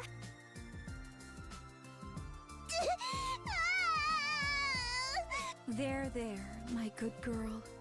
Don't you cry. No crying, only celebrating. Come on, Lady Kurara. You should really have something to drink yourself. Thank you, Clothman. Ah! I'm so peeved with all of you! Totally cheesed off! Steamed! Absolutely pissed! Now, sir, calm down. It may be true that our plan to raise the planet failed, but we did defeat the enemy's supreme commander, Veshness. That's not the issue here! I'm getting all emotional seeing how happy everyone is! And I hate that! Sir! And go boil in a pot and turn into a soccer ball. Hideko gazed at everyone with stars in her eyes. After some time staring, she whispered to herself just loud enough for me to hear. Everybody's alive. That's right. Safe and sound. It's way past 10 a.m. We're all still here. Yeah. Which means... We're... free from the time loop! Yes! Our overjoyed cries echoed throughout the escape pod. Everyone was staring at us with vacant expressions, blinking. Takumi, Hiroko, that's great. Yeah, congratulations, you two. Huh? You understand what they're talking about? Yes, everything's wrapped up nicely. Maybe it would be more accurate to say it's been unwrapped and smoothed out flat again. I ain't sure what you mean by that, but... In short, everything's been resolved. And it's happily ever after! We finally made it! Let's do the thing! Yes! Time to choke each other! Or play jump rope with intestines? When have we ever done any of that weird crap? Takumi, that's your cue. Take it away, Takumi! Got it. Red. Special Defense Unit! Best in the cosmos! Indestructible and undefeated! Never lose! Never yield! Special Defense Unit, fight on! The pod continued to drift through the emptiness of space toward the artificial satellite in the dark distance. We weren't sure what would happen to us when we arrived. After all, we disobeyed the will of humanity. Maybe harsh punishment awaited us, or maybe now that we'd served our purpose, the people in charge would want to have us killed. But somehow, I felt like things would be alright. No matter what kinds of difficulties we encounter, no matter what trials lie in our future, if all 17 of us come together, we'll find a way through them. On day 101, day 102, and all days after, so long as all of us are together, so we can keep fighting our way. We'll walk an endlessly continuing path, leading us to an eternity where we can all be happy.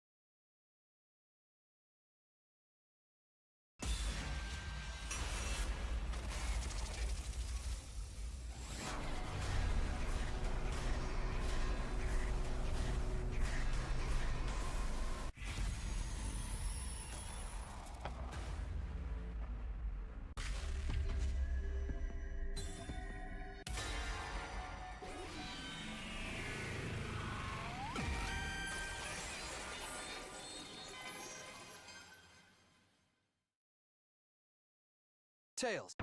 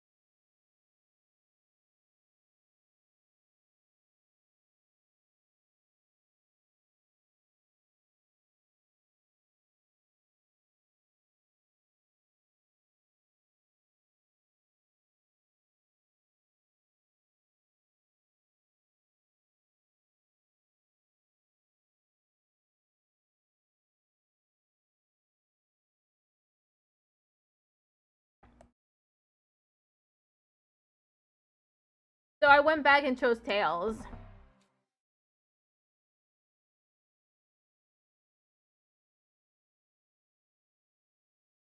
I gave my decision with confidence, and Hiroko moved her hand to reveal what was underneath. A sun symbol, which meant... I was wrong. Sorry, Hiroko. Guess this means no date for us. I don't care. I told you. It wasn't a date. Yeah, we still have some endings to get. Yeah, okay. Anyway, tomorrow's another defensive battle. I'm going to bed. See you. With that, she climbed over the fence and left. I was left on my own, staring at the undying flames in the distance. Hey! You said you were going to tell me everything! I spent the night without ever finding out what the coin toss had to do with our next sleep, or about Hiroko's real intentions behind our potential non-date.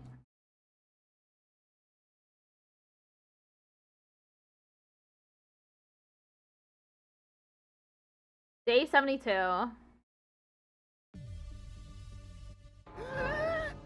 For real? You're back from ad jail? Welcome back.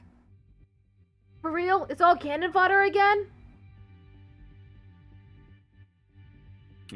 That's right. Excluding Vashnes, there's only one commander left, Dal Shah. But he's not coming today, so... Must I endure the torment of the multiplicity tables again? There's no real reason to do that this time. I'm already used to hearing them talk. Hey, we can just ignore what they're saying. Together this will be a breeze. After all those parties, we're a close-knit team than ever. Let's show them how much stronger the Special Defense Unit is now.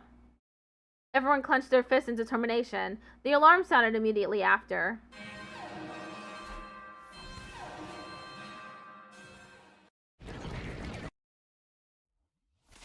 Okay guys, let's do this. Special Defense Unit, move out.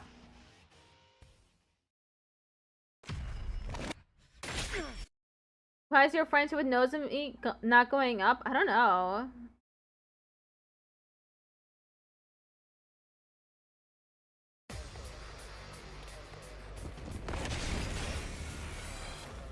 Help me! Not like this. No!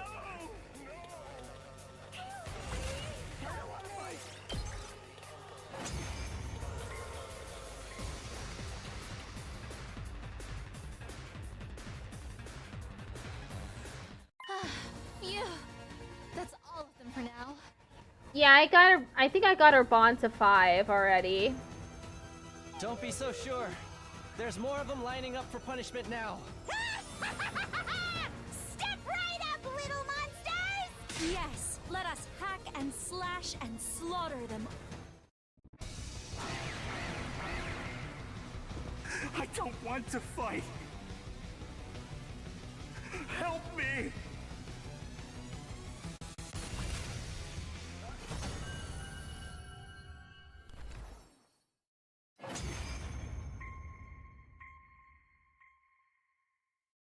Was that really it? Yuri and Yoi yesterday? What is Yoi? Ugh, what a letdown. That was freakishly easy. And trust me, I would know about freakish. Well, victories ours all the same. Wanna do the thing? I nodded. All right. Ready? And go! Special Defense Unit, best in the world, indestructible and undefeated. Never lose, never yield. Special Defense Unit, fight on! Everyone's cheery voices echoed across the empty battlefield. But for some reason, I felt a strange stirring in my chest. There wasn't any direct cause for it. Maybe it was an instinctive gut feeling or something like it. The stirring didn't go away until I got to sleep that night.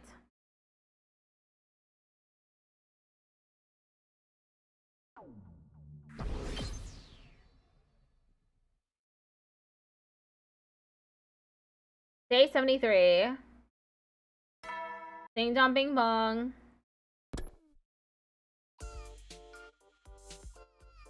It had been almost 3 hours since I finished breakfast. Hideko and I were standing behind the school building in the daze. Hey Hideko, what exactly are we doing right now? I told you when we did the coin toss 2 days ago. If you lose, we'll just stand around and do nothing. And that's what we're doing, isn't it? Nothing at all. I don't get it. Seeing as we're here, how about that explanation you promised me? You want to know? Yeah, of course. Then get all in 4, spin 3 times, and bark. Well, why would anyone do that? Because I want you to. Do you need any further explanation? This sadistic, psychopathic, four-eyed freak. I cursed her mentally, but... round and round it went. Woof. Very well, I'll explain. With a smug grin on her face, Hideko began to walk eastward. I followed close behind. Before long, we were deep in the forest. Suddenly, we stopped and Hideko turned around to talk to me. When is our next leap window, Takumi?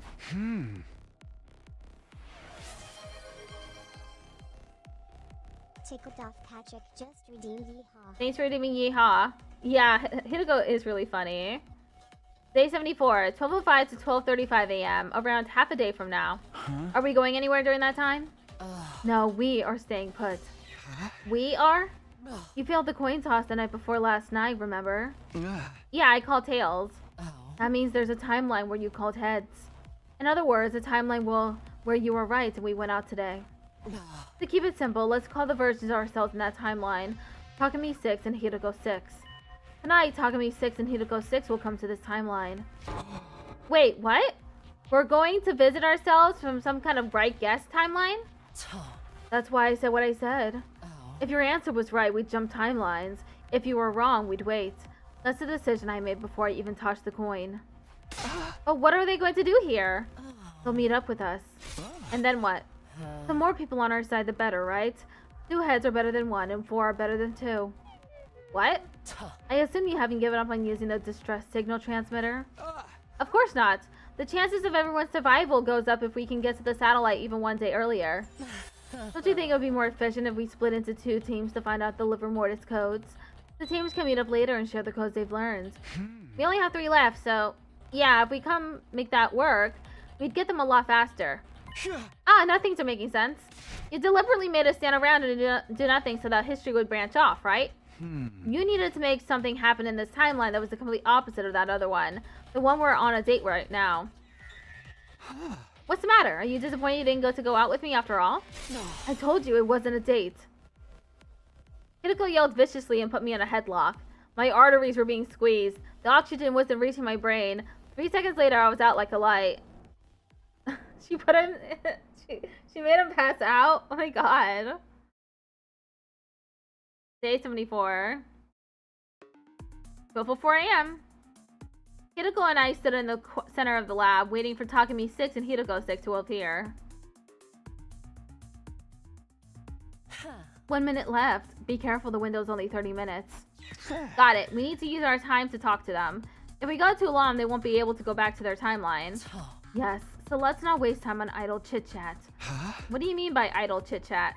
I don't know, gossip about dirty manga? Why would we do that?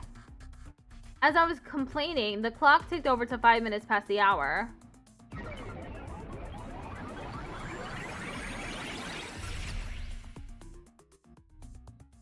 And just like that, 2 people wearing leap suits appeared in the circular platform in front of us.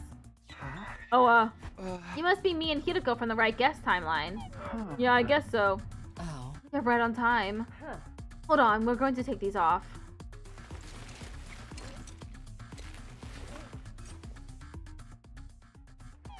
Isn't this plan a little overly complicated? I'm the one over here. Over where? I don't even know who I am anymore. It's me, Hideko 1. Excuse me, I'm Hideko 1. You're Hideko 5. No, you're Hideko 6. This whole thing's a mess. Put your leap suits back on.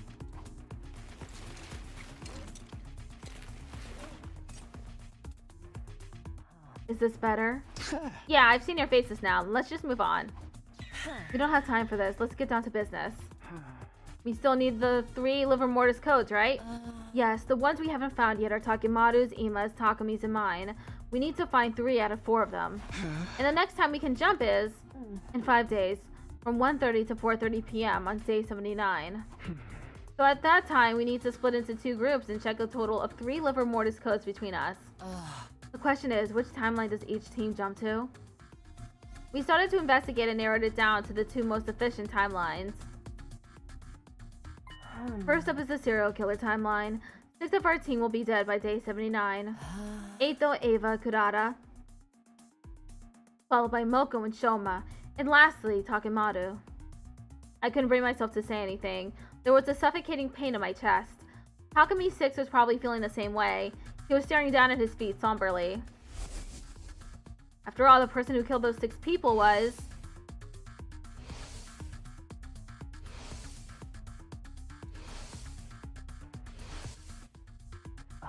Don't tell me you're still stuck on that. Excluding Eito, it wasn't really you who killed them. It was an inevitability caused by the Gi's possession. Haven't we been over this? We really need you to move on. I know that, but... At any rate, Takemaru is one of the casualties in the serial killer timeline. If we jump there, we'll be able to get his liver mortis code. I didn't really want to do it, but I had no choice. Takumi 6 and I nodded silently. Our other destination is the zombie timeline, right? Yeah, that seems like the most efficient one to visit. By day 79, 9 people are zombified, 5 of whom have been incinerated. The remaining zombies will be Moko, Kako, Ima, and Hideko. But even if they're zombies, they'll still be fully dead. They'll have lost all their cryptoglobins, so the number should show up. If we go to that timeline, we'll see Ima and Hideko. We can check both of their codes. With Takumi 6 and my assertion, it was now the Hideko's turn to appear displeased. You don't seem too happy about this plan.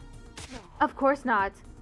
What kind of person would be excited to go see their own zombified back? But we don't have any other choice. This is the only timeline where we can get both codes. The Hidekos looked at each other and each let out a sigh, hanging their heads. We continued ironing out the details of our plan. Hideko and I, from the wrong guess timeline, would go to the serial killer timeline. Hideko 6 and Takumi 6 from right guess will go to the zombie ranch. We knew who was going to do what. Allow me to repeat, we leave on day 79. We'll have 3 hours, not a ton of time to waste considering the trip to and from the school. We'll report the liver mortis codes to each other the next time the blood space waves surge. And after that, we'll all go back to our home timelines? Yes, I think that would be best. We'll jump to your timeline when it's time to meet. Got it. We'll be waiting for you. In exchange, you better not show up empty-handed. A could ask the same of you. You'll pay if you screw this up. Excuse me? How dare you speak to me like that? Okay, girls, let's calm down. It was past midnight by the time we were done. Our time was almost up. The right guess timeline duo configured the machine, hit the red button, and jumped onto the platform. Well then, we're counting on you. And we're counting on you. Don't let us down.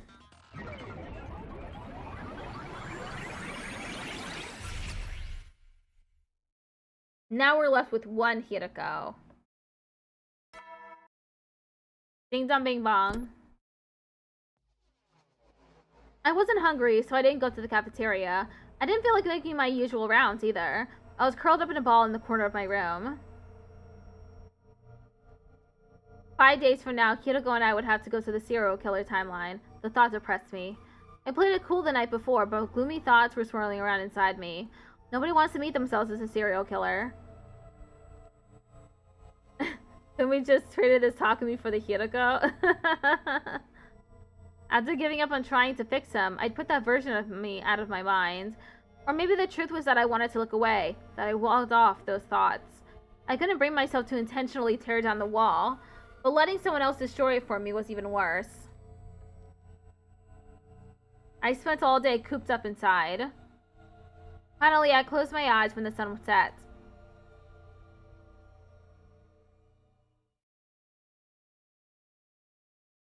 Day 75, 76, 77, 78,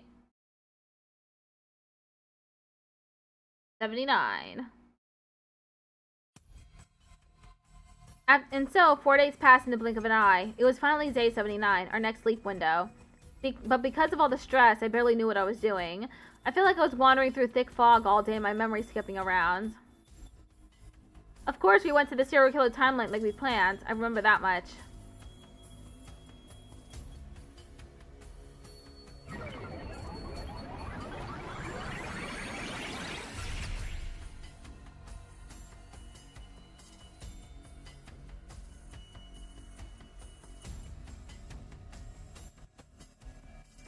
Once we jumped, we went to the school still in our suits. Our objective was to find out Takemoto's liver reporter's code. His body would be stored in the morgue on the second floor.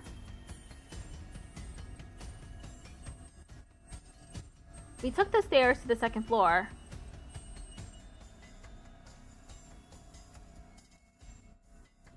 Hiroko went into the morgue first. I couldn't bring myself to go in after her.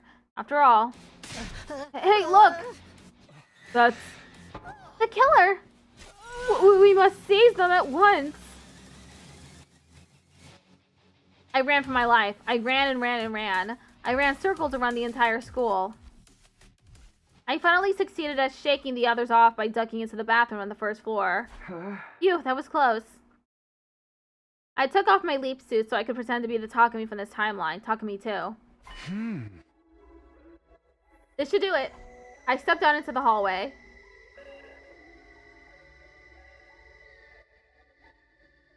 Somewhere near the stairs, I ran into the four who'd been chasing me earlier, as well as Dotomi and the twins. Hey Takumi, why are you walking around like nothing's wrong? Didn't you hear? We saw the killer. You shouldn't be walking around alone. Oh right. Don't worry, I'm fine. I gave them all a thumbs up and hurried up the stairs, rushing into the morgue.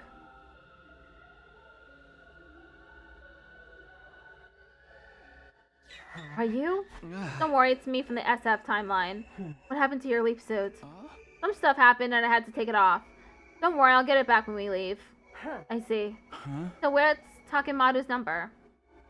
Hiroko approached one of the bodies and peeled back the white sheet. 7? That's right. Seeing Takemoto's disfigured body in front of me made me feel like someone had pushed a dagger through my heart. That's all I can clearly remember. In the end, for better or for worse, I never saw that timeline's Takumi. And before I knew it, I was back in my own timeline. And Takemoto's it's 7.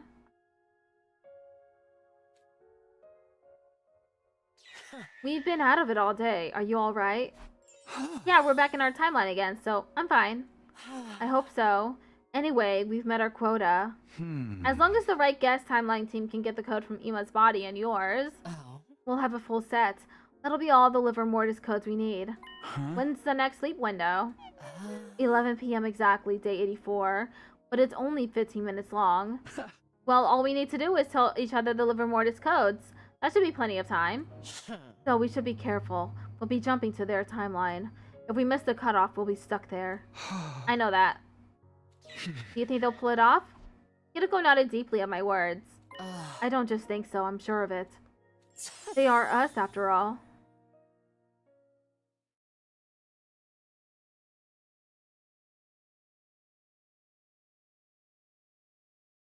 Last day I'll do. And then I'll end stream because I gotta go. I need to eat. I've just been snacking on these Nilla wafers. Ding dong bing bong.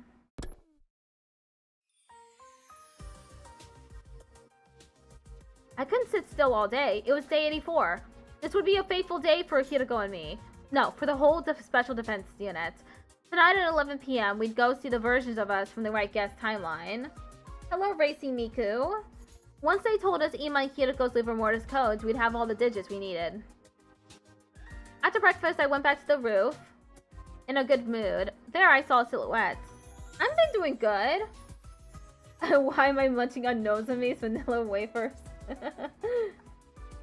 They're pretty good.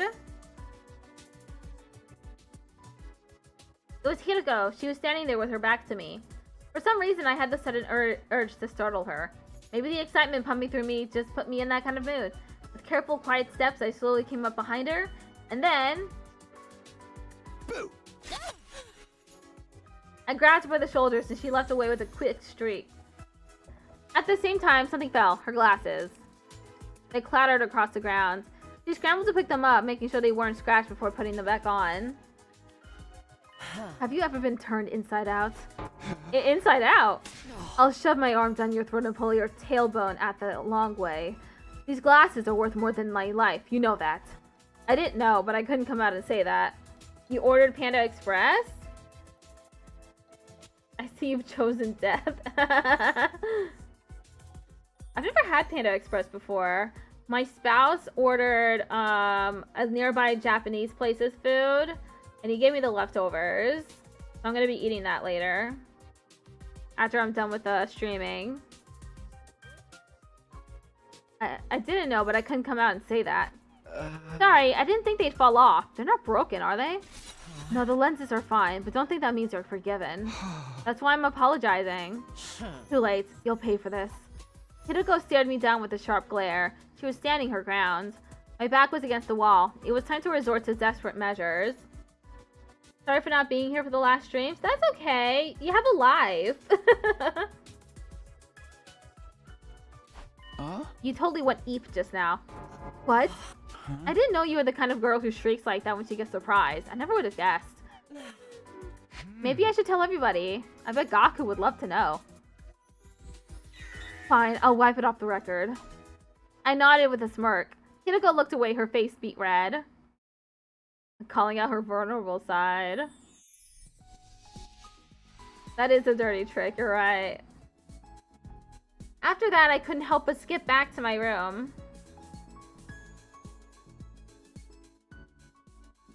You hadn't had Panda Express before either? Hope you liked it. We'd be able to jump at 11 p.m. Still plenty of time. I can't just sit around, so I'll go see what everyone's up to. I murmured to myself, then went off on my usual rounds. Okay, let's see at the endings we've gotten so far. Let's see. Okay, we're still missing 13 and 14. 23 and 24. 33. 43 and 44.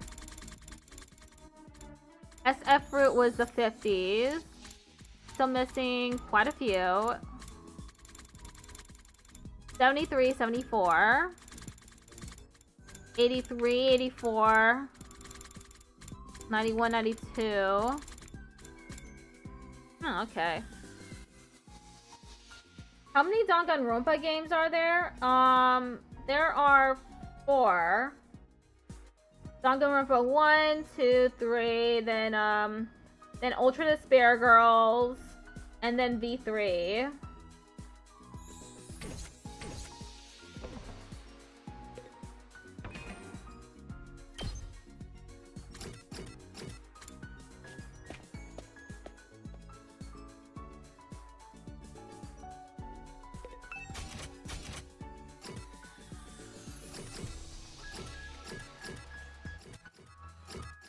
There's some people I haven't even tried with. Like Gaku and Kyoshka. Okay, next one I'm gonna do is Tsubasa. Like toolkit.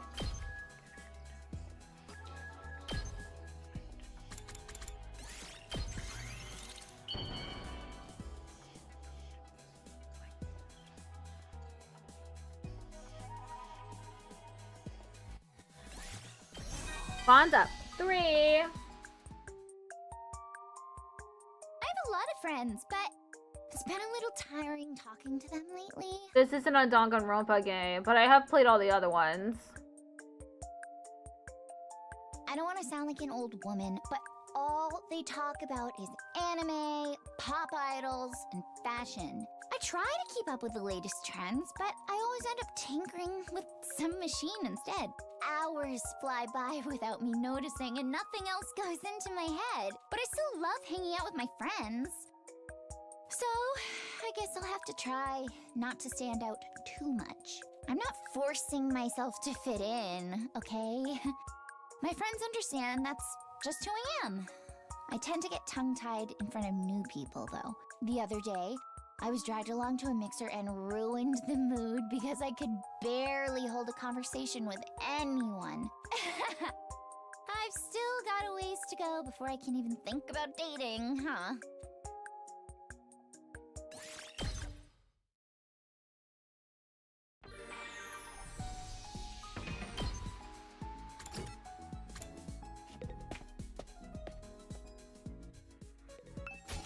Okay, making another gift for Tsubasa.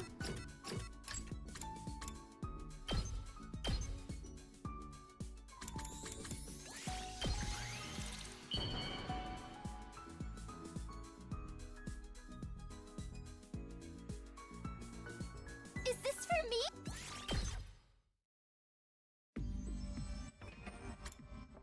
I was all finished preparing. I had my leap suit on, but there was one thing missing. Where was Hideko? It was already past 11 p.m. In our earlier meeting, we'd agreed to meet here at 10:30 p.m. And yet there was no sign of her at all. What is she even doing? We only have 15 minutes. My unease grew stronger. An unpleasant sweat broke out all over my body. Just then, Hideko burst into the lab. What's this game called then? It's called the 100 Line. Takumi, this is all your fault. What? You broke the internal clock in my glasses. That's why I'm late. You mean this morning? Obviously, the impact must have done it. Oh, I'm sorry, but we really need to get going. With an irritated grunt, Hideko raced over to the locker. She flung the door open and quickly changed into her leap suit.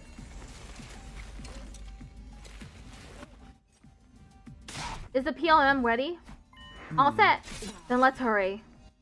11:10 p.m. We only have 5 minutes. Hideko hurried over onto the platform. I slammed the red button and jumped on after her. And then... here we go.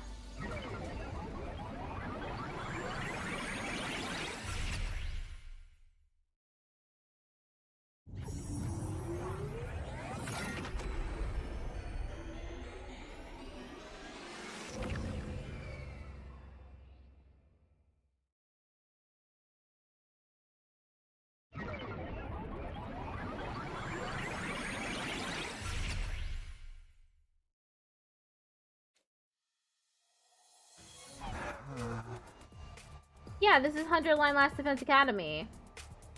Sorry we're late. What were you doing? We ran into some trouble because of Takumi. They'll get the wrong idea if you say that. You were the cause of the delay, weren't you? Well, I can't argue that, but still. See, I told you. Hideko 6 and Takumi 6 exchanged looks. What had they been talking about before you showed up? We don't have time for this. We need to exchange information. Hideko 1 and I nodded. We'll go first. Ima's code is 1. Hideko's is 4. That's 1 and 4. It took a few seconds for it to set in. As soon as it did, Hideko 1 and I turned to each other and let out a cry of joy. We have all the codes we need. Thanks, guys. You did very well. Even more so considering you had to get them off the backs of zombies. What's this game about?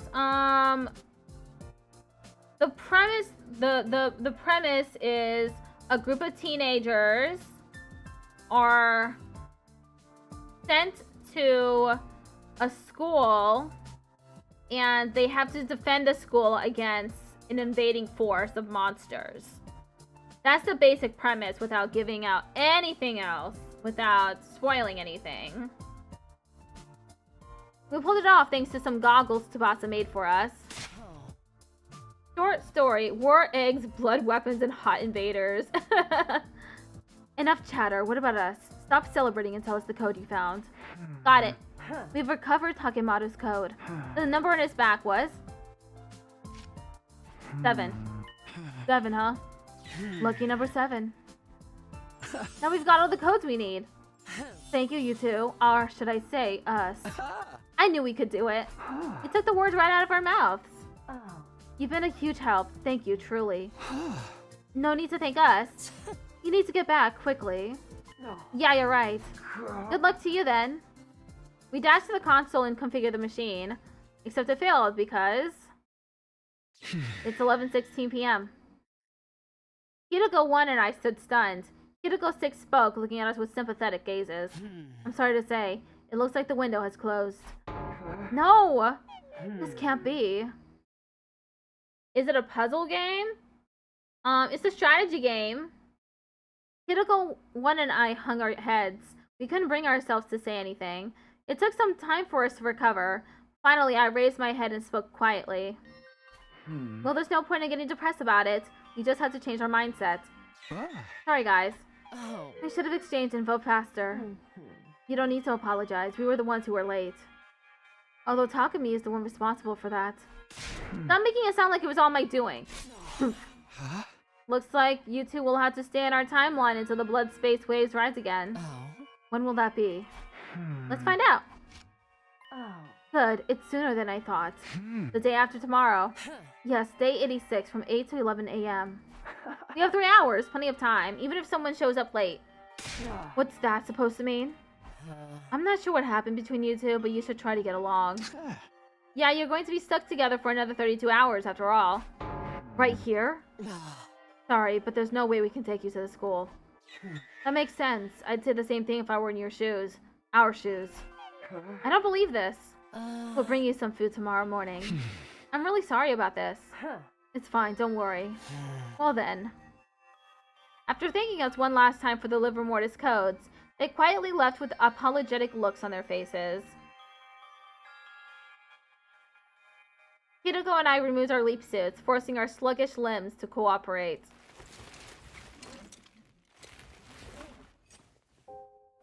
We really blew it. Now we had to stay here until the morning after tomorrow.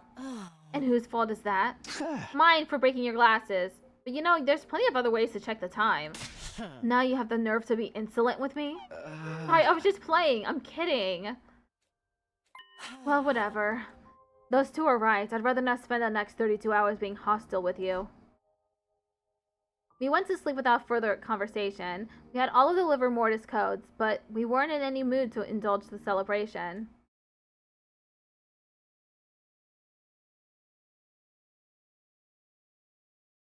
Day 85.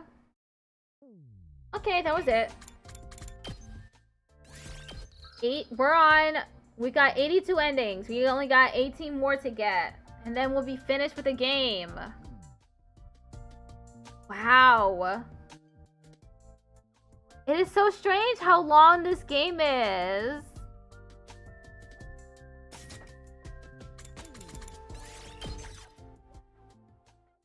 Forty-one streams in, and I'm still not done with it. It's like it's the same with Silksong actually.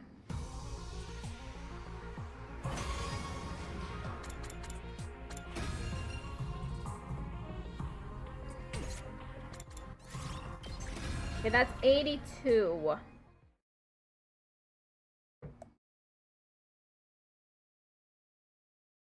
$82 out of 100 endings so far. Yeah, this is the 41st stream, I think.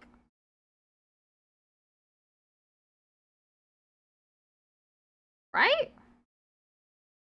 Yeah, 41st. It's in the title.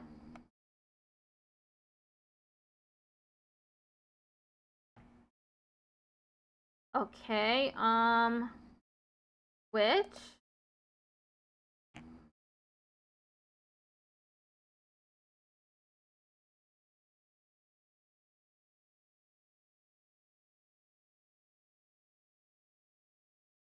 None of my friends are online. Not even Relics.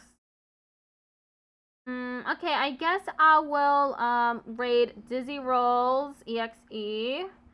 He's playing Halo 3.